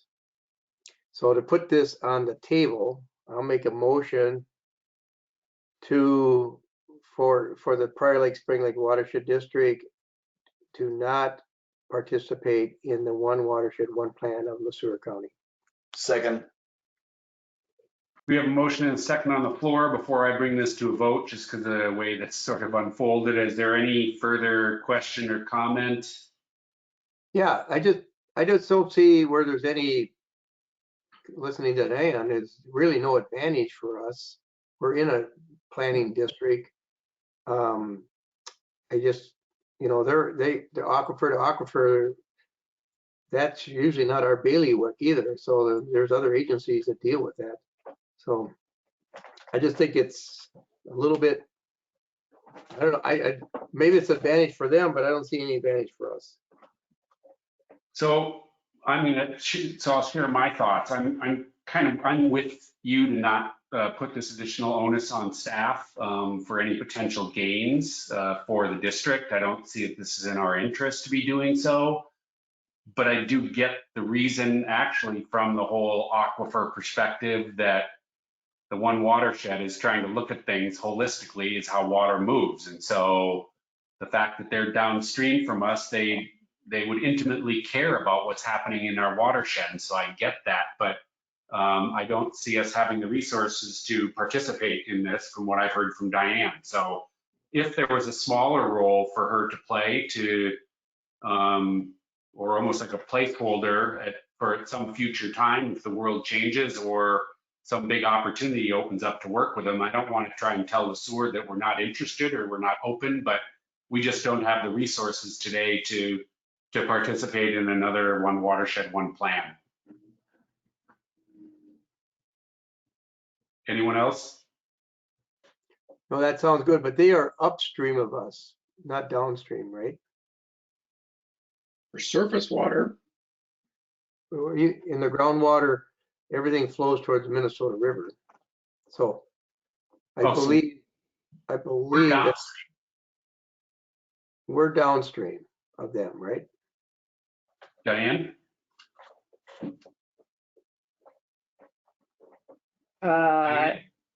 Yep, I'm here. Hang on. Okay. Can you hear me? Okay. Yes. No, I thought we were upstream of them. Because it flows, if it goes down, so it goes into the Minnesota River from Shakopee, then it's going downstream to LeSueur. no, the river flows the other way. No, the river flows up to joining the Mississippi.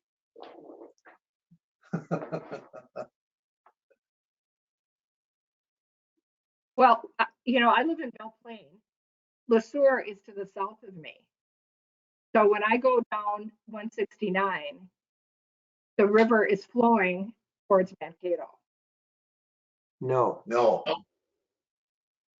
you'll you're gonna have your paddle going upstream. You're going to Mankato. Oh, boy.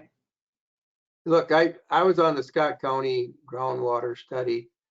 Even the aquifers, there's a general flow toward the Minnesota River from south to north. Right. And they'll have to address their groundwater similar to what we do, but we're not addressing it very thoroughly. That would be the only advantage. And we certainly, this doesn't preclude us from working together on some issues if there are some. I just didn't see the advantage from a staff perspective. Like Diane said, a lot of work for little gain. So that's Yep. my, Call the vote. I am going to call the vote. Well, I'm last one, just because I can't see again where people are at. Anything further, Charlie or Kurt? No. Nope. Okay, seeing none, I'm going to take this to a vote. Charlie, you in favor of the motion? Favor of the motion, yes. Bruce, yes, Kurt, Yes. and Mike is an aye and a yes too, so that's again unanimous support for not participating. Thank you. Next item on the agenda is 4.4, our boat inspection console. Okay.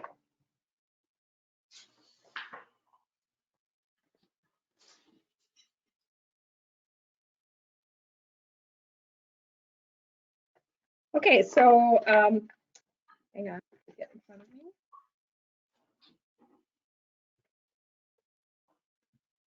So, as I indicated to you, we had an RFQ that went out on March 15th. Proposals were due within 10 days. We sent a proposal to specific watercraft inspectors that had been given to us by the DNR as well as some of our colleagues. We also put it on Quest CDN so that other organizations could give us a proposal. And we closed the RFQ on March 25th at 10 a.m. And we had 3 bids. We had Bishop AIS Services, Waterfront Restorations, which gave us a range. And they gave us a range because they based it upon combining hours with the county. Waterfront Restorations, you might recall, is the one that did the boat inspections in 2019. Diane, Yeah, you're out again. Well, I can't help that. I'm sorry. It must be my internet or something because I'm talking into my microphone and there we go. Is that better? Yes, occasionally Okay. was. Okay. And then, so Waterfront Restoration gave us some estimates based upon combined hours with the county. So, and then Water Guards LLC gave us the lowest bid. And we looked at, I gave you a copy of what the RFP looked like so you could see everything that we were asking for. They had minimum qualifications of a level 1 certified inspector. They have to follow the DNR protocol. They have to have notes and data uploaded to the DNR at the conclusion of each day. The work environment is basically, they're inspectors are outside all the day, and they have to be supervised by the contractor. They have to make sure that they have the right amount of training, et cetera. And I was given 3 references by Water Guards, and one was Ramsey County. The other 2 were counties that not in our area, and they all spoke very highly of Water Guards. Had used this company for several years. They were very impressed with what a good job they did with the individual inspectors. And as you can imagine, inspecting boats can be a great college job. And so usually people don't come back the next year, but they've been lucky enough to have people come back because they really enjoyed working for the company. So as a result of them meeting the criteria that we had expected in the RFQ, and the fact that they were lower than, like Manager Loney had mentioned earlier, than what we had budgeted for. They have excellent service. I'm recommending that we sign a contract with Water Guards. Thank you, Diane. Questions? Just one final question. Is the How does it compare to the cost last year, and are we getting as many hours and as much service as we got from last year's contract? So, Mr. Chair, Manager Hennis, last year we did not pay for the service. Scott County paid for the service. So they paid for waterfront restorations to not only do Spring Lake, but they also paid for them to do some other lakes within Scott County. We had, I think, about 500 hours total that waterfront restorations did for Spring Lake. With our proposal, we wanted to ask them to do additional hours, but we haven't seen anything specific from the DNR yet. But last year they just did 100 hours on Spring Lake, 600 each on Upper and Lower. So we wanted to still do, another 500 hours on Spring.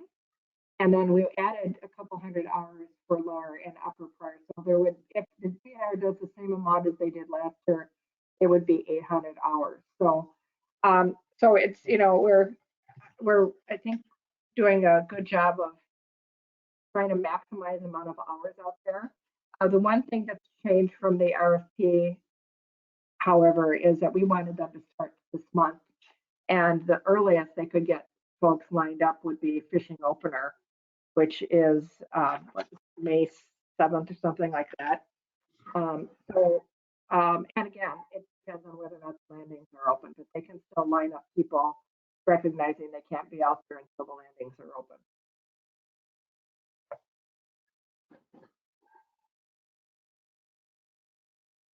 Kurt, anything further? No, that's fine. I didn't realize that we're not getting the kind of funding we got last year, but obviously this has to be done. We need to at least do it for the next year or two and keep looking at the numbers that we get at the end of the year. So, Bruce? Mr. Chair, can I just add something to that? Yes. Yeah, so Mr. Chair, Manager Hennis, actually what the county wanted us to do this year is to hire our own people, because I know we had specific, kind of specific inspection hours that we wanted for our lakes.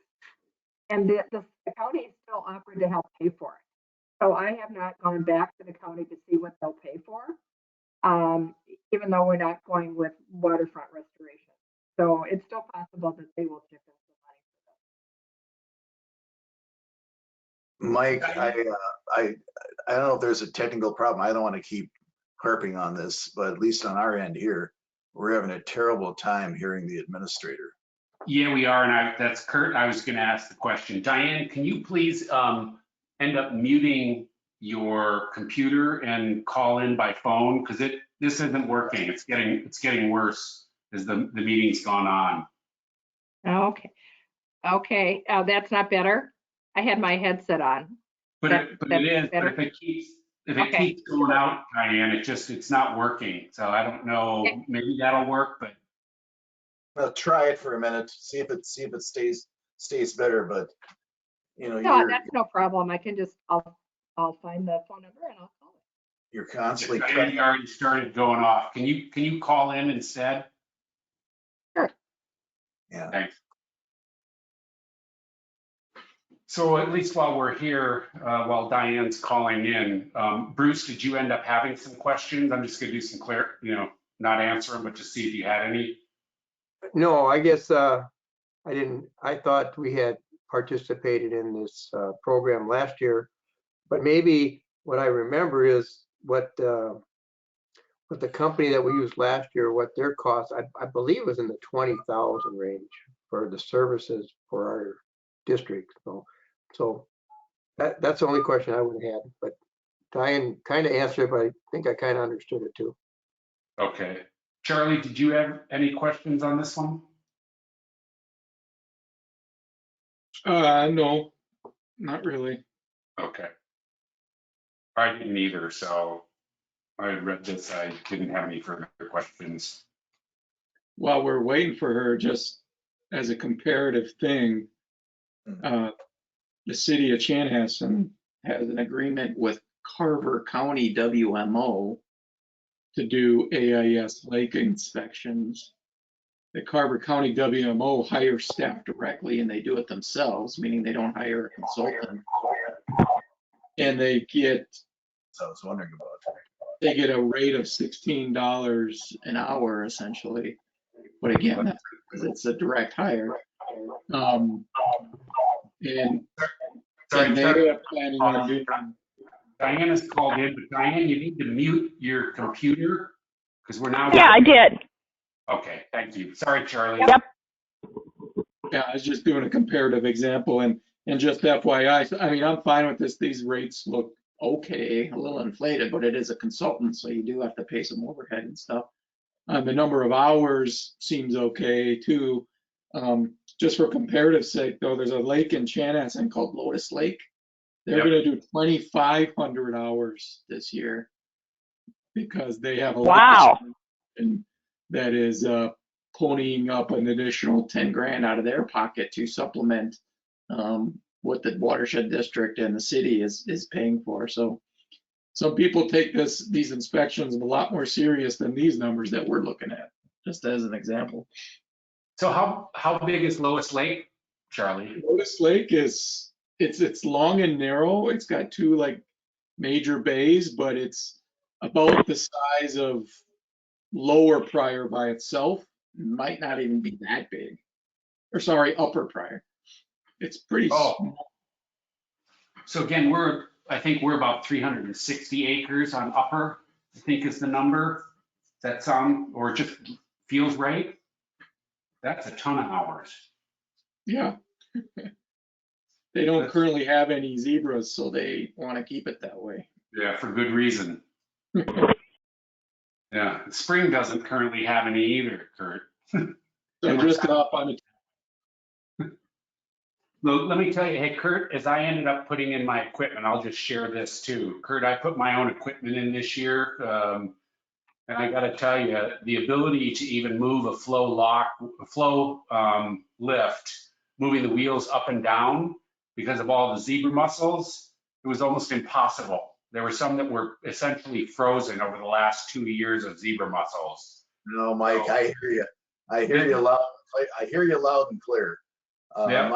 My only contention, I'm going to vote for it. My only contention is going forward is we keep looking at the numbers and looking at the results. And my other contention is if we were starting from right now, I think the population, the public is much more aware of these issues than when they were just schlepping around everywhere, dropping boats in, not looking, not paying attention to anything 20, 30, 40 years ago. But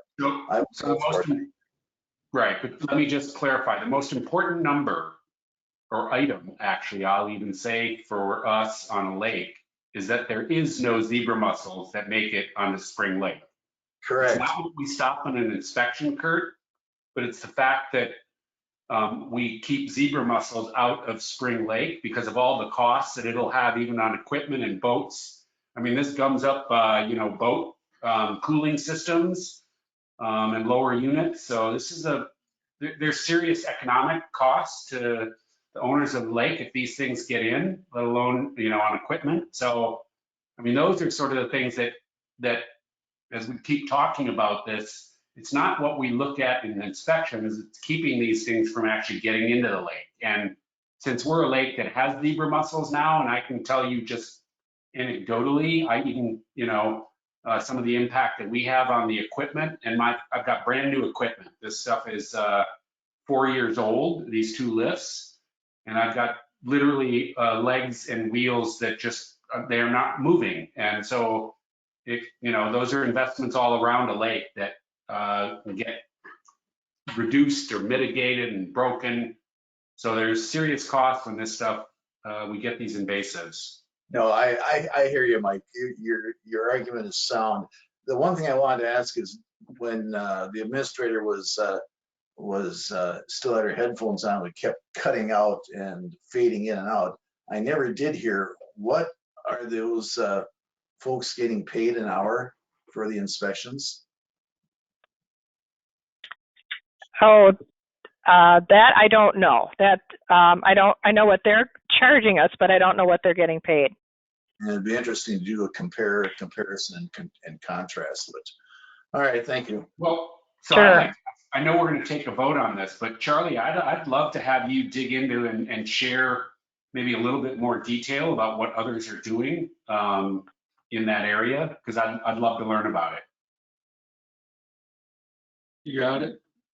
So with that, I think we're ready for a vote. So I would entertain a motion to approve the boat inspection contract. So moved, Kurt? Second, Charlie? We have a motion and second on the floor. We're going to do a roll call vote. Charlie, how do you vote? Aye. Bruce? Aye. Kurt? Aye. Mike votes aye. We have a 4-0. That passes unanimously. Thanks, everybody. So our last item under other old business is 4.5, authorization to award an alum contract. Greg Wilson with Bar Engineering, I believe is He is. Zach. Ouch. Yes, go ahead, Greg.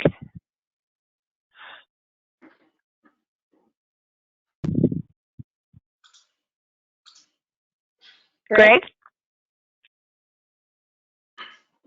Maybe we're a bit longer than I told him. Yeah. So Diane, you still have an echo. I don't know if you've literally muted your computer. Yeah. My computer is muted. I've got my headphones on. Yeah, you need to turn it off. It's not muted. We're getting the echo. So you see on the control panel, you can. Okay, I don't know why you're getting an echo. Yeah, I'm getting an echo just talking to my phone. I know that, Diane. That's because you've got your computer's microphone is still on. You need to turn it off.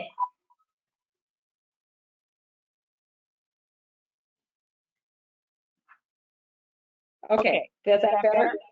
There. Excellent. Yes, thank you. I can hear you, but let's see. I think it's done. Yeah, I can't hear you. Okay, awesome. Hang on. So Diane, have we got Greg? I see he's raising his hand. So I think you need to make him, let him speak. No, we still have an echo. Okay, I'm just gonna have to hold it up to my, well, yeah, and I'm still getting an echo on my phone. Yes. I just don't know what to do about that. Okay. Is Greg, are you here? Maybe you can solve it while Greg is speaking. Greg? I see he's raised his hand. Diane, can you enable him to speak? He's in attendee mode.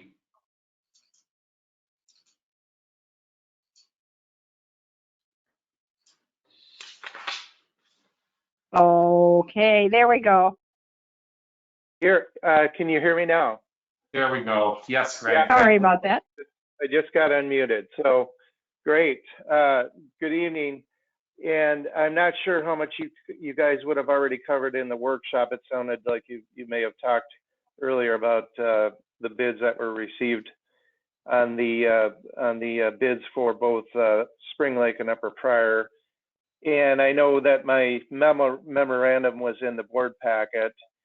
So I think for now, unless anyone has any questions, I can just make reference to that, which is a summary of what we received in terms of bids from a couple different contractors. The second contractor's bid came in late, and the costs were higher for 2 out of the 6 scenarios that we developed. So the memo talks about 6 scenarios that were put out for bid in the contract documents. And generally, the way it worked was we were trying to establish high and low alum application rates for Spring Lake. And then the 3 variations of that are that we were trying to get bids for spring treatment of both lakes. And then from there to go to spring treatment for Spring Lake and a fall treatment for Upper Pryor. That accounted for 2 more scenarios. And then finally, the last 2 scenarios involved high and low alum application rates for Spring Lake, but then fall treatments for both lakes. And so this allowed us to kind of get a good range of costs and a good handle on what the range of costs would be, and whether or not there was any cost effectiveness by choosing one time frame over another, as well as looking at how the relative costs would vary for different alum application rates as it related to the Spring Lake portion of the bidding. And so ultimately, HAB proposed on all 6 scenarios and provided us costs, and from there we were able to see what the economy of scale was for chemical, based on chemical volume, and then also on timing. And so ultimately, the timing factor was more substantial. It really does appear as though doing spring treatments for both lakes is far and away the most cost-effective way to approach this project overall. We're looking at generally about a 20% savings by doing it that way. And then as it related to that 20% savings based on volume in Spring Lake. And then as it related to the different seasons, there again, there was a savings by doing the Spring Lake, spring treatments in both lakes. And moving Upper Pryor to the fall was going to increase costs generally in the range of 4 to 8%. And then moving actually both lakes back to the fall would increase the cost by between 13 and 15%. And so ultimately there's a little bit of savings too on Upper Pryor for sodium aluminate by maintaining the treatment in the spring here. So ultimately it was recommended that you pursue a contract with HAB, and as long as the grant funding and the work planning gets approved, and that the timing is such that that would work out, including the available funding for Spring Lake alum treatment, that then you would it was suggested that you would enter into an agreement with HAB to do both lake treatments in the spring, and to realize the best cost savings from that. What I also summarized in the memo is that we've collected the sediment cores. We just finished doing that last Friday, and so we've got to analyze those, and then ultimately I'm hoping by the end of next week we'll have a good handle on what we think the alum dose should be for Spring Lake, and then from there be able to really settle on what the final cost will actually be based on that, along with what we've already received for bids on Upper Pryor. So that is the recommendation, and I think that was everything that I wanted to cover. I've got the details of the bid tabulation in my attached to my memo as well. Great, thank you, Greg. Greg, I'm going to kick this off. Let me ask a couple of questions. So we did get just one bid complying with the bidding rules. Have you seen that kind of thing around the state? I'm assuming if you've played this role in other jurisdictions, other districts, have you seen similar quantity of, just one bid or 2 bids maybe coming in? Yes, Mr. Chair, thank you for the question. Yes, I have seen that. That's not uncommon. Usually it kind of depends on what we're talking about. In the past, we've been getting on other projects anywhere from 2 to maybe 3 bids at the most, but it's not uncommon to just get one bid.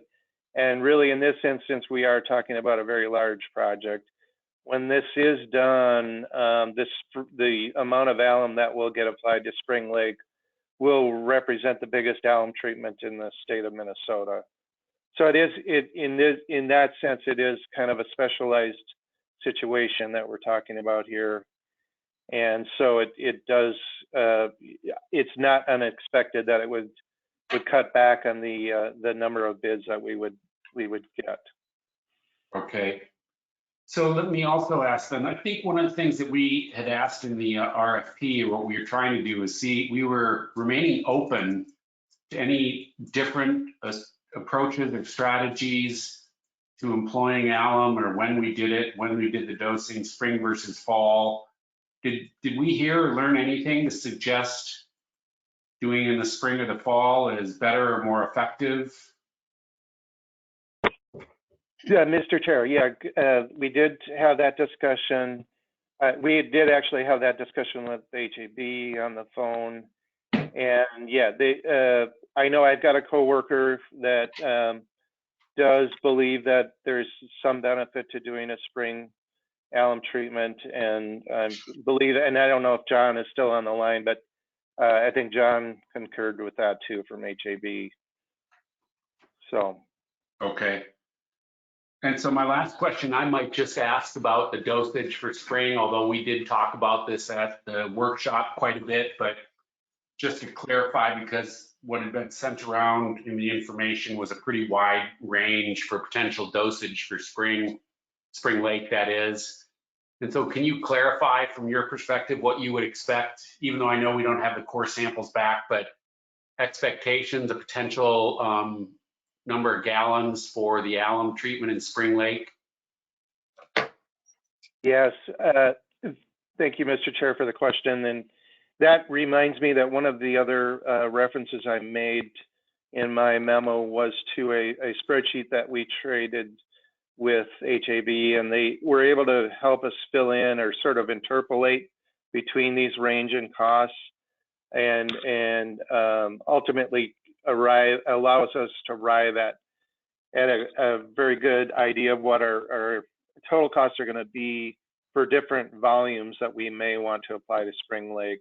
In the past, we have applied anywhere from just under 150 gallons of alum to Spring Lake.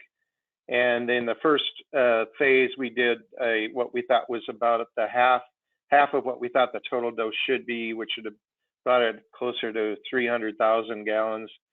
And so to do that again, do something within that range, we'd be looking at costs for the Spring Lake portion of the work to be somewhere just maybe under $300,000 to about $550,000 to do that amount of alum application. We extended that range all the way up to twice that. So that would get us somewhere in the neighborhood of just under $1,100,000 if we were to actually go that far. I don't foresee that happening.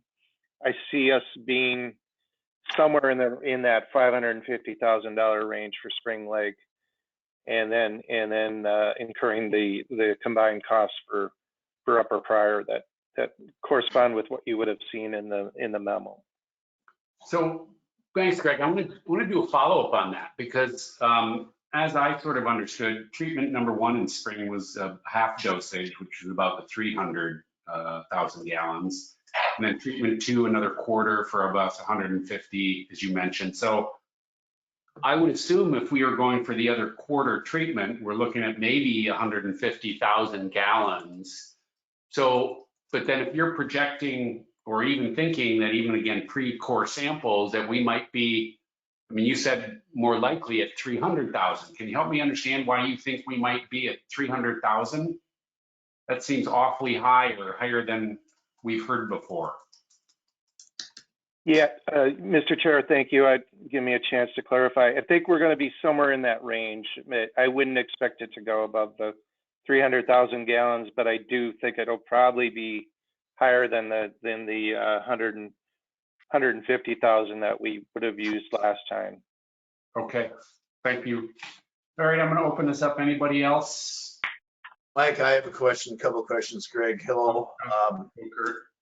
Two of my gut is, and we've gone through this before, but I want you to say it so everybody can hear it. What is your best considered opinion on the impact of carp on an alum treatment?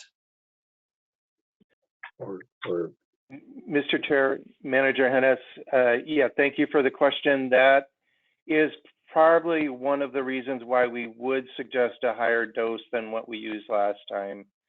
And I think as I go back in time to when we first, this would go all the way back to 2012 when we wrote the original dosage plan. At the time, we were not aware that there was as large a carp population as there is out there. And there was the belief at that time that carp were under control to some degree. But when you do look at the literature as it relates to carp and their impact on alum treatments, they don't have nearly the impact on alum treatments in deep lakes. But nonetheless, you can imagine they are stirring up sediment. And in the course of doing that, there is a possibility that some deeper sediment, sediment that's deeper than what we would have accounted for in the original dose, could become entrained in the lake water. So I think if we were to suggest a higher dose, that might be one of the reasons why we do it this time around compared to what we did in the second phase. A question about temperature too, Yeah. Kurt. Yep. You're on, Kurt's on. Greg, my second question is, what is the optimal temperature that the water should be for the best alum treatment? I thought I remember you telling me 50 degrees, but is that right? Mr. Chair and Manager Hennis, yes, that is that it would be an ideal temperature for us to do the alum application, and something in that range. We'd like to do it somewhere between 50 and 60 degrees. And for that reason, I just want to make sure that you know, and John from HAB especially, if he's still on the line, the forecasts, Greg, are for 60 degrees starting this weekend all the way for the next 2 weeks. So I think it would behoove us, Mr. President, to really get rocking, at least on the Spring Lake treatment to begin with. Thank you. Kurt, yeah, Kurt, I think they're talking about water temperature. At least I had different votes on upper prior, and so far I'm reading about 46, 47 degrees. Is that correct, Greg, that you were talking water temperature? Great. Mr. Chair, yes, that is correct. We are referring to water temperature in terms of looking for optimum treatment conditions.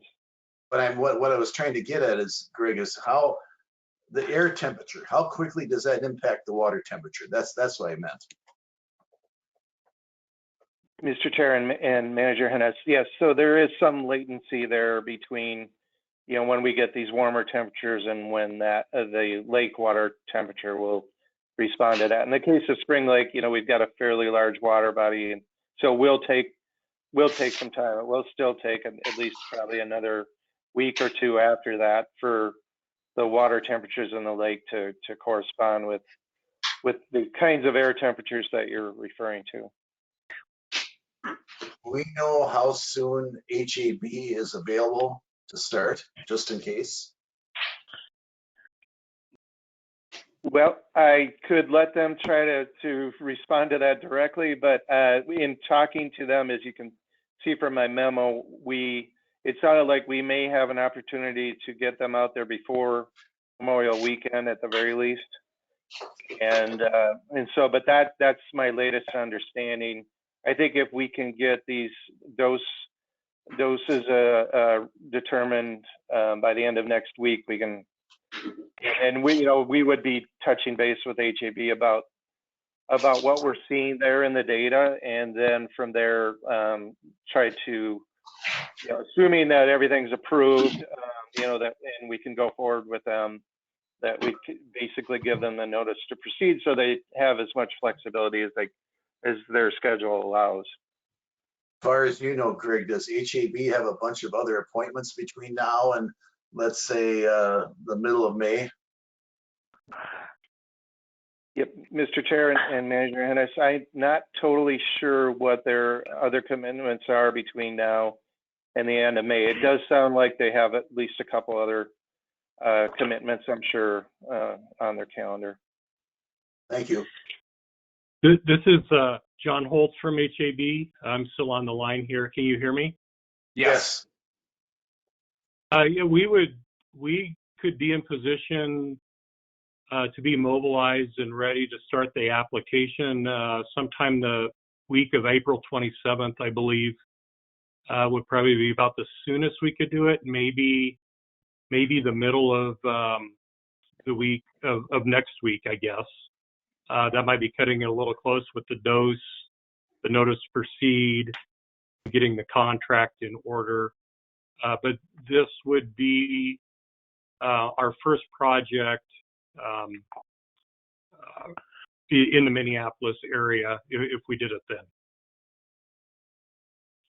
Mike, we had talked about this previously, and I think we were thinking maybe the first week in May for spring, and then between then and Memorial Day to do Upper Pryor, correct?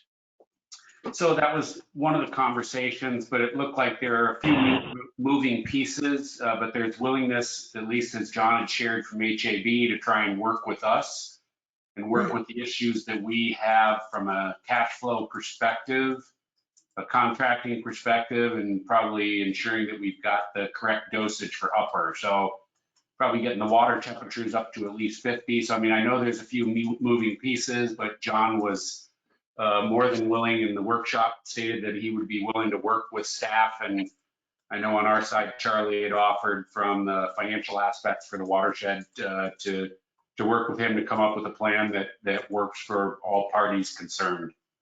So, and for those reasons. This is John with HAB again.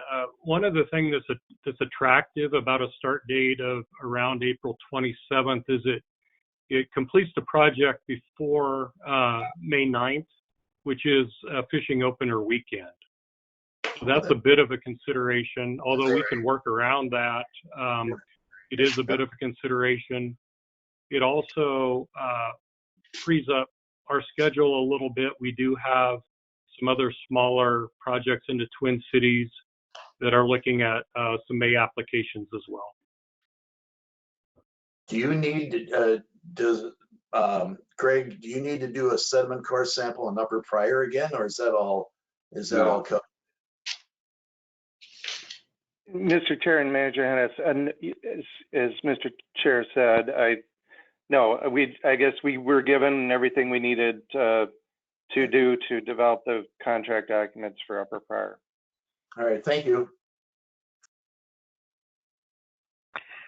Charlie? So, Mr. Chair? Yes. Yeah, just to clarify, Manager Hennis, so EOR is managing the contract with Upper Pryor, and BAR is handling it for spring. However, we did a joint RFP. Okay, thank you. Yep. Other question?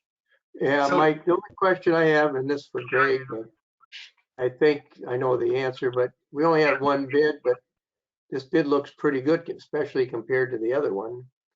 So is this about what you would have expected, Greg? From what you see from other bids? Yep, Mr. Chair, and I'm not sure which manager that was, but yeah, I'll try to respond either way. And right, so the bids are not that much higher than they have been in the past. When we've I think the first time we would have done, or the last time we would have done Spring Lake, I think we're maybe talking about an extra $50,000 this time around compared to last time. So no, yes, considering it was just one bid, I thought it was definitely within the range of what I would hope to see, would have hoped to have seen for this project. Yeah, I thought that was the answer. I just wanted to confirm it with you. Thank you. Charlie, any questions? Oh yeah, I've got a couple. Probably for Carl on this one, since they did the dosing for Upper Pryor. Greg had just mentioned that they may up the dose to account for some carp. In your dosing for Upper Pryor, did you do that same thing or not?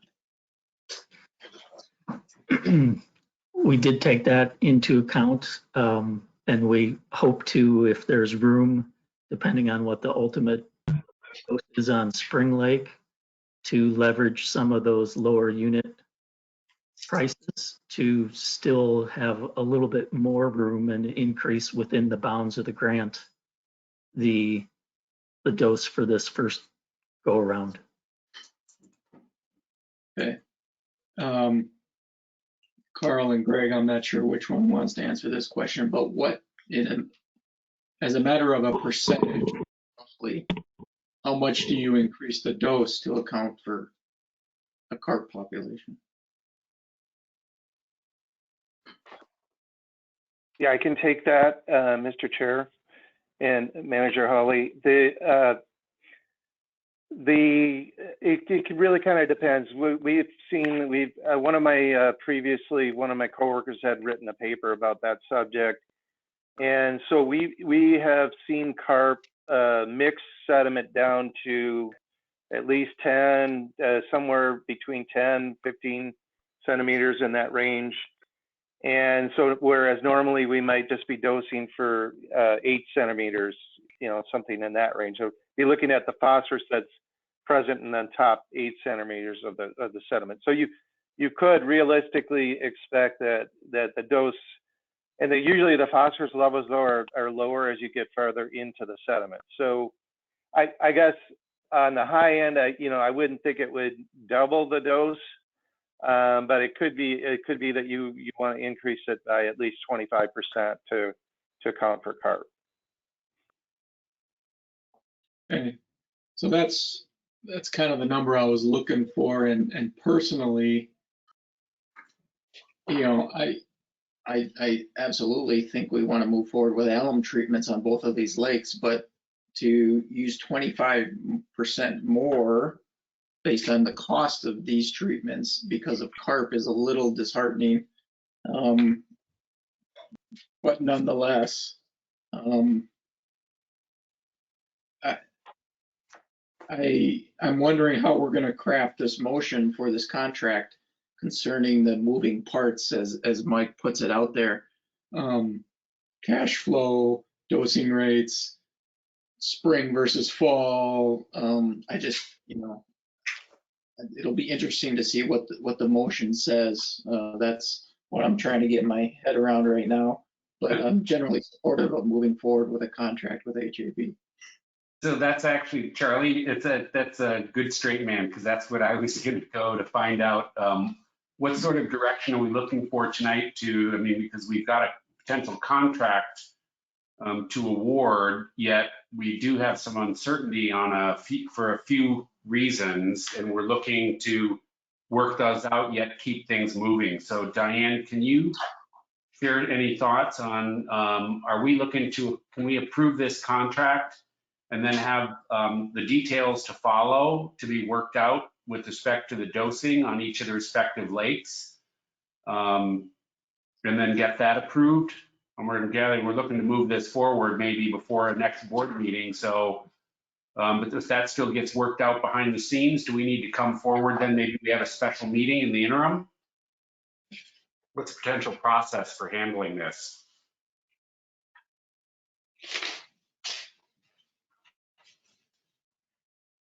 Can you hear me? Yes.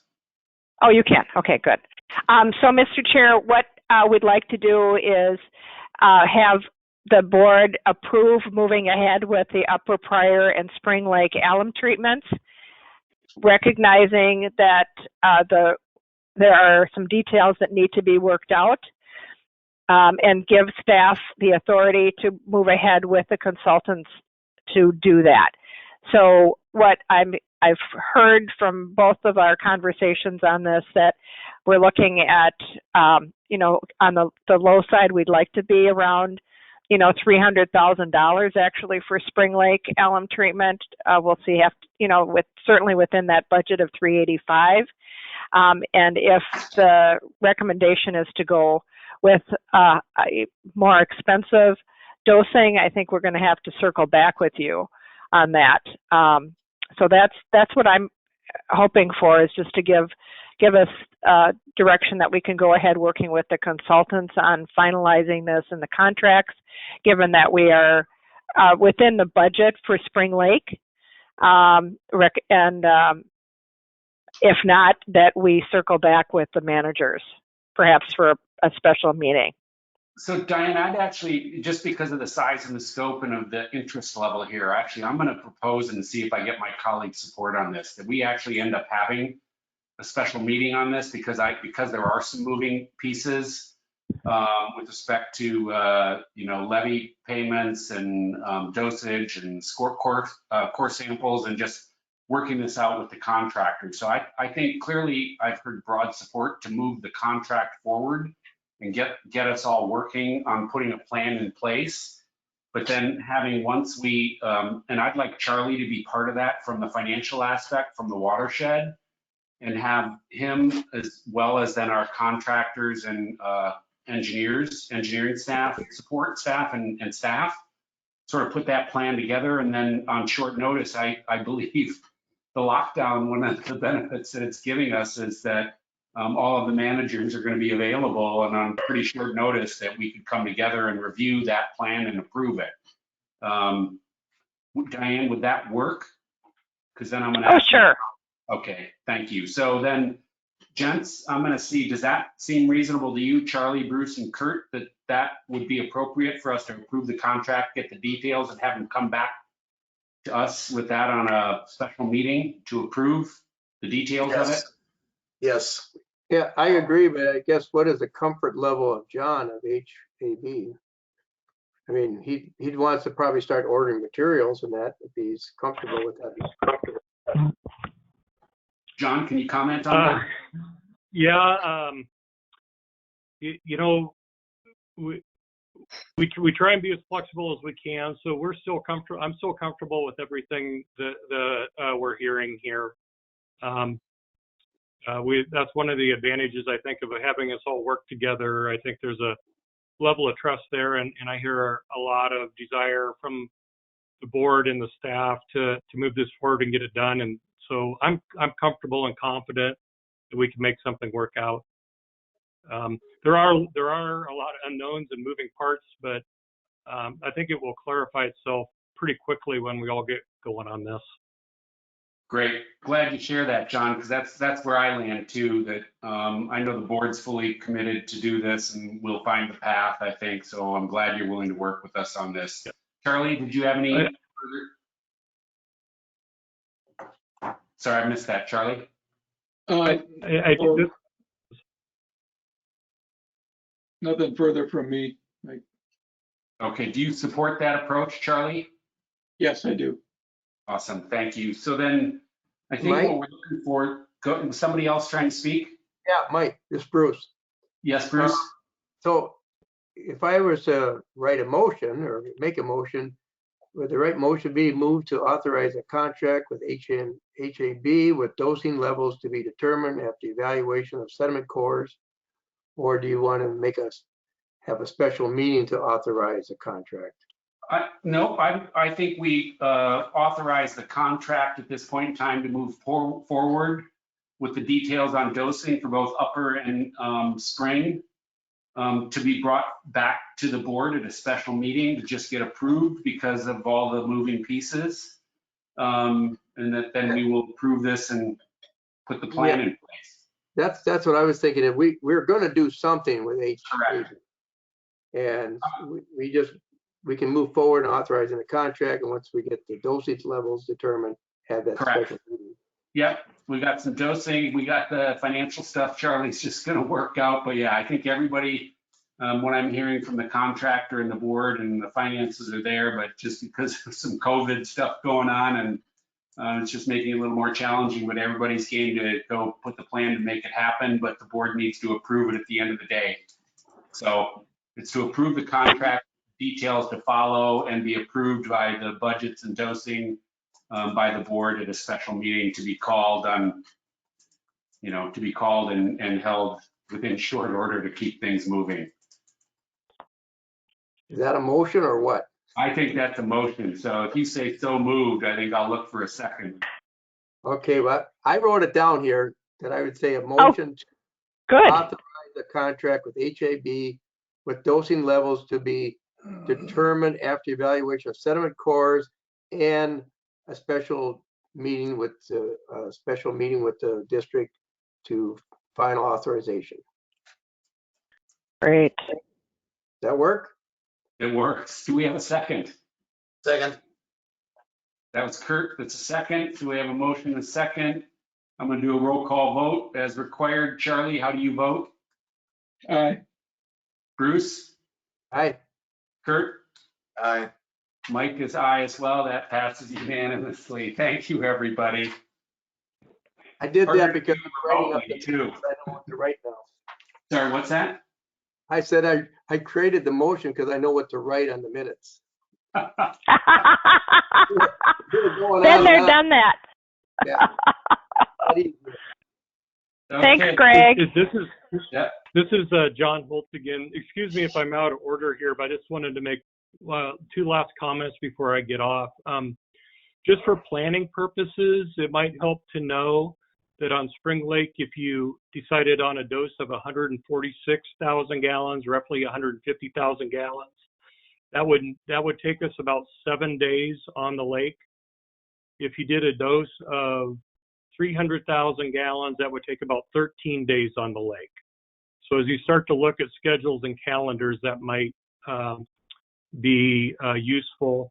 For Upper Pryor, at the dose that we bid on, it would take us about 8 days on the lake. So there's a significant amount of time, when we talk about getting these done in May, that's a big chunk of May right there. So that might help with planning. My second comment is I've heard some discussion about changing the dose on Upper Pryor based on budget and grant funding. I don't want that to get lost in the shuffle here. If that's going to happen, that's another moving part that we need to tack on to the to-do list as we're exploring the Spring Lake dose. Thank you.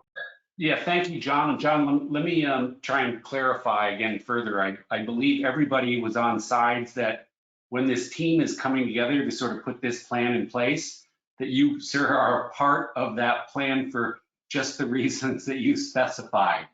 You're integral to us to making this happen, and some of the stuff that you've shared in the workshop as well, and the flexibility you have. We don't know what that is unless you're part of the team. So I think you're part of the team, and I'll say actually welcome to the team as we've just passed this. So thank you for sharing that. Thanks, I John. look forward Great. to Thank you. I appreciate that. And thank you for allowing me to be part of the discussion. Yep. Thanks, Thanks, sir. John. So the next item on the agenda is our consent agenda, and typically this is reserved for the non-controversial items. So we vote on these en masse, and I'm going to ask, though, we have two items on our consent agenda this evening: the meeting minutes from the March 10th board meeting and workshop, and a special board meeting minutes from March 31st, and the claims list. Are there any of my colleagues that would like any item removed from the consent agenda? Charlie? No. Bruce? No. Kurt? No. I have none either. Then I would entertain a motion to approve the consent agenda. So moved. Was Kurt? Yes. We have a second? Second. Is Bruce? Thank you. So we have a motion on the floor to approve the consent agenda. All those in favor, no, sorry, old habits. Charlie, are you in favor of this motion? Yes. So Bruce, or Charlie said yes. Bruce? Yes. Kurt? Yes. Mike's in favor too. That's unanimous for the consent agenda approval. So our next item on the agenda, 6.0, our treasurer's report. Charlie, you are up, sir. All right, thank you. Couple things to note here Use your bathroom. is Go right ahead. Chris has developed the final 2019 report, which was sent out, I believe, by Diane after all the other stuff was sent out, because we were still going back and forth on how to show things. So the last one that everybody should have moves the 603,583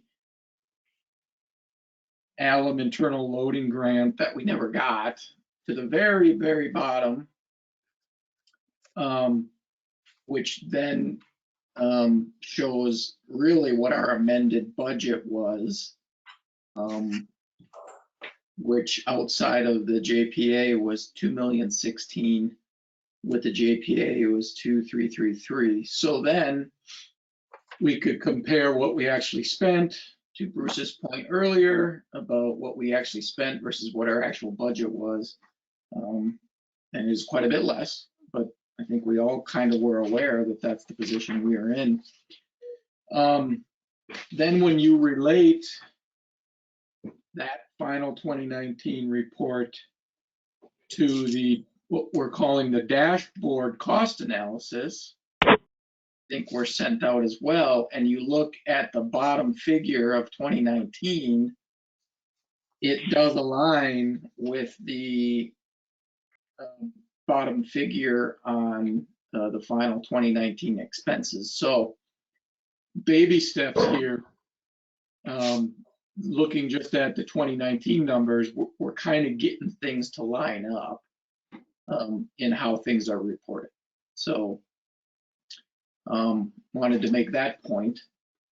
Then when we look at our year-to-date through March 31st reporting, and we have the accompanying dashboard report as well, you'll see that the expenses at the bottom both match up, 672, 157. So we're starting off in 2019 in the right alignment, so to speak, that we didn't have on the 2019 reporting. So I will say that in the year-to-date, Chris's report where he's got kind of some subtotals at the bottom about grants and fees, I haven't even dug into any of that yet, so I can't comment on the applicability of how that should be reported. Is that the right way to report it? I'm going to withhold comment on that because I just haven't even looked at it yet. So then moving on to my report, which is again merely a cash flow report at its heart. And we went over it earlier in the workshop. The revenues show as of April 11th how much cash we have on hand, how much we have in investments.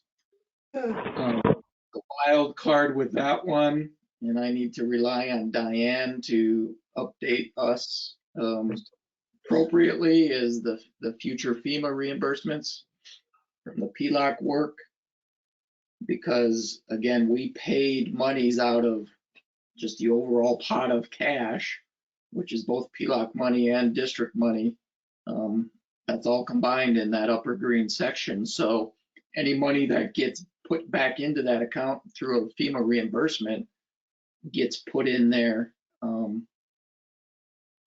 And again, I just put in there a $200,000 number, but that's a complete guess on my end. And I have no idea when that money is going to come in. So that's part of the open item and cash flow puzzle to solve, is when we could potentially see that money coming in. The expenses in the orange, again, when you look at the asterisks, are all based on final audited 2018 data. All of those numbers will get updated here and in the coming weeks when the final 2019 audit is complete. So this report next month is going to look quite a bit different, at least in the orange area.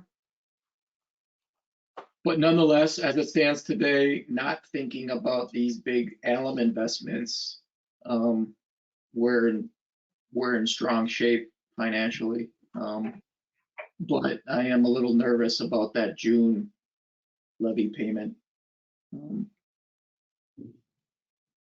And what I can do is just reach out to the county and kind of just ask some questions about their gut feel about what the impact may be or may not be on that due to COVID, but we'll see. Charlie, I would welcome you reaching out to the county for conversations we just had, let alone all the rest of the financing. And Charlie, were you done? Yes, thank you. Sorry. Awesome. Well, thanks, Charlie. This stuff is looking better, a lot better. I might ask a couple of questions. Charlie, so on treasurer's report, or we've got year-end 2018 numbers, but there is no asterisk by your total estimated unencumbered. So is that supposed to be current to date? Well, it's a mix of current data other than those funds that have the asterisks by it. So that's old data. But the yellow line is then a combination of old data and current data. So no, that yellow line is not strictly what it was at the end of 2018. It Okay. is a step closer to reality, a much closer to reality. But I can't say with 100% certainty that that is the number.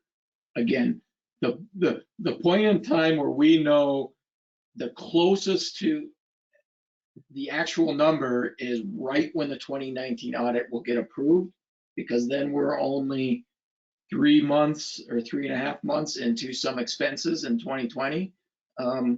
And we can kind of get as close as we reasonably can without Chris doing, some additional investigative and reporting to us, should we ask him to do that. So Charlie, it's a good guide. Is it exact? No, but it's got to be within 10 or 15%.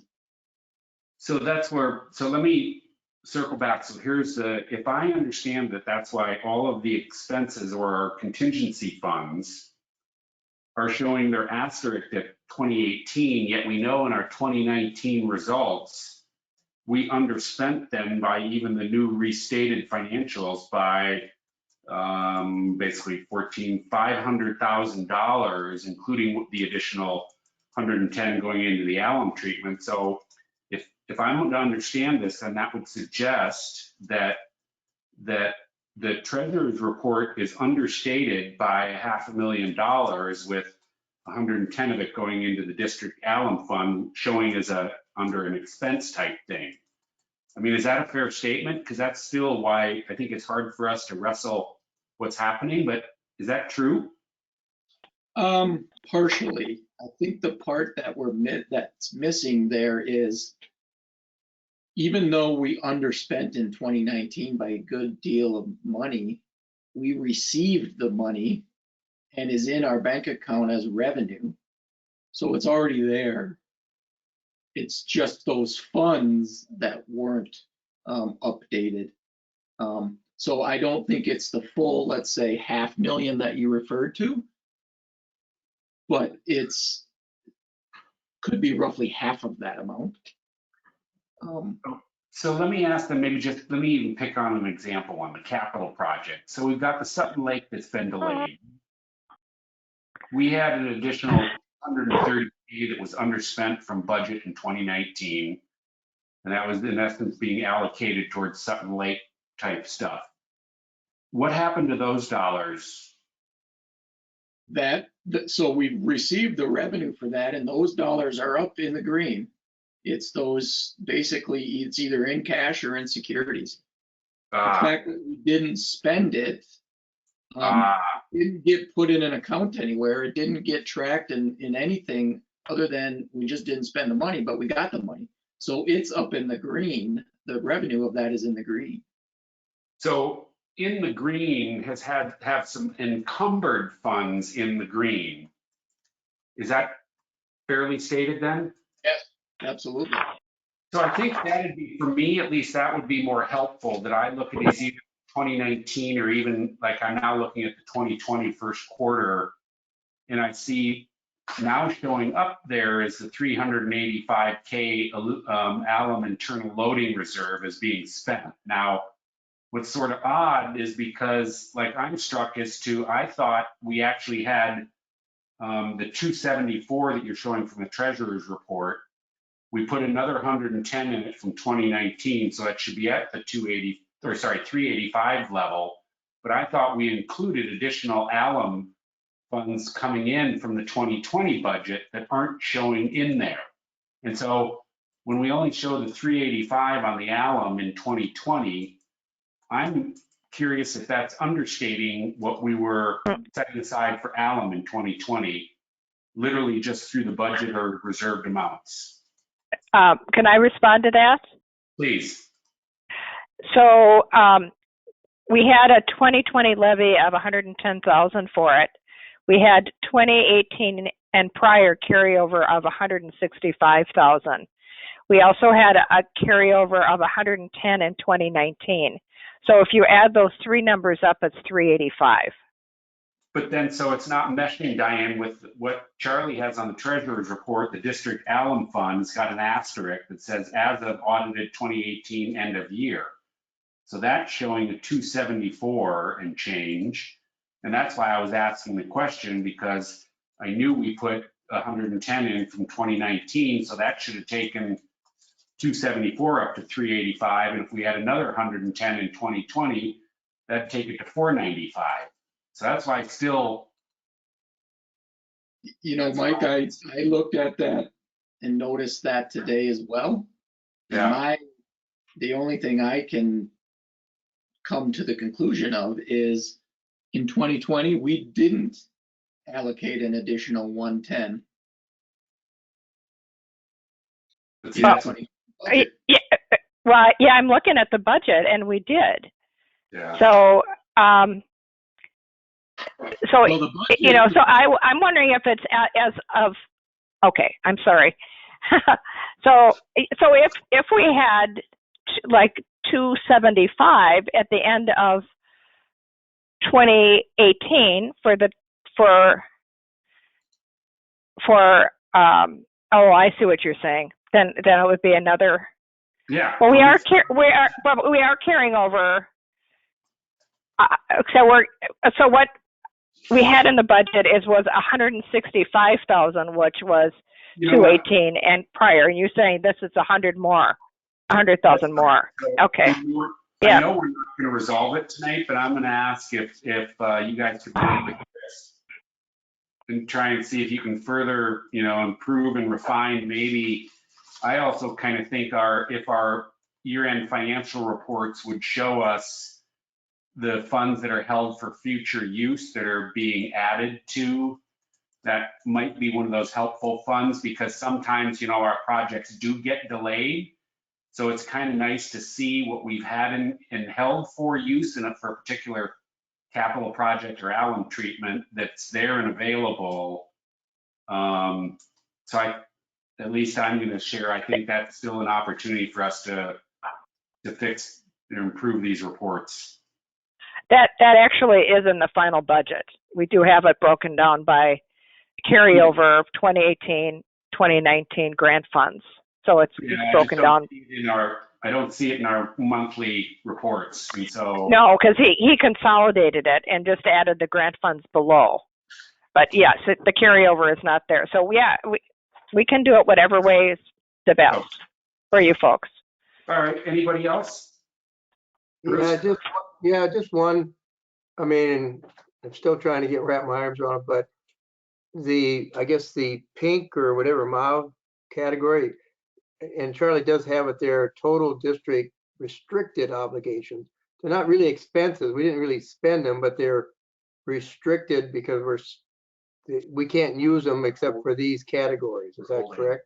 We're holding them. They're not our money to spend except for what they're designated for, and maybe expenses isn't the right term.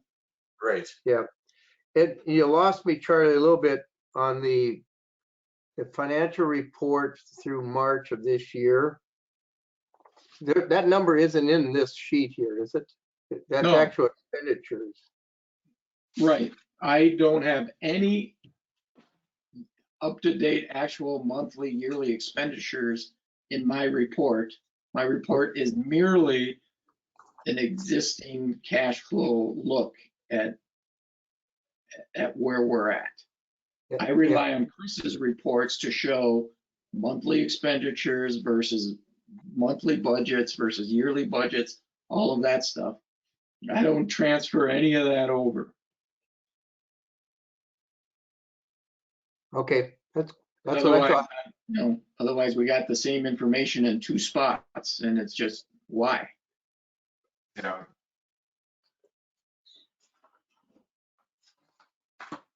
Okay. Anybody else? Questions of Charlie? Thank you, Charlie. These things are getting better. Much appreciated. All right, so we're on to item 7.0, any manager presentations on watershed related items. I'm going to go around the horn. Charlie, any updates from you? No, sir. Bruce? None at this time.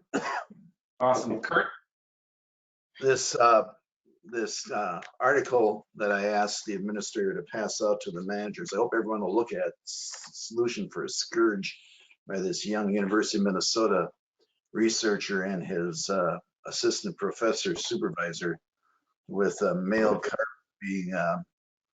being adjusted to spray on the female sperm eggs to make them infertile. I hope everyone will look at that. I hope we will direct the office to submit our name to these 2 gentlemen ASAP, Mike. Kurt, so I ended up getting a chance to read that here today, and that is pretty intriguing work. But so I'm going to ask if you can put that next cycle when we have the next board meeting. If you can remember, I will do my best too, but I'm going to ask for your help. Let's put that as a workshop item because that was pretty intriguing kind of stuff. So I'd like to do that. Is that okay? I don't mind doing that, Mike, just as long as it doesn't end up costing us getting on the top of the list. It's fine. Yeah, I got the impression this is pretty early research, Kurt, but I don't think so. Blame it on me if it does, because I don't think we're prepared to talk about it tonight. So, all right, I don't have anything further. So the last item this evening is upcoming meeting event schedule. And I will just note that we have a CAC meeting on Thursday, April 30th from 6:30 to 8 p.m. And of course, this is virtual given our lovely pandemic. So with that, then I would entertain a motion to adjourn. So moved. And that was Bruce. Oh, that's Kurt. I'll do the second. And Bruce is the second. So I need to do a roll call vote. Charlie, how do you vote? Aye. Bruce? Aye. Kurt?